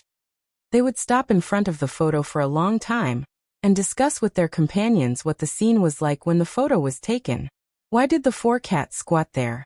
Some people guessed that the 4 cats had predicted the future Nobel Prize in Physics winner and came over. Some people guessed that this was a deliberate arrangement by the university. They knew that the person liked cats, so they trained the 4 cats to squat there in advance. Chapter 39. After squatting in the tree for a while, Zheng Tan became impatient. Several people under the tree looked at the 4 of them, as if they were rare animals. Huang and the sheriff would have gotten up and run away if it weren't for the fact that their other 2 friends were still squatting there. As for De Pang, it still completely ignored those irrelevant people. After Zheng Tan was swung by Huang's tail again, he looked at it sideways. Huang meowed softly, indicating that it really didn't want to stay here now. Forget it, the big-breasted girl has seen it anyway. Let's go. However, when Zheng Tan was about to get up, he suddenly heard a familiar voice. Looking over there, Lord Zeng was accompanying a foreigner to the International Academic Lecture Hall. He didn't go with the previous group of people. It seemed that the foreigner had gone to the School of Physics, and Lord Zeng had been accompanying him. The 2 should be familiar with each other. Zheng Tan wasn't interested in Lord Zeng and the foreigner, but the 2 frequently mentioned a name that caught Zheng Tan's attention. They always mentioned Mary, and when Zheng Tan accompanied Little Zhua by the artificial lake, one of Little Zhua's original materials was written, "For my dear Mary." There were also some blessings at the back. In addition to the original materials, there were a few books that also had the name Mary, and Little Zhua would usually annotate the books directly. In other words, These books should belong to Little Joie. Therefore, Mary should be Little Joie's English name. With that thought in mind, Zheng Tan put down the foot that he had just lifted.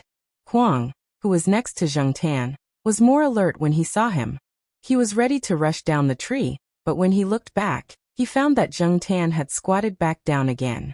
He lowered his ears and meowed again. This time, it was a little longer than before. Unfortunately this time, Zheng Tan was busy eavesdropping and ignored it.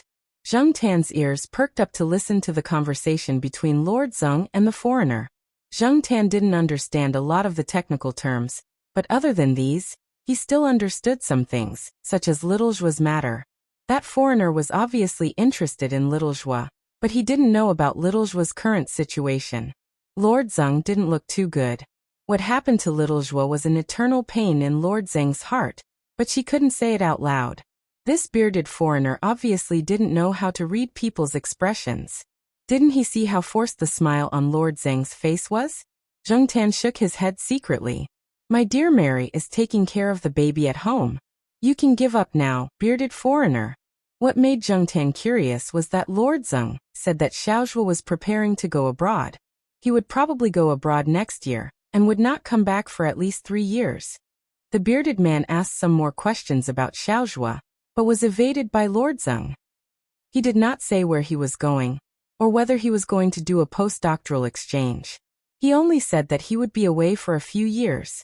It was because Zheng Tan was clear about Xiaozhuo's current situation that he was even more confused. It was reasonable to say that Lord Zeng was not the kind of person who spoke casually. Just now, when he said that Xiaozhuo would go abroad, his expression was very certain. Otherwise, the foreigner would not have believed him. With Little Joie's current situation, could he still go abroad for an exchange? To follow up on the cooperation project? What about her child? Unfortunately, until Lord Zeng and the foreigner walked into the lecture hall, Zheng Tan did not hear the information he wanted to know. The electronic screen outside the lecture hall showed the topic of the report that was about to start. Now it was talking about some things related to the theory of quark particles. From time to time, there would be people rushing in from outside the lecture hall. As the report began, the outside of the lecture hall had become quiet. Zheng Tan stood up and stretched. He turned his head and looked over. Huang and the sheriff squinted their eyes as if they were asleep. Zheng Tan used his tail to shake them, then jumped down from the tree and walked towards the family area. The 3 cats behind him followed one after another. Walking into the courtyard of the East family compound, Zheng Tan saw an old man dragging some things towards Building B. Zheng Tan did not know this person, but when there were people downstairs, Zheng Tan rarely jumped up to swipe the access card to open the door. Therefore, Zheng Tan followed the old man leisurely not far behind. When the old man threw away the cigarette butt, he glanced at the black cat behind him and waved his hand. Go away, whose cat is this? Go away, don't think about my fish. Zheng Tan was speechless. Do you think I care? Below the things the old man was dragging were 2 plastic buckets. There were a few small holes in the buckets, and the smell of fish came out. However, Zheng Tan did not want to do anything to the fish. He never ate raw fish, and other cats would have diarrhea if they ate some of the things he could eat. Zheng Tan ignored the old man and went downstairs to the entrance of Building B. He squatted down and watched the old man move towards him. The old man dragged the things and looked at the black cat squatting in front of the door. He hesitated for a moment, then walked up and pressed the electronic lock on the entrance. Soon, Jiaoma's voice came from inside. Ronghan, it's me, said the old man. Hey Dad, why are you here? I'll go down and pick you up. You don't have to come down. Just stay at home and open the door, said the old man. With a click of the door, the old man dragged the things in, and Zheng Tan followed behind him. There were too many things for the old man to carry in a short time. However, since they were already in the building, he was not afraid of theft. He trusted the people here. After thinking for a while, he looked at the black cat that had already rushed to the front. The old man took down a box from the plastic bucket containing the fish, then carried the 2 plastic buckets below, and walked upstairs step by step. Although he was old, he walked steadily while carrying the 2 plastic buckets filled with fish. As the old man walked upstairs, he noticed that the black cat was also walking upstairs.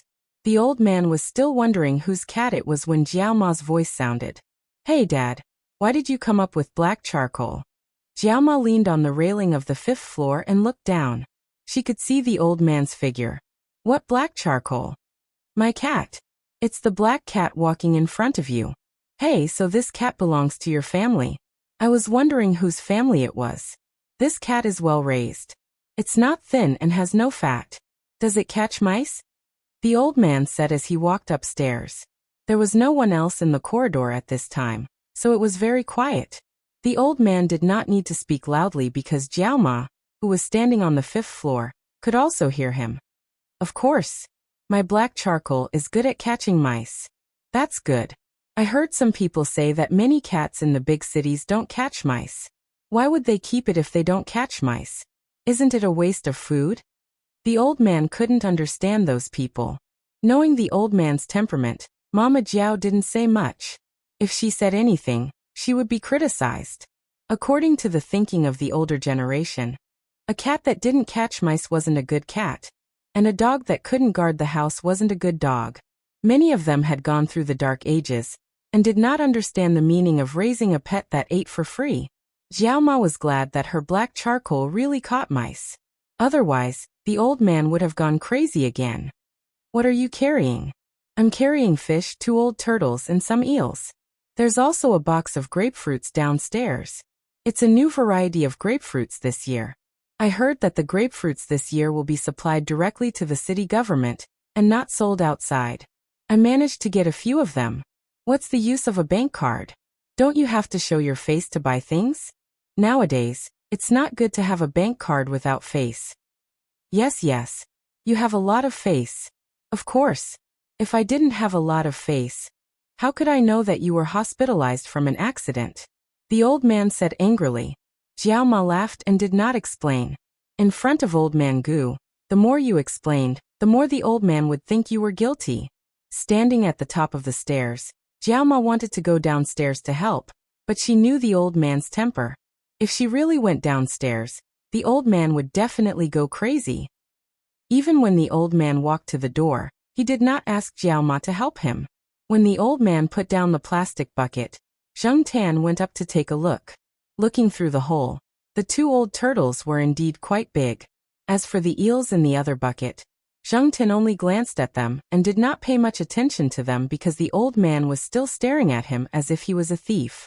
After resting for a while and drinking a glass of water, the old man went downstairs to carry the grapefruits upstairs.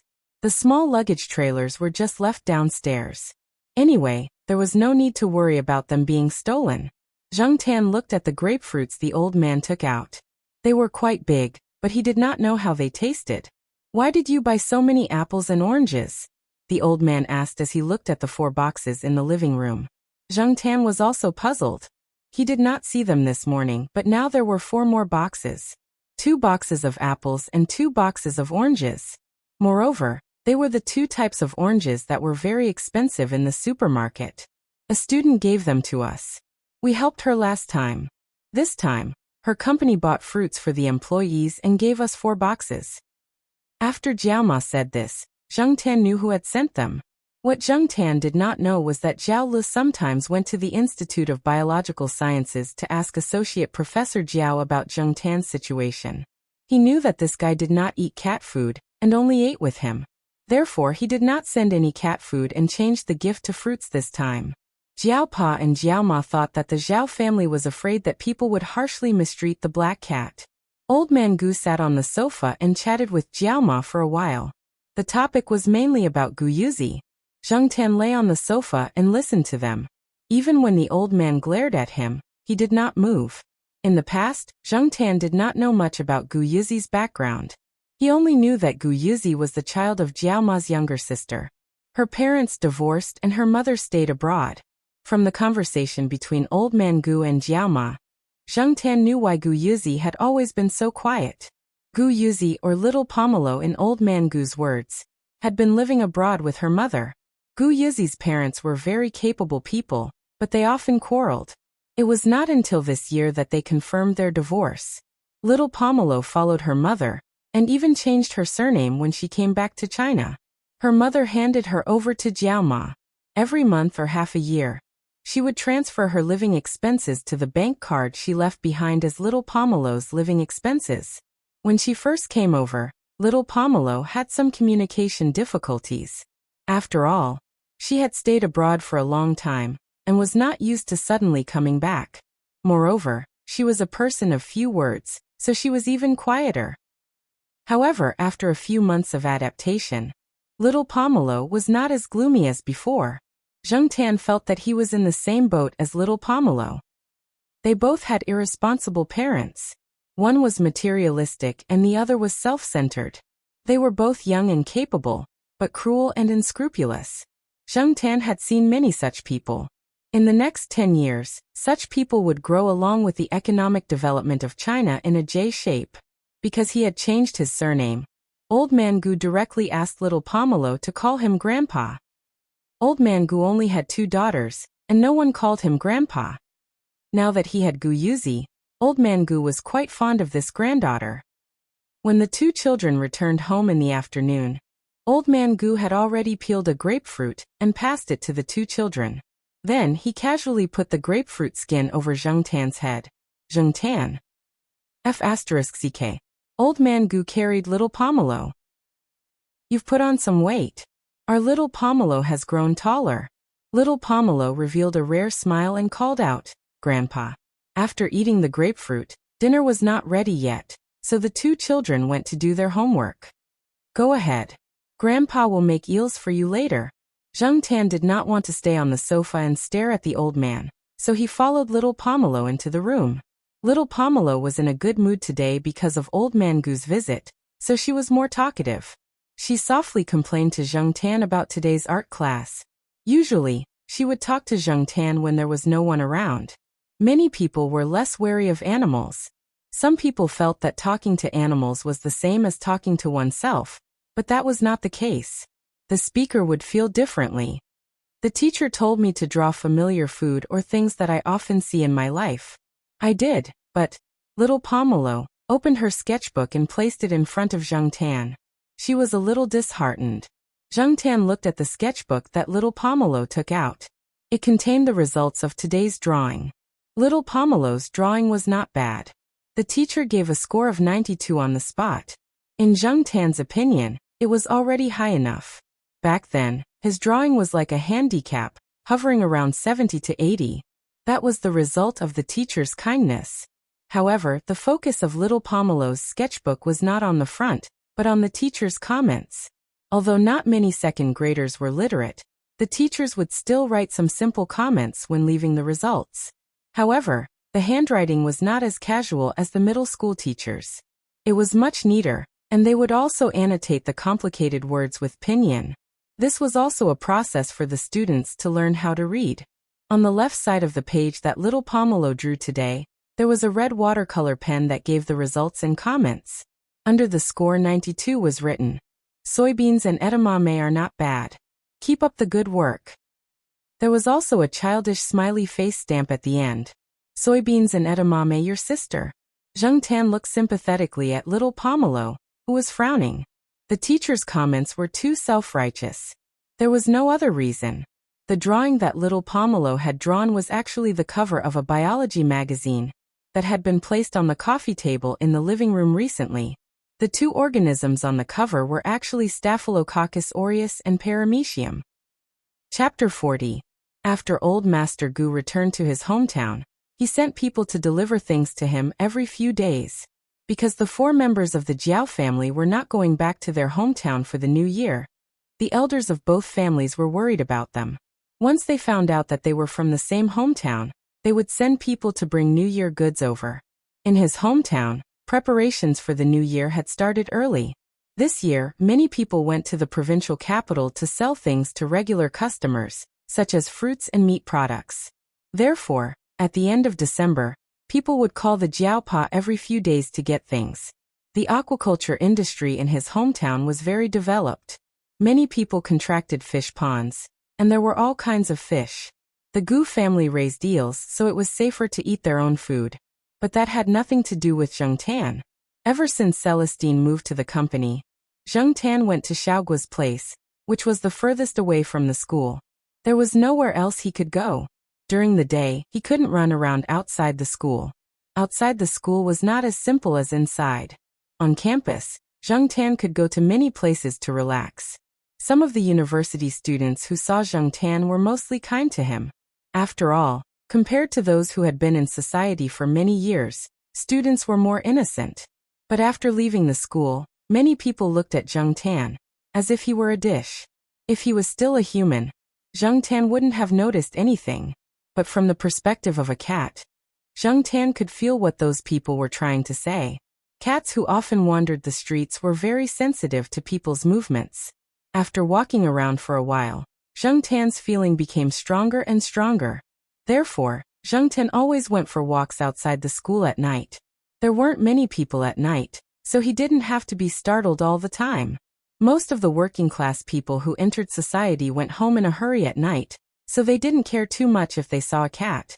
But at the end of the year, many people caught stray cats for walks, set traps, and then sold them to restaurants.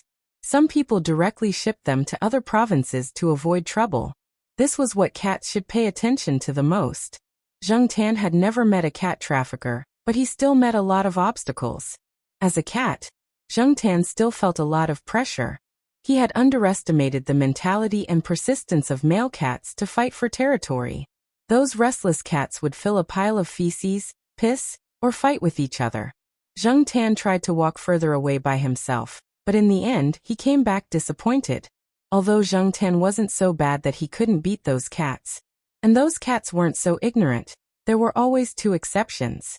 One night, when Zheng Tan was walking toward Xiaoguo's pet center, he met a black cat just like himself. However, that black cat was always surrounded by other cats. Zheng Tan thought that they should be its underlings. To put it elegantly, they were called direct descendants. To put it simply, they were called followers. However, Zheng Tan had never lost a single fight. What annoyed Zheng Tan the most was that this black cat did not learn its lesson. After being beaten down once, it would jump out aggressively the second time. As the saying goes, it was indomitable, and the more it fought, the braver it became. Zheng Tan thought that this guy was purely stupid, and looking for trouble. Originally, Zheng Tan thought that this kind of fight was necessary for a cat, and that he had to fight wherever he went. However, one day, Zheng Tan found an exception. Christmas was coming, and some of the international students in the school were busy preparing for it. Xiaoguo thought about a cat food commercial about Christmas, letting Zheng Tan play Santa Claus, and letting the golden retriever Lord play the elk. When Zheng Tan was taken to the studio by Xiaoguo, he saw Lord squatting next to him. There was a pair of plastic antlers on its head, and it was squatting there with its mouth open, panting. It had probably been practicing some of the movements needed in the commercial, and it was only now taking a break. The few cats in Zheng Tan and Xiaoguo's shop had all worked with this golden retriever before. Although there was no so-called tacit understanding, it was not to the extent of discord. The few pets got along well with each other. In Xiaoguo's shop, except for Prince, the few cats had all been sterilized. Although Prince was also a male cat, because it was used to indoor confinement, it was much less aggressive than the cats that Zheng Tan saw on the streets.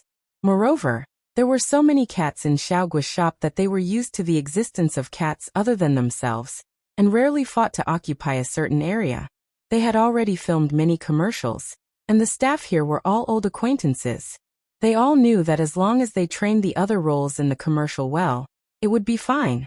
As for the black cat, it was an expert that was hired with a high salary, and did not need any guidance at all. Therefore, there was a situation where Lord was so tired that it was panting, and Zheng Tan was squatting on the side and taking a nap. Finally, when Lord was able to complete a series of movements, Xiaoguo woke Zheng Tan up and started filming. Putting on the silly Christmas cat costume, Zheng Tan felt that his IQ was about to be pulled down. It was uncomfortable to wear it. Although it was not too tight, it always felt uncomfortable. Not only that, but Xiaoguo also took a big beard and put it on for Zheng Tan. When he put on the hat, it was as silly as it could be. People who saw this commercial would probably complain, "Santa Claus is a black cat black." Forget it. For the sake of the commercial, I'll endure it. I'm also dedicating myself to art. Zheng Tan found comfort in his heart. The task of the Christmas cat was to drive the golden retriever sleigh and deliver gifts from the obviously pet center to the cats and puppies. There were cat food, dog food, pet clothes, pet nests, and so on. After the bumpy shooting, Zheng Tan kicked off his clothes as soon as he walked out of the set, got rid of the big beard, and squatted on the high cat tree, waiting for Xiaoguo to send him home after he was done. The post-production work was done by Xiaoguo and Yanzi. Yanzi was now a permanent customer of the pet center. Seeing that Yanzi's computer skills were good, Xiaoguo often asked Yanzi to help. Of course, the help was not for free. Yanzi stayed here for free, ate and drank for free, and fed the cats for free. Over there, a group of staff was sorting out the post-production work. The side where Zheng Tan was squatting was much more deserted. He had taken a nap before, but now he couldn't sleep. He was bored and looked around. Finally, Zheng Tan's eyes fell on Li Yuanba and his mother. Li Yuanba was still the same. The few cats in the store always stayed far away from it. When a few curious cats approached it, it would be forced to retreat by a glance. It didn't even need to raise its paws. A glance was enough to deal with them. This was something that Zheng Tan admired. The cat with a mole next to Li Yuanba was its son Peanut Candy. Xiaoguo called him Peanut for short. When Zheng Tan saw the photo for the first time, he didn't look carefully, so he didn't see the mole next to Peanut Candy's mouth. Peanut Candy's mouth was basically covered with white fur, but the yellow spot next to his mouth was particularly eye-catching in the surrounding white. It looked very funny. Zheng Tan thought that in a few months, this mole the size of a mung bean would probably grow to the size of a soybean. As for whether this mole would grow to the size of a quail egg by the time Peanut Candy grew to adulthood, that was unknown. However, Zheng Tan was looking forward to it, and was happy to see it. Peanut Candy's fur was longer than that of other short-haired kittens, but it was different from those long-haired kittens. Zhang Ziyan guessed that its father was a long-haired kitten or a skewer kitten. Another thing that Zheng Tan found strange was the serious expression on Peanut Candy's face. For Huang, the word serious was just a facade, but Peanut Candy's serious expression was really serious. It had deeply inherited the expression of Li Yuanba. However, Peanut Candy was still young, and his eyes were still ignorant. He didn't have the aura of his mother.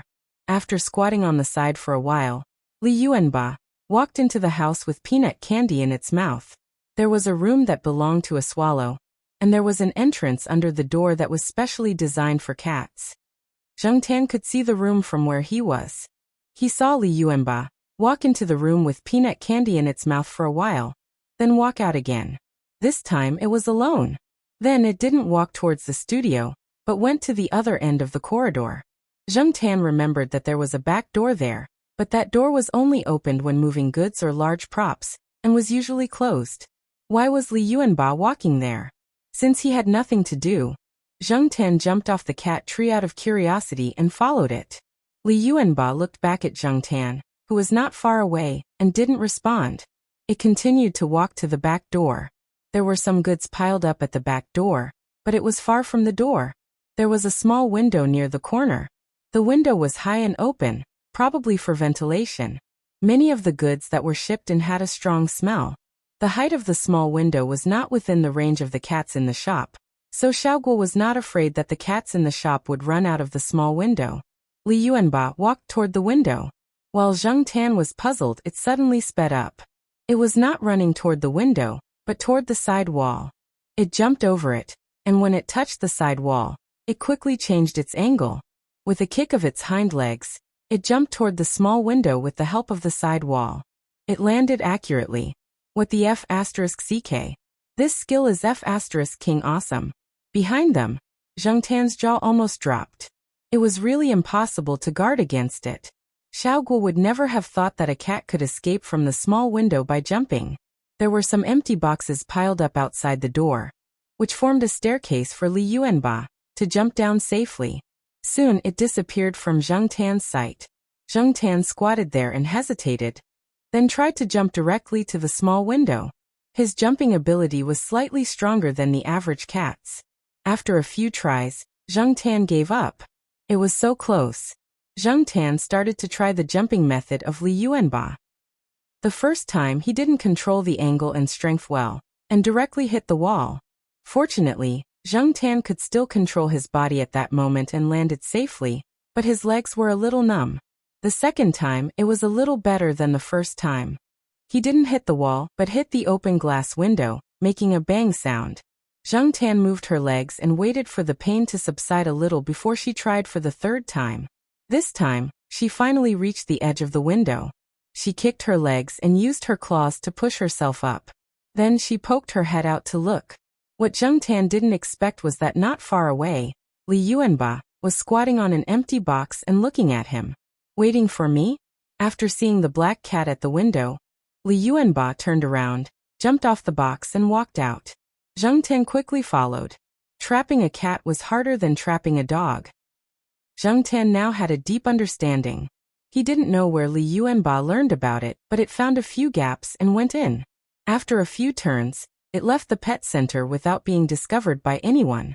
At first, Zheng Tan was unfamiliar with the place he passed by, but gradually, the scenery became familiar. Zheng Tan had been here before when he was walking from the school, and he met it here. Meow. Just as he was thinking, Zheng Tan heard the voice that annoyed him to no end. F***ck, it was that stupid cat. Looking up at the sound, Zheng Tan saw the black cat squatting on the short wall, and there were two cat brothers around it. Different from the previous encounters, Zheng Tan felt that there was something wrong with the stupid cat today, and the two cats around it didn't come up to join in the fun. After observing, Zheng Tan found that the three cats were staring in the direction of Li Yuanba, as if they were facing a great enemy. When the indomitable cat faced Li Yuanba, it would only make a few weak, woo-woo sounds, and then run away. It was completely different from when it faced Zheng Tan, when it knew it was going to lose, but still rushed up to look for abuse. The other cats also ran away. Not only these three cats, but as he walked deeper into the alley, Zheng Tan also saw a few cats. Two of them were quite large, and there was the smell of their enclosure around them. But Li Yuanba just looked straight ahead and fearlessly walked through their territory. When the cats saw it, they just made a few woo-woo sounds, and when Li Yuanba turned its head to look, they ran away, as if there was a big dog chasing behind them. Zheng Tan was deeply moved by this situation. From this, it could be seen that as a cat, Zheng Tan was still far from being a cat. Strength was one thing, but aura was also another. And Li Yuanba could be regarded as a strong woman among cats. A cat in the eyes of the minions. Her ferocious appearance, coupled with her domineering aura, could completely suppress this alley where stray cats and domestic cats were mixed together. The strong sense of territory of the cats seemed to have disappeared at this time.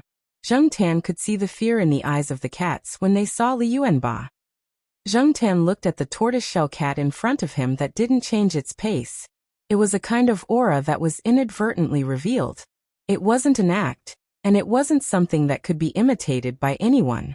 Zheng Tan still remembered that when Xiaoguo first saw Li Yuanba, besides opening the pet bag, he didn't get close to it. Xiaoguo understood pet cats, but on the other hand, it was also related to a kind of message that Li Yuanba itself silently transmitted. The language of cats wasn't lacking. Different tones, different lengths, and different ways of speaking could express different meanings. However, since leaving the pet center until now, Zheng Tan hadn't heard this tortoiseshell cat speak. It was completely relying on a kind of silent aura and aura. For people who didn't understand, they might not be able to see this difference, but now Zheng Tan could clearly feel that the tortoiseshell cat in front of him was far different from other cats. Appearance was determined by nature, and aura was polished by worldly affairs and time. Zheng Tan didn't know what Li Yuanba had experienced, but if a seemingly ordinary cat could have such an aura and aura, its experience was definitely not simple. Chapter 41. Following Li Yuanba around outside, Zheng Tan learned a lot. This trip was very enlightening for him. He heard that Li Yuanba was a stray cat. Obviously, it had more experience surviving outside than other domestic cats. It could distinguish the good and evil elements of all kinds of people and animals in the environment very well. Even if it was walking on the sidewalk, it would still be calm. When it encountered people with malicious intentions, the way it dealt with them was different. For some people, if you threatened or intimidated them, they would stay away. For others, the more you threatened them, the more they would be motivated. This was the case for humans. As a cat, its status was even lower, and the situation it faced was even more severe. Therefore, many animals that wandered the streets would run away when they saw people because they couldn't clearly distinguish who was kind and who was malicious. After being hurt a few times, it would form a kind of conditional discharge, and they would run away when they saw people. However, Li Yuanba could choose the best way to deal with it in a short time. For example, when passing by a milk tea shop, there was a couple sitting on the chair next to it. The man called out a few times, holding a string in his hand and swinging it to attract the cat's attention. Cats were always more sensitive to the sound me, and preferred the kind of string that moved. But he didn't expect Li Yuanba to walk away from him. Zheng Tan was very curious because before that, there were also people who called Li Yuanba like that. Although Li Yuanba didn't go over, it didn't change its route. But this time, after it pulled its ears, it walked away directly. It was very straightforward. Zheng Tan followed it, and changed his route. Not far away, Zheng Tan heard the man sitting next to the milk tea shop holding the milk tea call out again, so he looked back. There was a cat passing by, standing on the flower bed. It looked like a domestic cat, with clean and soft fur. Hearing the man's call and seeing the swinging string, the cat moved closer. The next moment, the man sprayed the milk tea with the straw in his hand. The cat dodged quickly, and only some of its fur was stained by the milk tea. Therefore, the cat was unhappy. It lowered its ears, puffed up its fur and growled. If Xiaoguo were here, he would definitely know that this was a warning from the cat, and that it could attack or run away at any time. Generally, it was best not to provoke it under such circumstances. In the end, the cat's reaction made the man even more excited. The cat was sprayed with milk tea and ran into the greenery, leaving only the laughter of the couple behind. Trash! That laughter was too ear-piercing. Zheng Tan tugged at his ears. Looking at those two faces, he couldn't help but want to scratch them. Zheng Tan looked at Li Yuanba. It had already walked far away, as if it did not know what had just happened. It was nonsense for a cat to lend a helping hand in the face of injustice.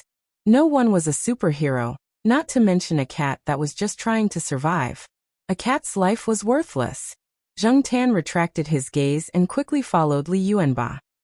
At the corner of the street, they met another couple. Similarly, the man also made a mee sound and made some movements to attract the cat's attention. Seeing that the cat in front of him ignored him, he threw a small stone at Li Yuanba. What made Zheng Tan different was that Li Yuanba had a completely different behavior from before.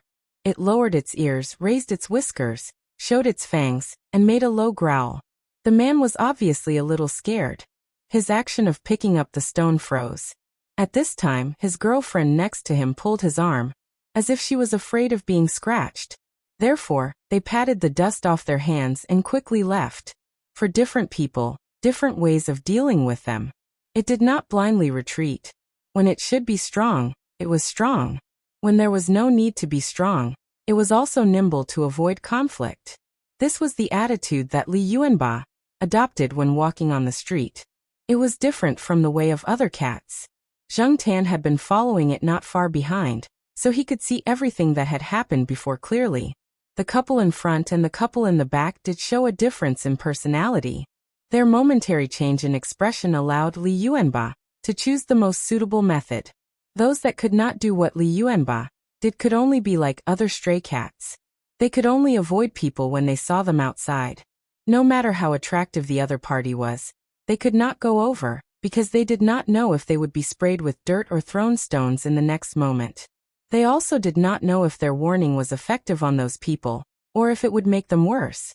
It was not a golden pet in Beverly Hills.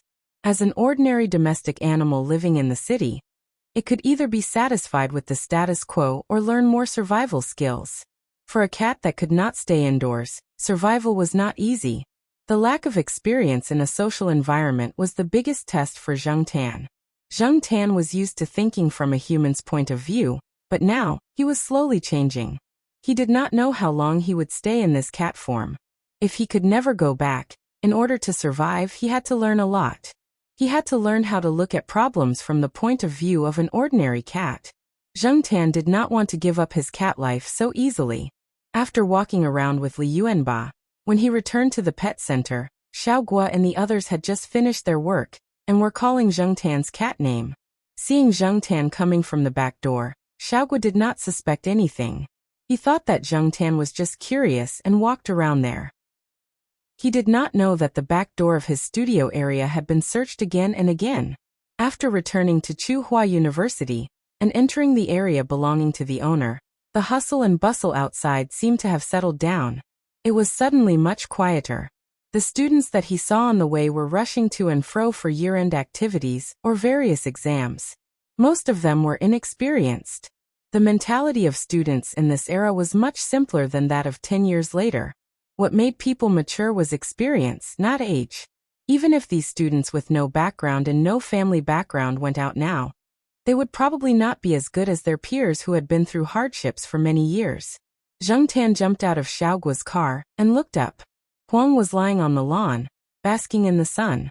This guy never left the campus area. Perhaps for it, such a large area was enough for it to play around. Niu Zhuangzhuang was tied up next to it, and Xiao Hua, the Saint Bernard dog, was napping on the grass. In terms of body size, Xiao Hua was now several times bigger than Niu Zhuangzhuang. However, Niu Zhuangzhuang was tied up, while Xiao Hua was not. Niu Zhuangzhuang was quite friendly to the animals that it had been familiar with since it was young, but when it came to other unfamiliar pets, it would rush up and start fighting. Everyone in the courtyard remembered that the thief's leg was bitten during the theft. They would be worried if Niu Zhuangzhuang was not tied up. As for Xiao Hua, the children in the courtyard often played with it. Everyone knew that Xiao Hua had a gentle personality. Other than the fact that it liked to drool, it had a good impression of it. Seeing Zheng Tan, a Huang lay on its side and stretched. Meow. It meowed. When it meowed in a low and gentle tone, it meant that it was greeting and welcoming you. It also meant that it was in a good mood and was answering your question. When it meowed loudly, it could be complaining or begging. For example, it was hungry and wanted to be fed. Xiao Guo followed Zheng Tan upstairs. Every time they came back, it was like this. One was in a hurry to go home, while the other was walking slowly behind. Sometimes, when he sent Zheng Tan home after shooting a commercial, Xiao Guo would bring some photos from the commercial to the Jiao family. It was the same this time. When they entered the house, Jiao Ma was cooking dinner. In the living room, Jiao Yuan, who had come back early from school, was sitting on a small stool.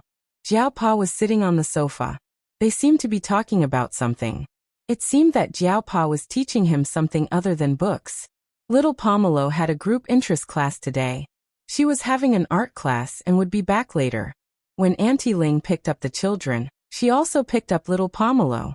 Therefore, there was no need for the Jiao Pa and Jiao Ma to go over. When they saw Zheng Tan and Xiao Guo come in, the father and son stopped talking. When Xiao Guo put down his things and drank a cup of tea, they talked about today's commercial. After he left, the father and son continued their conversation. Zheng Tan squatted on his special chair and listened to their conversation. The Jiao Pa was talking about the broken window effect. This topic started when Jiao Yuan came home and complained about some things in class. For example, copying homework. In the language class today, the teacher severely criticized a few students who copied homework.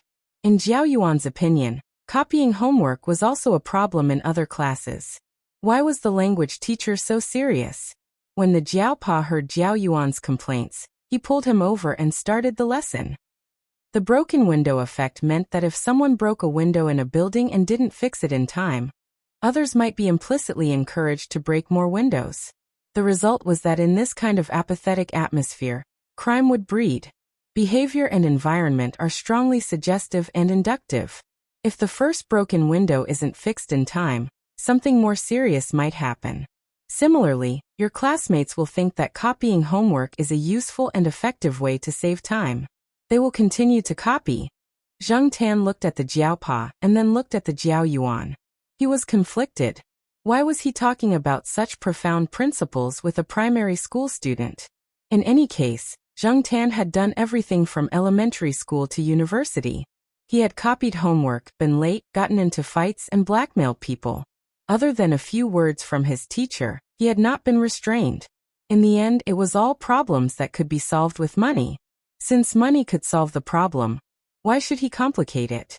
Zheng Tan still squatted there and listened to the Jiao Pa's lesson to the Jiao Yuan. The topic had already extended from the classroom phenomenon to business management.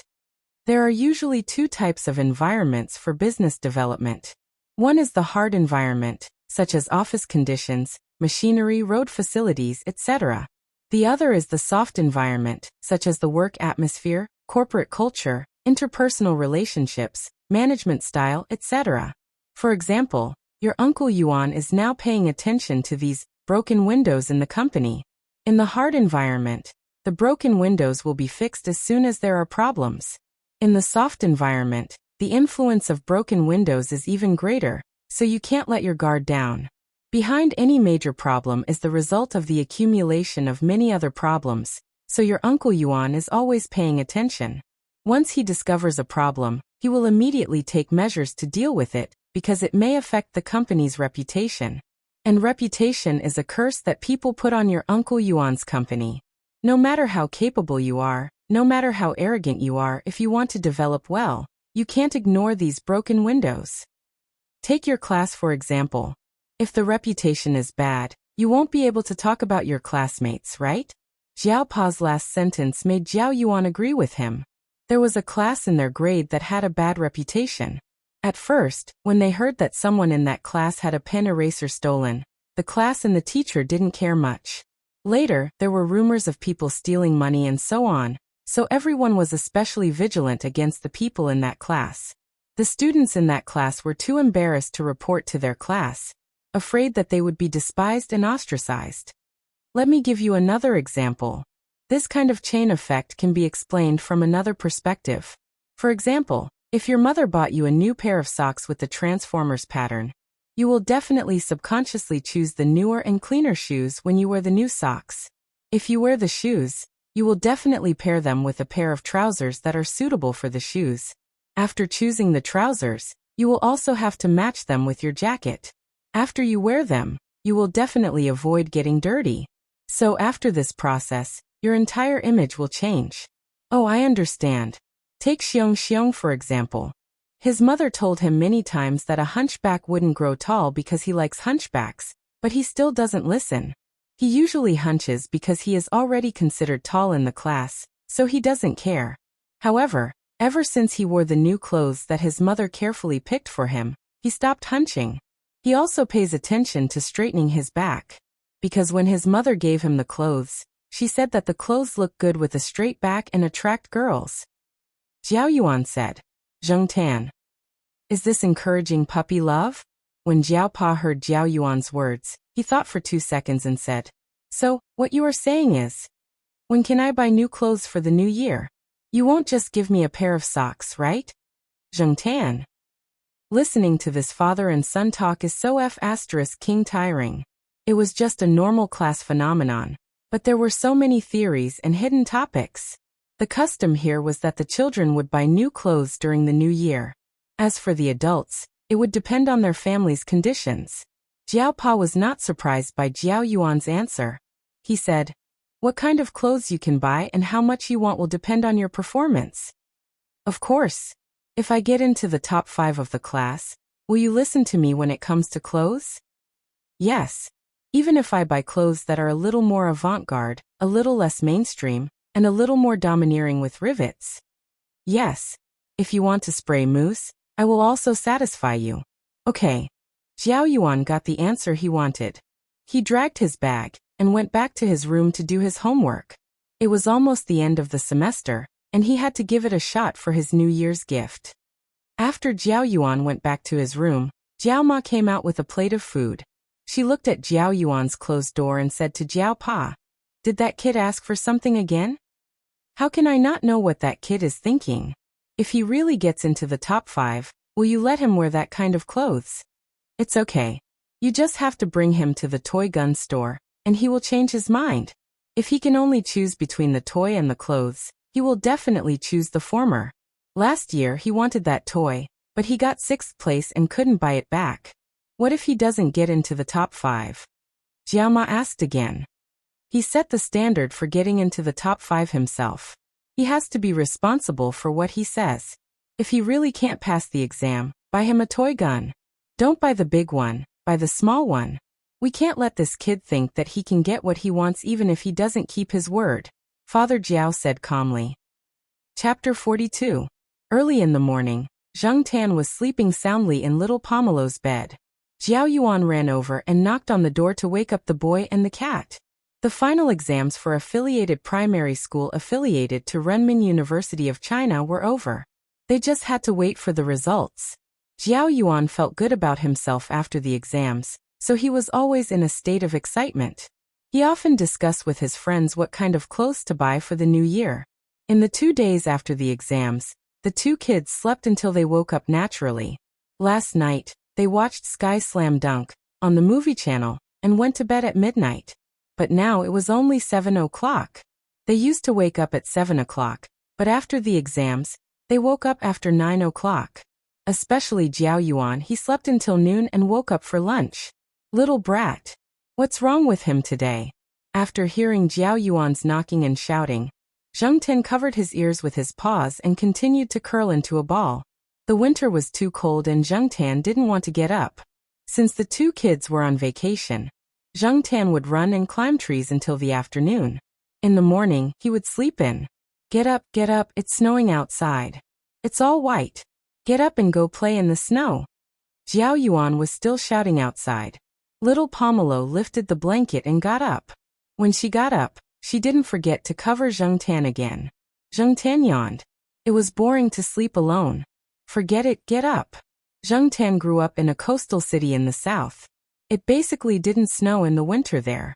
But when he was in middle school, he and a few of his friends drove to other provinces to see the snow without a license. No matter what, Zheng Tan didn't experience much snow. He hadn't seen snow since he came here. This was the first snow of the year. Zheng Tan got out of bed and shook his fur. He stretched and got out of bed. Jiao Yuan was already dressed. He was washing up in the bathroom with an excited expression on his face. When the phone rang, Jiao Yuan threw the towel that he hadn't wrung dry on the rack and rushed to answer the phone. He already knew who would call at this time. Jiao Yuan's laughter came from the bedroom. Zheng Tan thought it was his friends asking him to go out and play. After Zheng Tan peed, little Pomelo helped wipe his face and comb his fur. After eating the breakfast that Jiao Ma prepared, the two kids went downstairs. Zheng Tan followed behind them. It was really cold outside. When Zheng Tan went downstairs and turned the corner, she jumped a few times. Chu Xiangyang, who was about to go downstairs to take a picture of the snow, saw the black cat jumping around the corner of the stairs like a lunatic. He paused, greeted it, and hurried downstairs. The snow outside would be ruined if he was late. When Zheng Tan walked out of the building, Jiao Yuan and little Pomelo were on the basketball court next to the lawn in the family area. They were building a snowman. Jiao Yuan's body was still covered in snow. He probably threw snowballs at Xiong Xiong and the others. Xiaohua was playing with the kids. He had thick fur, so he didn't feel cold even when rolling in the snow. He ran around with the kids in the courtyard, leaving dog footprints. As for Niu Zhuangzhuang, he was being led by his owner for a walk in the snow. He didn't have much freedom. From time to time, he would stop and lick the snow on the ground. Then he would bark at the basketball court in envy. However, his owner would persuade him to go away with 2 meat buns. Zheng Tan certainly wouldn't join the group of kids playing in the snow. He looked around. De Peng was squatting by the balcony railing, looking outside. He didn't seem to want to come out. Huang came out and walked around. Then he shrunk to the corner. It was said that the habits of animals were related to the month they were born. For example, some dogs born in hot days liked to play in water, while some dogs born in cold days always avoided water. However, it seemed that this saying wasn't completely correct. Huang and the sheriff were born in the same month, but their habits were very different. Other than the fact that they were both neurotic at times, they were poles apart. Now, for example, a Huang was hiding in the corner of the building to avoid the wind, while the sheriff was running around in the snow. A child in the yard took off his plush hat to play with a Huang, and the sheriff was having fun. The only cat footprints on the snow were a Huang's. After a while, Huang came out from the corner of the building and walked to the basketball court. There, Xiaohua was lying on the ground, panting. He stuck out his big tongue and breathed out clouds of white smoke. After Ah Huang went over, it squatted beside Little Blossom. It was on the leeward side so that it could shelter from the wind and keep warm. After climbing a few trees, Zheng Tan's body warmed up a lot. He didn't feel too cold anymore. He was still a little sleepy. There was no sleeping atmosphere at home. After thinking about it, Zheng Tan decided to go to the Jiaopa's office to continue sleeping. The Jiaopa's office had air conditioning.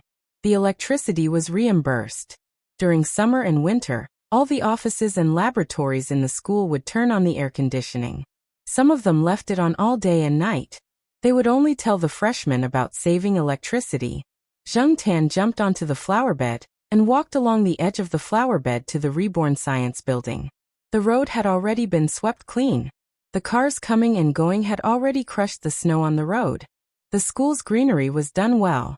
Even if the sycamore trees on both sides of the road had all lost their leaves, there were still camphor trees, pine trees and other plants that were green all year round.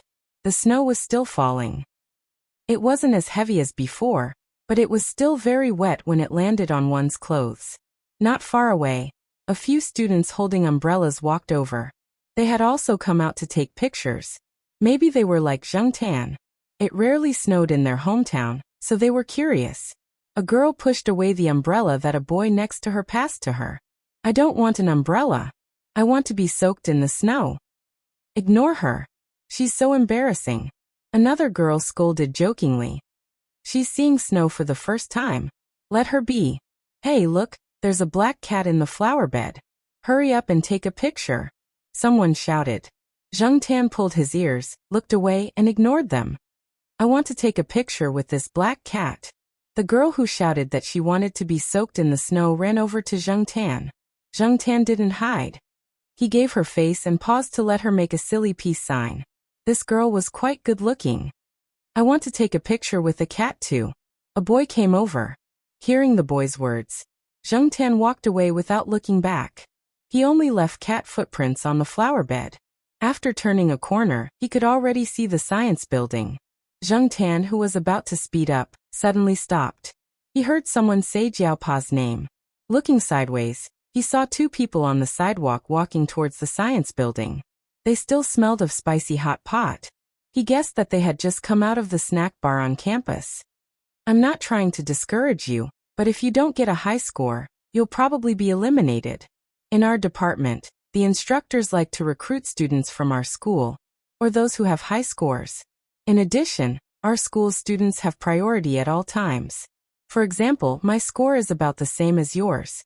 We both just passed the cutoff, but my chances of being accepted are much higher than yours. Of course, different instructors treat students differently.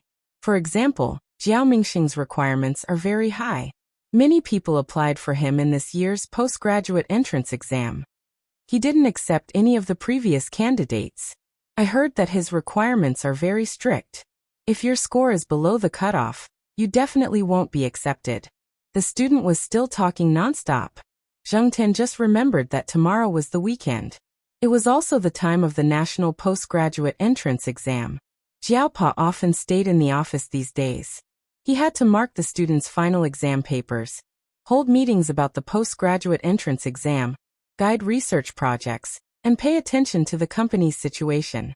A few days ago, Zheng Tan heard from Jiaopa that he wanted to recruit a satisfactory postgraduate student to share his work. Xian couldn't handle it alone. Jiao Mingxing? The other person was a little confused. He was from another school and was not familiar with the instructors of Tsinghua University's Faculty of Biological Sciences. He only knew a few big names in the faculty. "I knew you didn't know him. Jiao Mingxing is not famous in other schools, but this year, he became popular. A few students who didn't apply for his postgraduate entrance exam regretted it. He's a new rising star." Zheng Tan pricked up his ears to listen to the gossip. Usually he didn't hear about this kind of thing. So Jiaopa was a new rising star in the eyes of the students. However, Jiaopa was famous for two reasons. One was the project fund, and the other was Xian. Among the postgraduate students in the same year, Xian was far ahead of the others. In the faculty, the most direct way to evaluate a student's excellence was to look at their SCI articles. Although some people criticized this evaluation method and attitude, it was indeed a recognized evaluation method. EXIN had already published 2 articles in half a year. The impact factor was not bad. In other people's eyes, this was mostly due to Associate Professor Jiao. If the project was not good, how could she produce results without the project and the funds? Some of the other famous instructors' spots are either full or have already been decided. You don't have to bother to compete. You can consider the marginalized instructors. Although they don't have many projects, at least you have a higher chance of being accepted. Okay, I have to go back and revise. Take a good look at the printed courseware. After chatting for a while, the two of them separated. The student from the faculty walked towards the direction of the dormitory, and the student from another faculty went to the past life research building. Then he came out and walked towards a nearby shed. Zheng Tan followed the student from another faculty. Just now, he saw from the flower bed at the entrance that this person only stood in the hall on the first floor of the past life research building for a while. He looked at some of the honorable introductions hanging in the hall, such as the projects that the faculty had won, and so on. There was also a list of the winners of the annual academic meeting. Zheng Tan remembered Jiaopa saying that EXIN had won the first prize, and that there was a 3,000 yuan bonus. When this person walked out of the building, Zheng Tan heard him mumbling something. He mentioned Jiaopa and EXIN's names. Therefore, Zheng Tan was curious. Ever since Zheng Tan turned into a cat, his curiosity had increased a lot. However, Zheng Tan didn't think so. He just thought that it was purely because he was bored and wanted to have fun. There was a roof above the shed, so no snow would fall. The undergraduate students were on vacation. Recently, they were busy preparing for the courses that they hadn't finished yet. Some students who had finished all the courses had already bought train tickets to go home. Therefore, there were fewer bicycles in the shed, and the space was much more spacious. There was a wooden shelf next to the shed, and there was a wooden cable roller on the ground. Zheng Tan saw this person drag the roller to the shelf, pat the dust on it, and put the bag on his back on the shelf. He took something out of the bag, and then sat on the wooden cable roller. Zheng Tan was in the flower bed behind him. Due to the cover of some green plants, this person wouldn't notice him even if he turned around. The person who was sitting down spread out a thick printed document on his knees. Zheng Tan thought that this should be the printed courseware mentioned before. It's so damn thick. Can I finish reading it in one night? Zheng Tan didn't know much about the postgraduate entrance exam. Now it seemed that it wasn't just about the exam. Skills? Who cares? Zheng Tan didn't bother about the so-called skills. He just came over to take a look out of curiosity. Anyway, he had nothing to do, but it didn't seem to be interesting. Just as he was about to leave, Zheng Tan saw the person sitting there take out a bag. The bag was filled with what looked like jerky. Beef jerky? What a big piece. Zheng Tan was curious and didn't pay attention to his feet. He stepped on a branch, making a cracking sound. Looking up, Zheng Tan saw the examinee from another school looking at him with a piece of beef jerky in his mouth. Zheng Tan didn't feel that this person showed any malice. This person even handed Zheng Tan a piece of beef jerky. Looking at the clean and unbitten piece of beef jerky, and then looking at the person in front of him, Zheng Tan shamelessly opened his mouth and took it. Then he leaned to the side and began to focus on eating the beef jerky. Zheng Tan didn't like the food he was eating falling to the ground, so he squatted down, put the piece of beef jerky on his arm, and slowly chewed. Hey, you can really eat Inner Mongolian beef jerky. Before the examinee from another school could finish his sentence, he saw a familiar-looking person walking towards the car shed. He had just seen the introduction of the person walking over in the hall of the biology building. Teacher Jiao? The examinee from another school hurriedly stood up. He was obviously a big guy, but now he didn't look imposing at all. He looked a little reserved. Associate Professor Jiao had originally planned to go to the administration building to do something, but as soon as he came out of the building, he casually glanced at the surrounding snowy scenery and saw the familiar figure of a cat. His cat was squatting there, happily chewing on the beef jerky. The person next to him was unfamiliar. This size was very conspicuous in the courtyard. If he had seen him before, Associate Professor Jiao thought that he would definitely remember him. You are? Oh, my name is Su Chu. Su as in threonine, Qian as in fun. I'll be here for the exam tomorrow. As soon as Su Chu said this, Associate Professor Jiao knew that this person must be a student from another university in the city, not his own school. Associate Professor Jiao didn't immediately leave. He also didn't eat the beef jerky that Su Chu handed over. He stayed there and chatted with Su Chu for a while. It was all about professional matters. Zheng Tan chewed on the jerky while listening to their conversation. At first, the content of the conversation between the two was somewhat familiar to Zheng Tan. After all, he had been following Jiao Pa for so long and listened to so many PowerPoint presentations. Even if he didn't understand the content, he was familiar with it. However, as time went on, Zheng Tan became more and more confused. The conversation between the two gradually became a simple and direct way of asking and answering questions. If each letter in this sentence represents an amino acid, what is it? Cheese gu si iliang cysteine si tiandong. What is the principle behind transforming isolated B-type blood into O-type blood? The B-type antigen on the surface of the blood cell membrane. The reason for Dolly's premature aging. Here's what I think. First, the length of the telomeres in the cell. Light is an essential condition for the development of chloroplasts and the synthesis of chlorophyll. Without light, the leaves of many plants will turn yellow. However, the heart of the lotus seed also can't see sunlight. Why is it still green? The two of them were very straightforward with their questions and answers. Zheng Tan, who was lying next to them, was at a loss. At the same time, he was chewing the beef jerky in his mouth.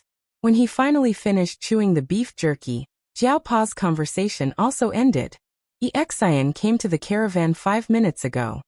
He originally wanted to push his cart back to the dormitory to sleep. However, he found that his boss was in the caravan and was talking to a stranger, so he came over to listen. The more he listened, the more he felt that something was wrong.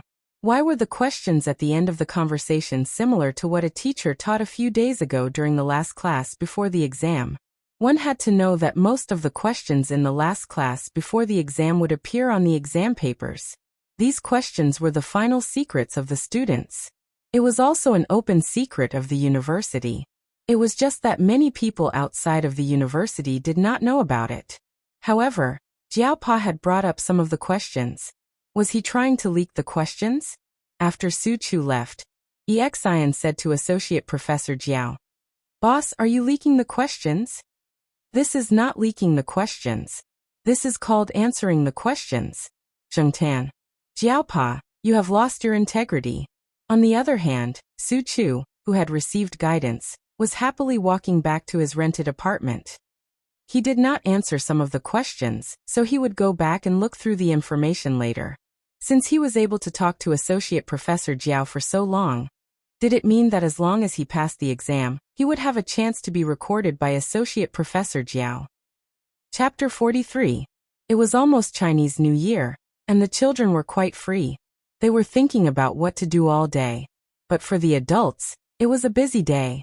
The school was officially on holiday, and there were not many people in the school. 2 days ago, Exian left the school and went home. Jiao Pa and the other teachers held a summary meeting and did not go to the school. They took the test papers home and marked them. At the same time, they made Jiao Yuan do the hard work. Little Pomelo helped them from the side. There was one professional course and one elective course. But there were still a lot of papers from a few classes. Jiao Yuan helped to change the questions. He did not know the other professional knowledge, but he could still solve the multiple choice questions ABCD, and so on. After tallying the papers, he wrote down the score on the blank space beside the paper. This way, Jiao Pa could calculate the total score after he marked the other questions. Jiao Pa asked Little Pomelo to help him check the papers that Jiao Yuan marked. Little Pomelo was only in 2nd grade, but she was very familiar with addition, subtraction, multiplication, and division. Jiao Pa even placed a calculator beside the paper. Little Pomelo could use it to check the papers. As for Jiao Yuan, he was almost in middle school. Why would he need to use a calculator to do basic addition, subtraction, multiplication, and division?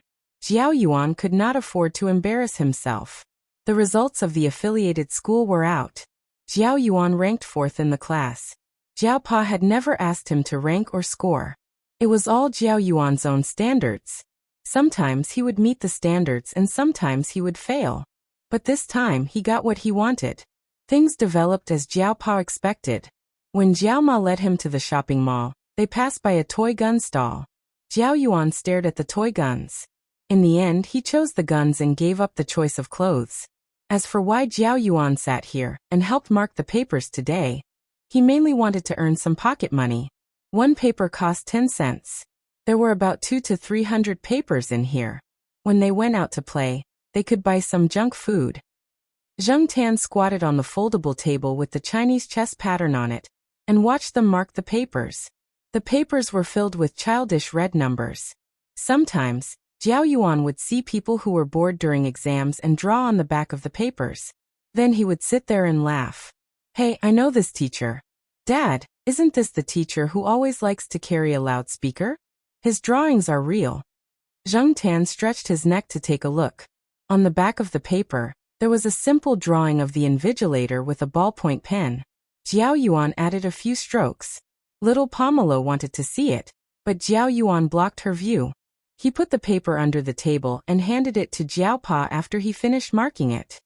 This was because he added a stroke on the invigilator's crotch to draw a small penis. He also used a ballpoint pen of a similar color to avoid arousing suspicion. He did not use a red pen to mark the invigilator's crotch. Anyway, the final papers would not be given out unless the students who had doubts about the results requested to check the papers. Under normal circumstances, no one would see these drawings. Therefore, Jiao Yuan did not say anything about Jiao Pa's actions. Zheng Tan tugged at her ears. This little brat really had a bad taste. Not long after, Zheng Tan heard Jiao Yuan exclaim again. Dad, this person said that he has never learned English. He wants you to be merciful.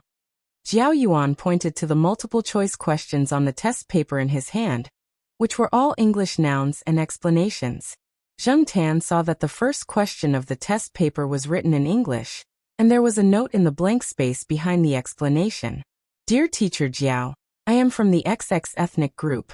I have never learned English before, and I was tested in language for the college entrance examination. If I don't answer well, please have mercy. According to Tsinghua University's requirements, those who failed a subject had to retake it. In the past, it was a make-up exam. Later, the university discovered that some people were trying their luck. If they failed the exam, they could just take a make-up exam. Anyway, the make-up exam would usually be missed. Therefore, the university cared less and less. In the end, the university came up with a new policy this year. Those who failed a subject had to retake it. At first, many people protested.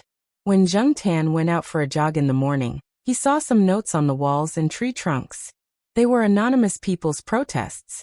Because the other universities in Tsinghua City were not so harsh, the students condemned the university for being too inhumane. However, in the end they gave in. Some people felt that it was embarrassing to have to go to class with juniors who were 1 year younger than them after failing a subject. However, some people were more optimistic because they could get to know more beautiful juniors.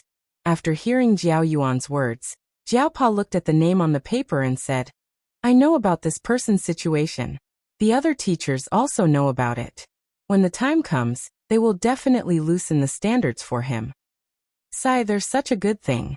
When I take the Chinese exam, I will write at the end of my essay, Teacher, my hand is injured. My handwriting is not good while I am taking the exam. Please be merciful. Maybe the grading teacher will be soft-hearted and give me high marks. Jiao Yuan's essay scores were his pain. The essay scores were the ones that dragged down his Chinese results. Because his handwriting was not good with a fountain pen, his handwriting would always drag down his scores. Sometimes, a difference of 1 or 2 marks would cause his ranking to drop by a few places. If his ranking fell behind, his family would not be able to fulfill his wishes. Therefore, Jiao Yuan had a deep resentment towards his essay scores. However, although Jiao Yuan's handwriting was not good with a fountain pen, his calligraphy was the complete opposite. When Jiao Yuan participated in the primary school students' calligraphy competition, his form teacher could not believe his handwriting. Every word written with a fountain pen looked like they were malnourished. How could a brush be written like this? Even some secondary school students might not be able to match up to his calligraphy. In the words of his form teacher, Jiao Yuan's calligraphy had some strength of character. Later on, his form teacher lamented, "Jiao Yuan, when will your fountain pen have some strength of character? Don't always be malnourished." Zheng Tan had seen Jiao Yuan's fountain pen handwriting before. There was a piece of calligraphy hanging on the wall of Jiao Yuan's room. There were also some notes written with fountain pen in the room. The contrast was too strong. If he did not know the truth, Zheng Tan would never believe that these were written by the same person. Jiao Yuan looked at the test paper in his hand and twirled his pen. He started to think of a plan. The final exam was cross-marking. His own teacher would mark another class's test paper, and the teacher marking his own test paper would not be able to recognize his handwriting. Jiao Yuan nodded. Yes, this plan could work. Get rid of that little trick in your head. If you do this during the primary school exams, it will backfire. Do you think those teachers are fools? Jiao Pa did not even look at them.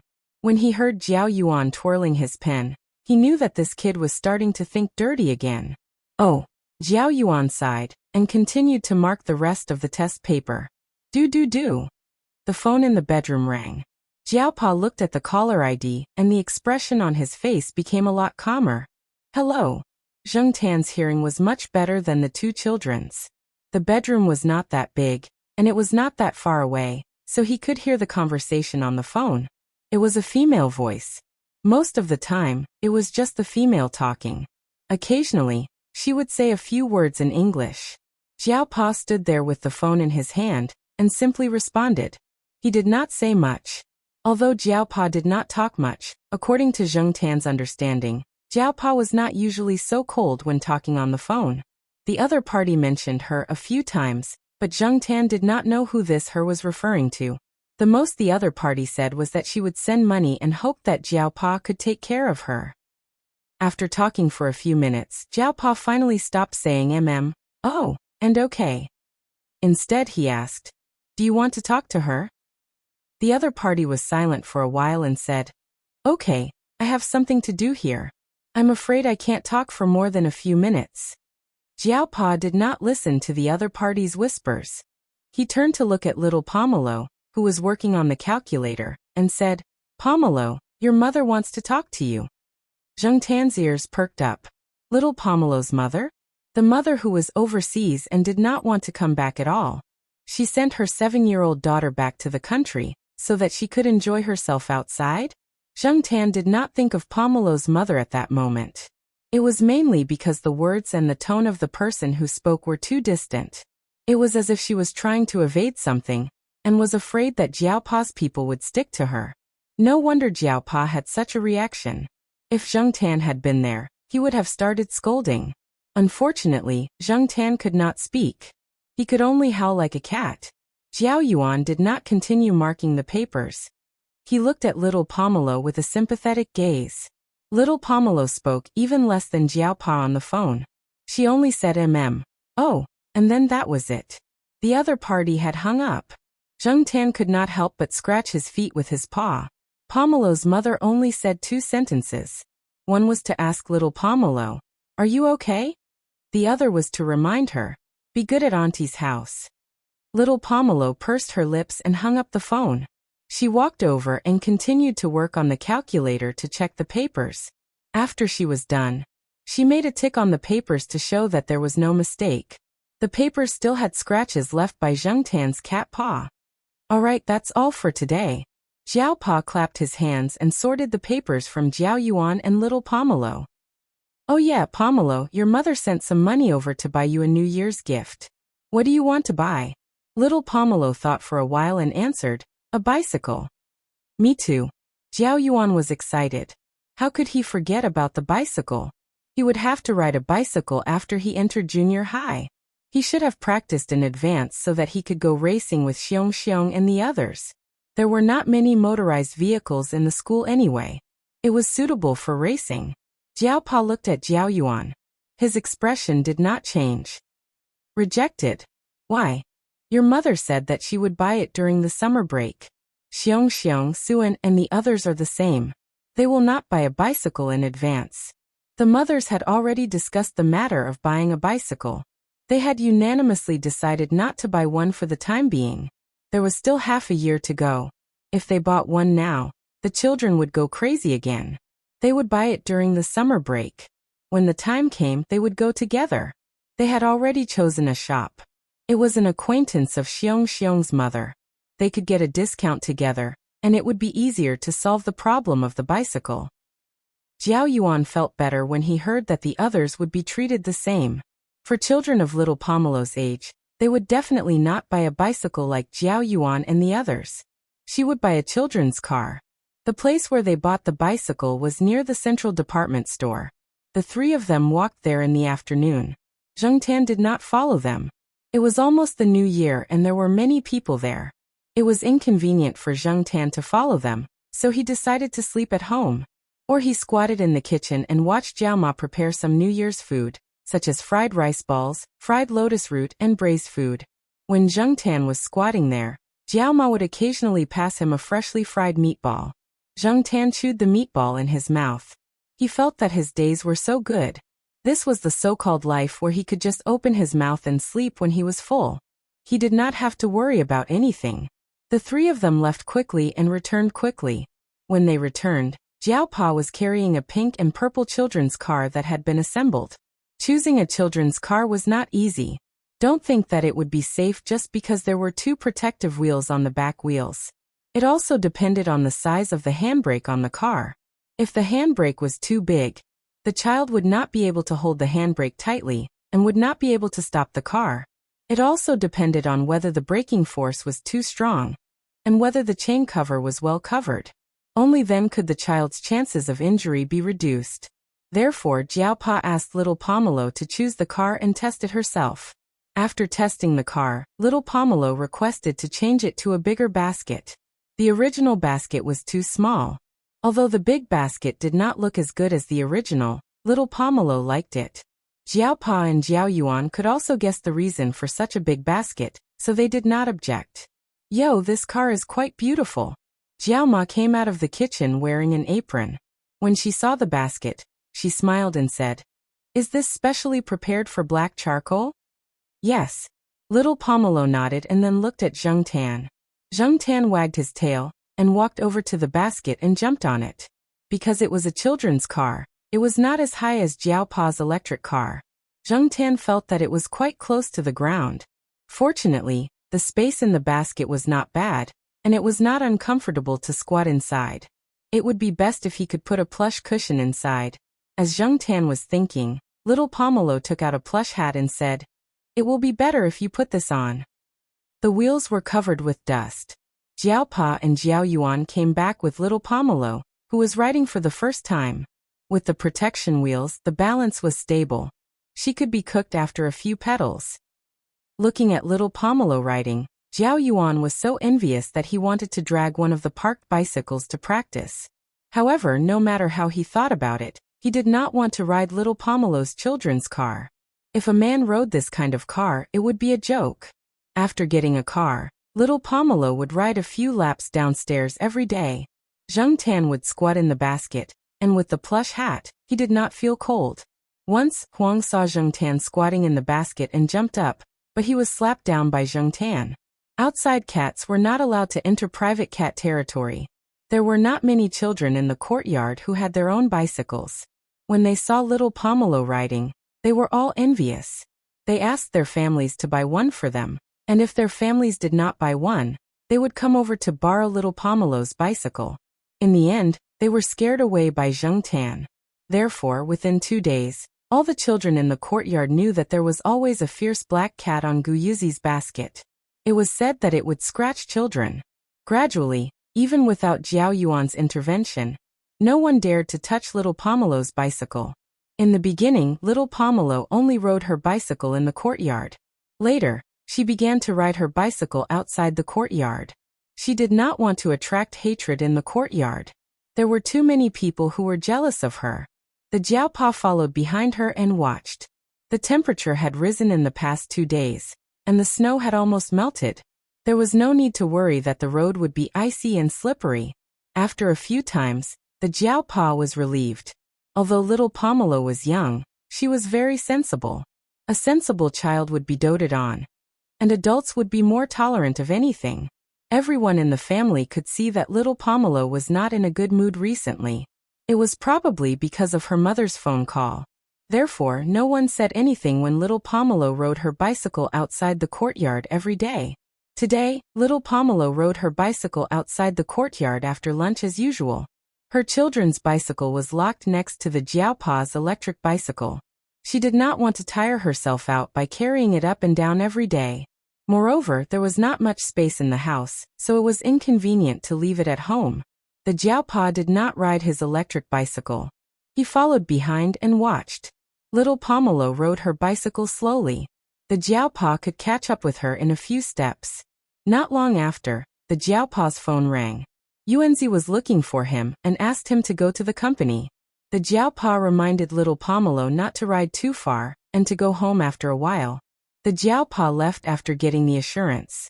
Without the Jiaopa behind her, little Pomelo rode a little faster. They followed the main road straight ahead. Zheng Tan looked at the road. This was the road he usually ran on. If he went straight ahead, he would reach the forest at the edge of the school. Little Pomelo's destination was the forest. She had been there once with the Jiao Yuan, so she remembered it. The forest was not quiet. The various sounds from the construction site not far away could be heard. Recently, the construction site had been working day and night.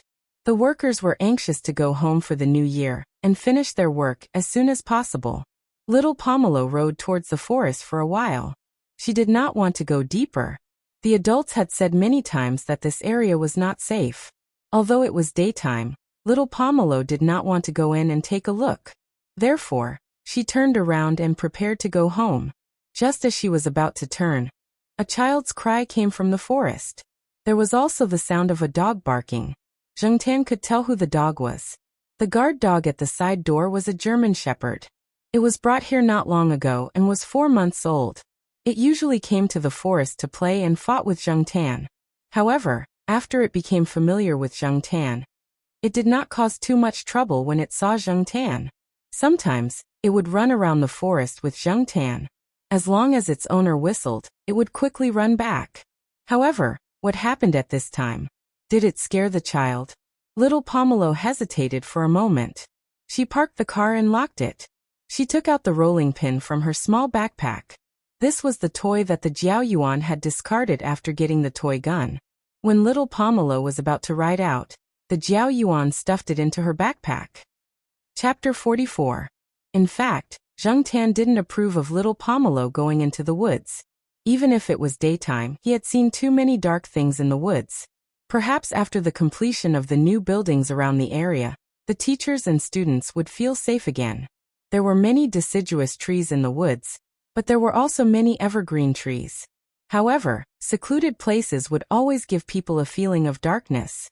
Even if they saw a lush and verdant place, it would always give people a feeling of darkness behind it. Little Pomelo held the rolling pin in her hand tightly. It could be seen that she was still a little nervous about entering this dangerous area. When she came with Jiao Yuan and the others, there were several children together. In addition, Jiao Yuan, Xiong, and the other boys were bold, so they didn't feel uneasy.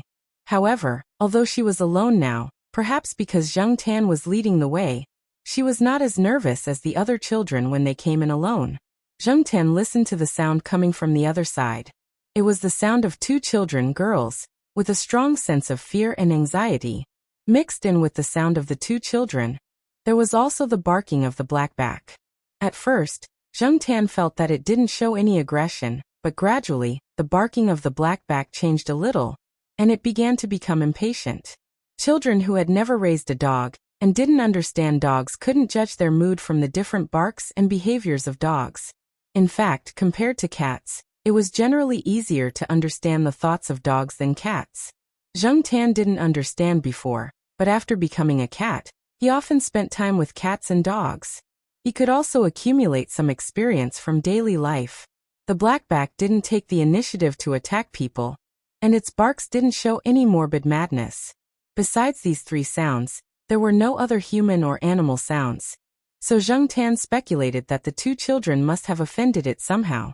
Otherwise, with the temperament of the blackback, it wouldn't have waited until now to become impatient.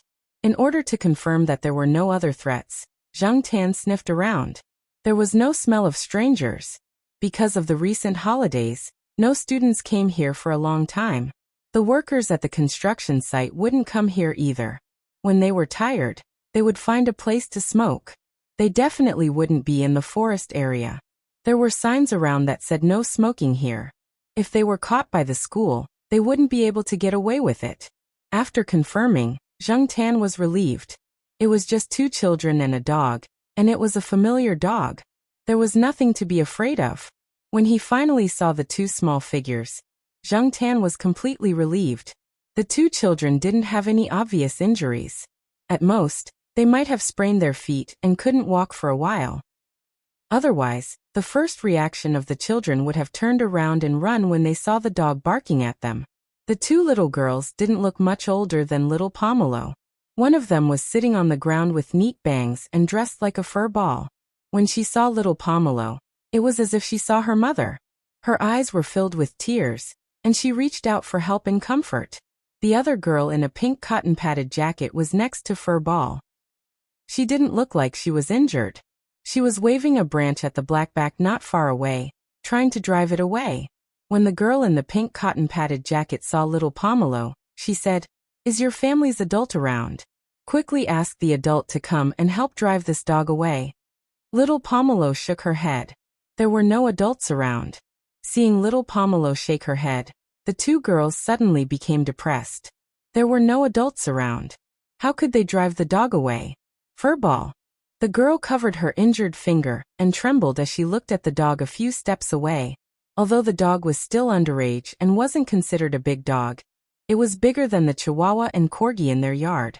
Looking at the sharp teeth in its mouth, it must be very painful to be bitten.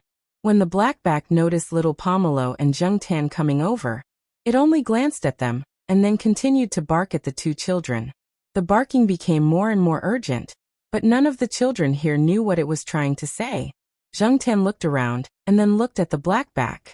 He noticed that the blackback glanced at the furball girl from time to time. It didn't focus its attention on the girl in the pink cotton-padded jacket, who was waving the branch. However, the threatening action of waving the branch really made it unhappy, so when it gradually became impatient, it became more impatient. If it were Niu Zhuangzhuang, would you dare to wave the branch at him? You would have rushed up and bitten him. Zheng Tan walked over slowly and came to the side of the furball girl. Little Pomelo wanted to stop him. In her mind, most cats and dogs could not get along well. The few in the yard were an exception. After all, they had known each other since they were young. There was not much hostility between cats and dogs.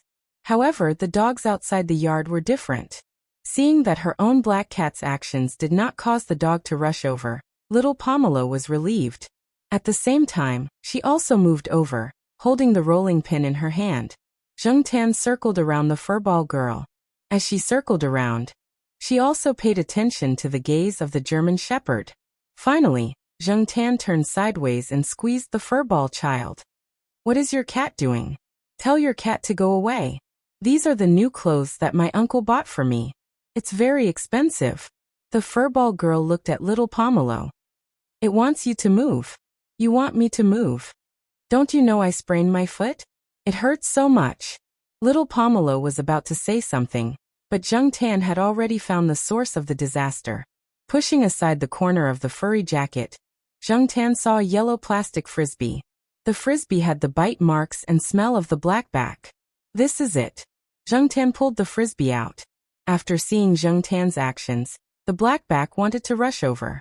However, the pink jacket knocked it back with a branch, causing it to bark even more fiercely. "You're squashing something," little Pomelo reminded. The furball girl looked around suspiciously, then tried to move a little. At this time, Zheng Tan had already pulled the frisbee out. He raised his paw and the frisbee flew out. Seeing the frisbee, the blackback didn't care about the three people here. Before Zheng Tan could hit the frisbee, it started wagging its tail. When the frisbee flew, it ran away happily. When the frisbee was about to hit the ground, It jumped up and caught it. Then, with the frisbee in its mouth, it walked towards the construction site. The owner of the blackback should be walking around the construction site. The construction site was more noisy. No wonder the owner didn't hear the roars here. Otherwise, he would have started whistling. Seeing the dog run away, the three children let out a long sigh of relief. The pink jacket didn't care about the dead leaves and mud on the ground and directly sat down. The alarm was lifted and the source of the disaster was found. The two children talked a lot more. The furball girl even apologized to little Pomelo. She was quite sincere. She was a good child who knew her mistakes and could change. This child's temperament was not bad. Zheng Tan climbed up a nearby tree. He didn't stay with the three children. Because the pink jacket kept wanting to touch him, Zheng Tan turned and ran. He didn't let her touch him. Little girl, your hands are still sticky with mud. The furball girl was talking about their previous experience. Today, the adults had gone shopping to prepare for the new year. The two of them were bored at home, so they came out to play. They were classmates and from the same family compound, so they had a good relationship. When they heard that there was a plum blossom forest here, the two children came by themselves. However, they didn't expect to trip on the exposed roots. They sprained their ankle and couldn't get up for a while. She was wearing thick clothes, and her attention was attracted by the pain on her body, so she didn't notice the thing under her butt. The pink jacket took out a small packet of tissue from her pocket and wiped her hands. She also let the furball girl wipe her wound. The furball girl originally wanted to find some snow to wash her wound, but she found that the snow had almost melted. There was only a thin layer of white around her. There was some black dust and other debris on the snow. She didn't feel safe using that to wash her wound. Therefore, after wiping her fingers with the tissue, the furball girl looked at her finger that was still faintly bleeding and stuck out her tongue to lick it. Zheng Tan and little Pomelo. Seeing little Pomelo looking at her in surprise, the furball girl taught her seriously. I once heard from my uncle that the saliva of a mouse contains a protein called nerve growth factor. Applying this protein to your wound will heal twice as fast as if you don't apply it. After saying that, she glanced at little Pomelo proudly, which meant, look at how awesome I am, knowing so much knowledge. Zheng Tan and little Pomelo. Idiot? The pink jacket girl looked around, as if the surrounding scenery was very charming. She acted as if she didn't hear the conversation. There's this in human saliva too? Little Pomelo asked. The furball girl paused, then said confidently, even if there isn't, it will still be useful. Trust me, it's right. The pink jacket girl continued to look at the surrounding scenery, and she became more serious. Little Pomelo sighed, took out a small box from her backpack, and handed it to the furball girl. Zheng Tan looked at it. It was a first aid kit. After Jiao Ma was discharged from the hospital, she had prepared a first aid kit for everyone in the family. Jiao Yuan and Gu Yuzi always had a small first aid kit in their backpacks. The things inside were all obtained from the affiliated hospital, so they didn't have to worry about using it. What's this? The girl took the first aid kit, opened it, and said, oh, I also have a first aid kit in my room, but I've never used it before. Her first aid kit was completely placed in her room as a decoration, and she had never thought of using it. When Zheng Tan took out a disinfectant wipe to wipe her injured finger, the girl screamed nonstop. It was so noisy that Zheng Tan wished she could plug her ears with her hands. When she was applying the band-aid, the girl felt that it would definitely hurt if someone else did it, so she used her other hand to apply it, which made it even more unbearable. Anyway, it wasn't a big wound. Many people couldn't be bothered to treat such a small wound. Besides, she would be going home soon, and her family would definitely treat it again when she got back, so the other two didn't say anything. You're the second-year student who speaks English better than Chinese? The furball girl finally remembered and asked. She had felt that the girl in front of her looked familiar. Once, a classmate told her that there was a second-year student who spoke English better than Chinese, and they went to take a look. They thought it was a foreign child, but they were disappointed and didn't pay much attention to it. When she first saw little Pomelo, she didn't pay much attention, but now she remembered. Yes, I remember your name was Pomelo or something. The pink jacket girl finally stopped looking at the scenery. Little Pomelo pursed her lips and said, my name is Gu Yuzi. I'm Ulisha, third year class 3. She's Xie Xian, the same class as me. We're 1 year older than you. If someone bullies you in your class, you can come to us. We'll support you. The furball girl Ulisha raised her fist and said, Yes, you're welcome. You helped us this time. If you have any trouble, you can come to us in third year class 3.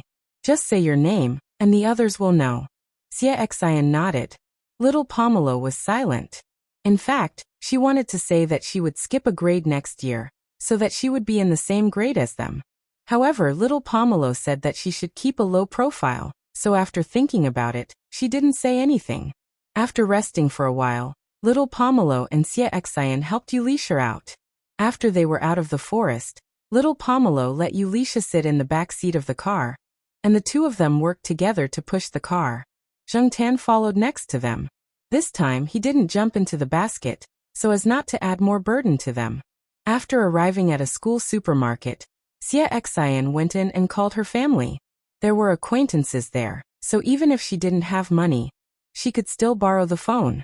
After the phone call, Ulisha and Xie Xian sat in the supermarket and waited for their family to pick them up. Little Pomelo drove Zhengtan home. The next day, Ulisha's parents came to thank them and brought a lot of gifts. Xiaoma didn't care about the gifts. What she cared about most was that little Pomelo could make friends. The children in the East Side compound basically didn't come to play with little Pomelo, unless they were brought by Jiao Yuan.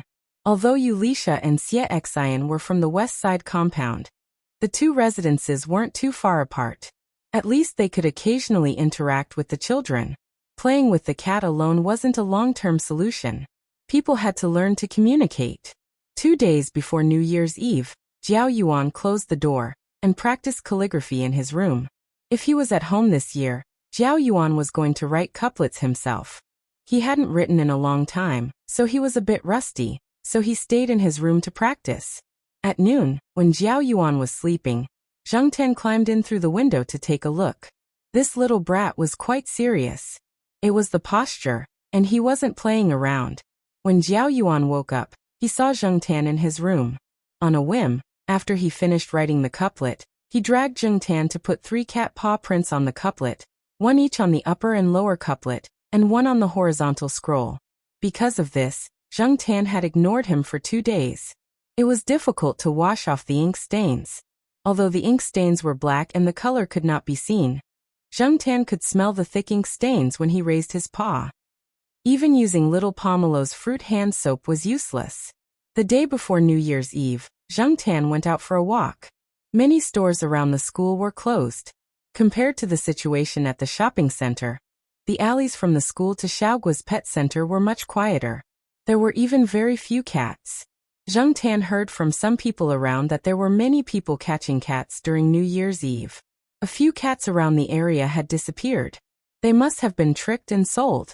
When he was walking, Zhengtan saw Li Yuanba patrolling the streets. Beside it was Peanut Candy.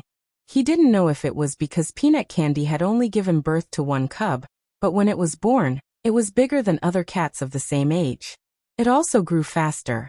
Now it was much bigger than other cats of the same age, and it fought fiercely. Chapter 45. Chinese New Year's Eve. Jiao Pa was in his bedroom, sorting out some theses and other documents on his computer. At the same time, he was also chatting with his foreign and domestic friends. Yuanzi had gone back to her hometown for Chinese New Year. His mother was alone in her hometown. This year, she had to accompany the old lady and pay respects to the old man. Fei Hang and Celestine were taking care of the company. Jiao Pa also helped out from time to time. However, when Zhengtan went for a walk a few days ago, she overheard Old Man Lan and the other professors talking about Father Jiao downstairs. Even though these retired professors were still influential, the news they got was always more reliable than other people's, so Zhengtan hid beside them and eavesdropped. Jiao Pa's reputation in the university was rising mainly because he had taught an excellent graduate student. Xian's performance at the Academy's annual academic meeting before the new year had been outstanding. He had already published a high-impact factor thesis in a foreign journal, earning him the undisputed first place in the annual meeting. Not many people in the entire school could compare to him. This had overshadowed the other two students who were also named first place in the academy. Now when people talked about Exian, they would definitely talk about Associate Professor Jiao. Without Associate Professor Jiao, Exian would not be who she was today. Everyone knew this. Therefore, Associate Professor Jiao's current momentum was comparable to the two young overseas professors that the university had recruited this year. Therefore, people in the university began to speculate when the Associate Professor Jiao would be removed from his title. After all, if Associate Professor Jiao continued to shine like this, the university would probably make an exception and promote him. In order to become a professor at Tsinghua University, apart from having an essay, there was another important condition that had to be met. That was, one had to have experience abroad. After Jiaopa graduated, he came to Tsinghua University with Jiaoma. Up until now, he had never done any research abroad. Jiaopa had been spending a lot of time in front of the computer recently. This was probably the reason. He was preparing for this overseas experience. After all, a full professor would receive more benefits than an associate professor in all aspects, and they would be able to work more freely. Zheng Tan nestled on the edge of the sofa, rolled, and changed his position to continue lying down. Due to the constant reports of missing cats in the surrounding area, Zheng Tan did not go out at night for the past few days. As soon as the sun set, Zheng Tan would curl up on the sofa and watch Super Warriors, with Jiao Yuan and little Pomelo. Although it was rather boring for Zheng Tan, it was not unbearable. She lay on the sofa and thought. When she was tired, she slept. When she woke up, she was ready to eat. After a few episodes, Jiao Yuan went to change the discs. Zheng Tan was not interested in the content of the cartoon. He had seen it before and did not want to watch it again. Moreover, from the perspective of an adult 10 years later, the cartoon was very childish. What Zheng Tan was thinking now was, if Jiao Pa went abroad for 1 or 2 years, what would happen to his family?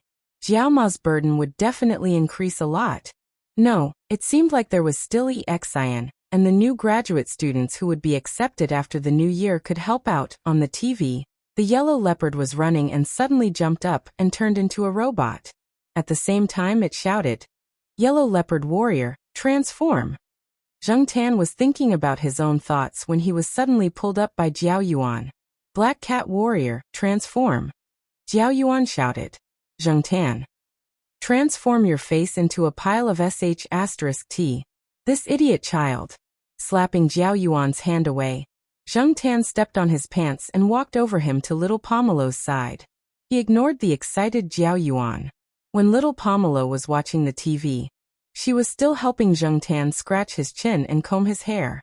Due to the city's ban on fireworks, it was rare to hear firecrackers in the city. Without firecrackers, there would be no New Year's atmosphere. It was as boring as cooking without salt.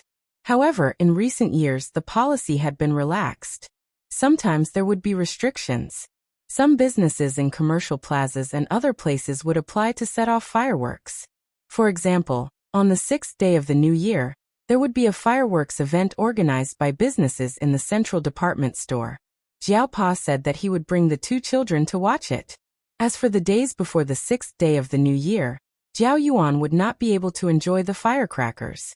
Chu Xiangyang next door had gone to his parents' place to celebrate the new year. He probably would not come back until the new year was over. When he left, he took a few boxes of things with him, all of which were computers.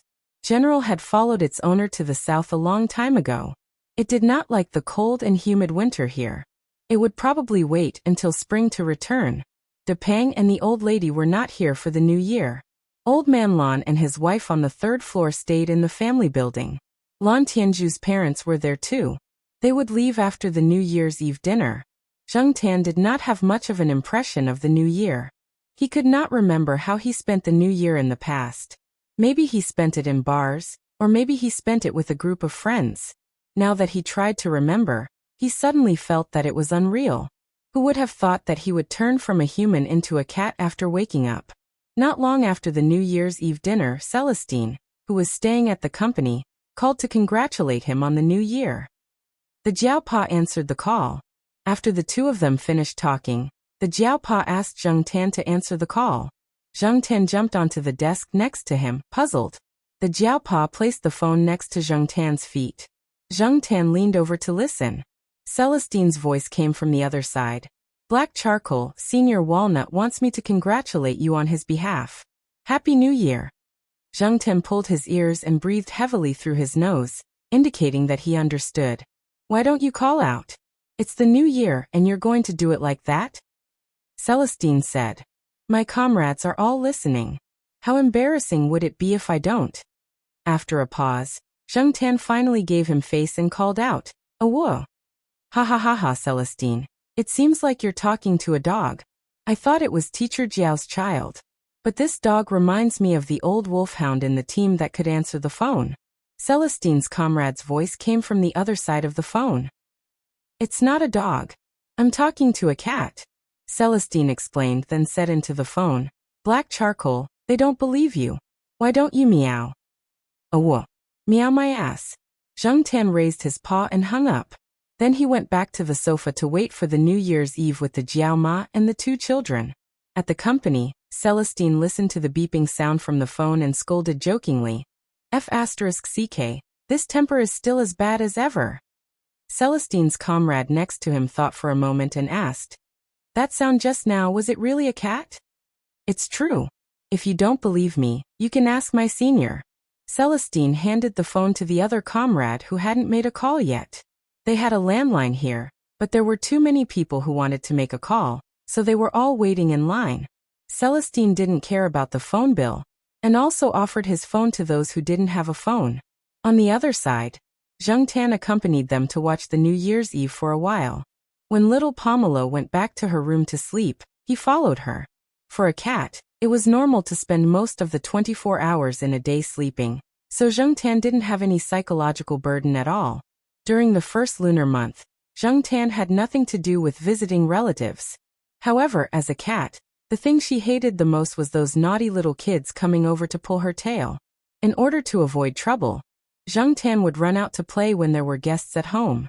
On this day, Zheng Tan didn't wander around the campus for long. He walked towards the pet center where Xiaogua and the others were. Xiaogua and the others stayed there for the New Year's Eve. There were also some employees in the pet center who didn't go home to have New Year's Eve dinner together. On the first day of the first lunar month, they continued to take turns to take care of the pets who were in foster care. The pet center's business was very prosperous this year. Perhaps because the scale of the pet center was larger, it felt more trustworthy, and the quality of the pet center had soared a lot, especially the effect of the advertisements. Many people from other provinces knew about the store Mingming in Chuhua City. They knew that the store's cat food was very good, and the advertisements were very attractive. But so far no one knew the identity of the black cat named Black Sea in the advertisements. The owner of the store, Xiaogua, said that it was a trained cat that was hired. Some people believed it, and some people were skeptical. Zheng Tan didn't go directly to the pet center. He walked around a few streets from the school to the pet center. While walking, Zheng Tan heard some people talking. The general idea was that a few people's cats had disappeared in the past 2 days. Among them was the black cat that used to fight with Zheng Tan. Without the cats, and with the goods that were closed for the new year, the streets looked a lot more bleak and lifeless. When Zheng Tan walked around, he met Li Yuanba, who was patrolling the streets with peanut candy.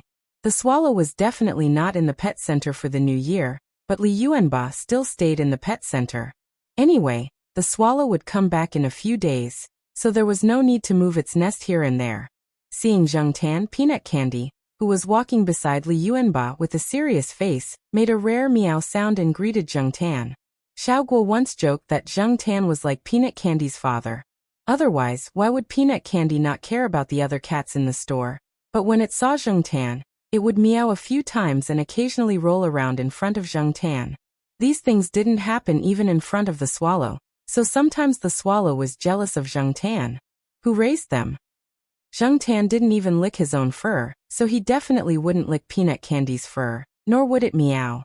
Zheng Tan didn't like to make a sound, because every time it made a sound, it would stimulate the nerves in its brain, reminding itself that it had changed from a human who could talk to a mongrel cat. However, in order to show its closeness to the younger generation, Zheng Tan would raise his palm and pat Peanut Candy's head. For peanut candy, it was used to Zheng Tan's way of greeting, so when Zheng Tan came close, it would lower its ears and extend its head to let Zheng Tan pat it. This child was teachable. Zheng Tan sighed with emotion. What an obedient kitten. It was much more likable than those little kids who only knew how to pull his tail. However, when peanut candy meowed, Zheng Tan found that the little guy's two fangs had grown a lot longer. It wasn't easy to notice them usually, but when it opened its mouth it could be seen. Zheng Tan had worked with kittens before in advertisements, so he knew how big and long the fangs of kittens were. In comparison, peanut candy had a lot of teeth. After greeting, Li Yuanba continued to patrol the streets with peanut candy, and Zheng Tan didn't walk with them. Zheng Tan wasn't worried that Li Yuanba would be taken away by the cat traffickers, and with it there, peanut candy would be fine. When they came to an alley in an old building area, Zheng Tan heard a lot of noise in front of him. Many people were talking about something. Zheng Tan was about to change his route, but suddenly he heard words like cat abuse, kitten, and so pitiful. There were a lot of people there, and Zheng Tan couldn't get close. Looking around, Zheng Tan climbed up the broken wooden ladder by the wall, and jumped from the wooden ladder to the surrounding wall. When he got close to the scene, he jumped to the balcony of a resident inside the wall. It was not easy to be found there, and it was convenient for Zheng Tan to observe the situation there. The door on the balcony of this house was also tightly locked, and there was a layer of dust on the ground. The owner of the house had probably gone out for the new year, and it seemed that there was no one in the house for a few days. This was the main reason why Zheng Tan chose this house. Zheng Tan stood on a flower pot with only soil and no flowers, looking over there through the gap between two pieces of cloth that were drying there. There were a lot of people around, almost covering the center of the incident. From Zheng Tan's angle he couldn't see much, but when there was a lot of shouting and pushing, Zheng Tan saw the situation on the ground through the gaps. There were 3 little tabby cats on the ground, less than a month old. They were lying motionless on the cold ground with blood on their bodies. Next to them was a big white cat with long fur. From time to time, it would go up and look at the 3 kittens on the ground, touching them with the tip of its nose. Then it would meow twice at the young man who was smoking and leaning against the wall 2 steps away. The sound sounded like crying to Zheng Tan, and each sound was very long, like a wail. The young man who was smoking threw his coat aside, revealing his arm with a dragon tattoo. It looked scary, and maybe that was why some people around him didn't dare to say anything. Previously, someone had said something a little harsh, and he was punched twice by the young man with the dragon tattoo. If it weren't for the people around him, he might have been punched even harder. A few of the older people standing around were also kicked twice by him, and were helped away by others. From the noise of these people, Zheng Tan got a general idea. This cat lived next door, but its owner's family moved away before the new year. They didn't bring it because it was too troublesome, not to mention that there was a litter of kittens that hadn't been weaned. As a neighbor, the man with the dragon tattoo said that he would take in these cats. The family was in a hurry to leave. Although they knew that this fierce neighbor was not easy to get along with, and the cats would definitely suffer if they followed him, they didn't say much in the end and left with their luggage. The tattooed man took in these cats with the intention of selling them for money in the future. As for the food that he gave the cats, he would give them some of his food if they remembered. If they didn't, it was fine. Not every cat had a strong stomach like Zheng Tan. Unable to eat the food, the female cat had to go out to look for food. When she came back, she saw the tattooed man throwing the kittens. Chapter 46. Without a corresponding animal protection law, moral criticism alone would not be able to quell public anger. In this era, it was not like 10 years later where things could be posted on the internet. However, even if it could attract more people's attention and criticism, it would not be enough to punish the abuser. What was the use of criticism? What was the use of moral restraint? Could it bring the 3 kittens back to life, or could it give the female cat a fair treatment? Neither. The tattooed man did not even have to pay a fine. Moral criticism was like fart to him, blown away by the wind. What does it have to do with you that I threw my own cat? Meddling in other people's business, are you all tired of living? The tattooed man pointed at the muttering crowd around him and roared. The act of hitting someone just now obviously made the crowd a little worried. Their voices were not as loud as before, and the people who came out to criticize him were beaten down. The muscles and tattoos on his body, coupled with his style, were obviously not easy to deal with. He might even kill someone. Hurry up and get lost. What are you doing in front of my house? Are you looking for a beating? The tattooed man pushed the people around him away, and the circle of people gradually left. As they left, a few aunties sighed softly, saying things like, "Sinful. That cat is so pitiful." In fact, there were many similar things. In this city, similar things might happen every day. For a cat, there was no relative fairness, not even an absolute protection system. The only thing it could rely on was a good owner. Or it could become as tough as Li Yuanba. However, living in this big city made of steel and mud, even Li Yuanba chose a nest and a swallow that would take care of and help it. What kind of life would a lone cat lead? Zheng Tin only knew some things from other people. Some people said that such stray cats could also lead good lives. However, after seeing the scene today, Zheng Tan had some doubts. There were definitely some that led good lives, but there were also some that led bad lives. The 3 kittens on the ground were finally cleaned up by an old man. He wrapped them in a towel and took them away. The big cat followed behind the old man, meowing as it walked. The tattooed man stood at the side and smoked. He sneered as he watched the old man clean up, and even flicked the cigarette butt over. Aren't they just a few stupid cats? Don't make a fuss. Bah. The tattooed man spat on the bloody ground, humming a tune as he walked away. Zheng Tan followed behind the old man. He watched the old man walk into a side door of Tsinghua University and bury the kitten wrapped in a towel in a small forest. After it was buried, the old man sat on the ground and panted. He looked at the big white cat that was circling around the place and reached out to stroke the big white cat's head. Although this place is a little far from the other side, the old building area will probably be demolished in 2 years. The buried things will also be dug up. But not here. This is a very good university. The environment is good, and the people are better. Live well in the future. Why don't you come with me? I don't live in that old residential area. I'll live around here. Although the conditions aren't good, it won't starve you. Zheng Tan did not know if the big white cat understood Sir System's words. It just stuck close to the ground where the kitten was buried, and lay there motionlessly. The old man wanted to pick it up, but it struggled and refused to move. The old man waited for a while, and then picked it up again. This time the big cat did not struggle. Zheng Tan squatted not far away and watched them. After they left, Zheng Tan was still squatting there. Nobody knew what he was thinking. His mind was a little messy, but it also seemed like he was not thinking about anything. When he came back to his senses, the sky was already dark. He moved a little. Perhaps it was because he had been squatting like this for too long. His whole body was a little stiff and cold. Zheng Tan took a few deep breaths and slowly moved his body. Only then did he become active and jog back to the East family compound. When Zheng Tan returned home, Jiao Pa was sweeping the floor. Jiao Yuan and little Pomelo were helping to clean up. Jiao Ma was washing the dishes in the kitchen. The house was filled with the smell of alcohol and strangers. However, seeing familiar people and smelling familiar smells still made Zheng Tan feel at ease. After crawling into little Pomelo's bed that night, Zheng Tan did not feel like sleeping. Little Pomelo next to him was already asleep. Zheng Tan's eyes were still open. He stared at the ceiling in the house, and did not fall asleep until 3 o'clock in the morning. However, he did not sleep well. He kept dreaming about what he saw today, and the 3 kittens lying on the ground. Zheng Tan dreamed that he was standing on the bloodstained ground, and looking at the tattooed man who was leaning against the wall and smoking a cigarette.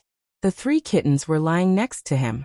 There was a circle of people whose faces could not be seen. Because of some of the scenes in his dream, Zheng Tan, who was dreaming, reached out his claws and scratched little Pomelo's quilt. The next day, Jiao Ma looked at the scratched quilt and said, "I guess black charcoal is dreaming about catching mice. But black charcoal doesn't look very good today." Little Pomelo pointed at Zheng Tan, who was listless on the sofa, and said. Jiao Yuan stared at Zheng Tan for a while, and then raised his hand to lift Zheng Tan up. Black Cat Warrior, transform. Zheng Tan was still listless. He did not slap Jiao Yuan's hand away like last time. He did not struggle and let Jiao Yuan play with him. Black Cat Warrior, transform. Jiao Yuan tried again, and saw that black charcoal was still the same.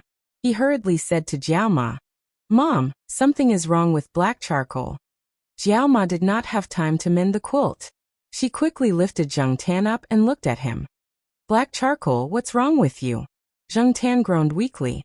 "Quickly call Xiao Guo and take black charcoal to see a doctor. Don't let him catch a cold," Jiao Ma said to Jiao Pa next to her. After the call, Jiao Pa rode a small electric bike and took Zheng Tan to Xiao Guo's place. The three people who stayed at home could not sit still. They went out of the east gate and called a taxi to the pet center. Hearing that Zheng Tan was sick, Xiao Guo hurriedly put down his work and went to his brother's clinic in person. He wanted his brother to take a closer look. Xiao Guo's brother carefully checked Zheng Tan's physical characteristics and said, "It doesn't look like it's sick. It's just in a bad mood." In a bad mood? Zheng Tan was indeed in a bad mood. He could not tell what he was feeling. He just felt depressed and anxious. In short, he was all kinds of irritable. It was fine when it went out yesterday. When it came back, it was not in a good mood. "I thought it was because it was tired from playing outside," Jiao Pa said. "What happened when it went out yesterday?" Xiao Guo was puzzled. Xiao Guo's brother thought for a while and said, "I heard yesterday that someone in the alley in the old building district threw 3 kittens to death. Was that the reason?" "What? What happened?" Xiao Guo asked. He had been editing photos in the studio yesterday and did not know what had happened outside. Xiao Guo's brother told him what he knew. Zheng Tan wanted to cover his ears. He seemed to see the scene in his dream again. The scene made him very uncomfortable and depressed. Zheng Tan sighed to himself. He did not expect himself to be so King fragile. Wasn't he always fearless in the past? Was it because he did not sleep well? Well, it must be because he did not get enough sleep. As she thought about it, Zheng Tan closed her eyes and fell asleep while the 3 people beside her were talking. After the 3 people finished talking, they looked at the black cat that was sleeping. They were speechless for a moment. Maybe it's because it did not sleep well? No one would be in a good mood if they did not sleep well, Xiao Guo said helplessly. After confirming that their cat was not injured, the Jiao family was relieved. When Zheng Tan woke up, he was already in the Jiao family. The sky was dark. "He's awake. He's awake," Jiao Yuan shouted excitedly. Little Pomelo was sitting next to him. Jiao Ma and Jiao Pa hurried over when they heard the noise. After sleeping, Zheng Tan felt much better. He ate a big bowl of rice that Jiao Ma had prepared for him. After eating, Zheng Tan stretched his body. The black cat that was listless in the morning was alive again. Okay. Hurry up and get dressed. It's cold at night, Jiao Ma said to the 2 children. What? Were they going out? Zheng Tan looked at the 4 people who were getting dressed. Mom, let's bring black charcoal with us, Jiao Yuan said. Jiao Ma did not answer immediately. She looked at Jiao Pa. Jiao Pa thought for a moment. Bring him with you. Use your bag. But there will be too many people watching the fireworks. You have to be careful. Okay. Watch the fireworks. Zheng Tan looked at the calendar. It was already the 6th day of the Chinese New Year. On the 6th day of the Chinese New Year, there would be many people watching the fireworks at the central department store. After packing up, the 4 Jiao family and their cat went out. As they walked, they bumped into some other people from the residential area. There were also some staff members from the Shi family area. Everyone smiled and greeted them. Jiao Pa was carrying Jiao Yuan's bag. Zheng Tan stayed inside and looked out through the zipper. There were many people walking towards the central department store. Almost all the people walking around were heading there. When they arrived, there were already many people standing in the square in front of the central department store. Jiao Yuan wanted to squeeze in, but Jiao Pa stopped him. They found a place to stand. Don't get too close. There's a lot of dust falling there, and it's easy to get hurt. It's not too far from here, Jiao Pa said. It was only 7 o'clock. There was still half an hour before the fireworks. They purposely came early to reserve seats. Jiao Pa chose a place close to the center. When there were more people, the outside would be blocked. There were a few high platforms around the square. The platforms were all blocked off, and there was a certain distance between them and the audience. Those places were where the fireworks would be set off. When it was almost time for the fireworks, Jiaoma took out a pair of glasses and masks and handed them to the two kids. The glasses were flat lenses to prevent the dust from falling into the eyes. The masks were to prevent the dust from falling into the eyes. The masks were to prevent the dust from falling on the eyes. Jiaopa carried his bag in front of his chest.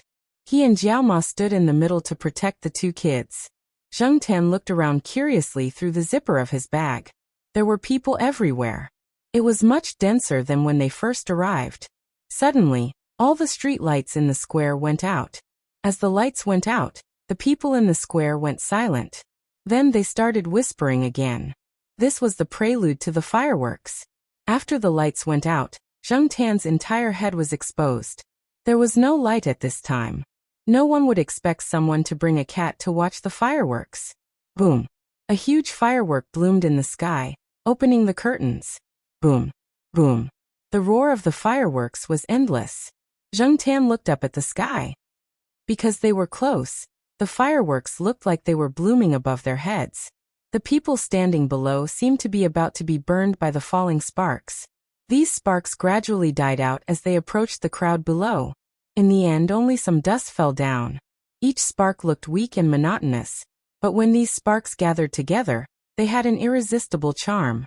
It was different from watching on TV, and it was also different from watching from afar.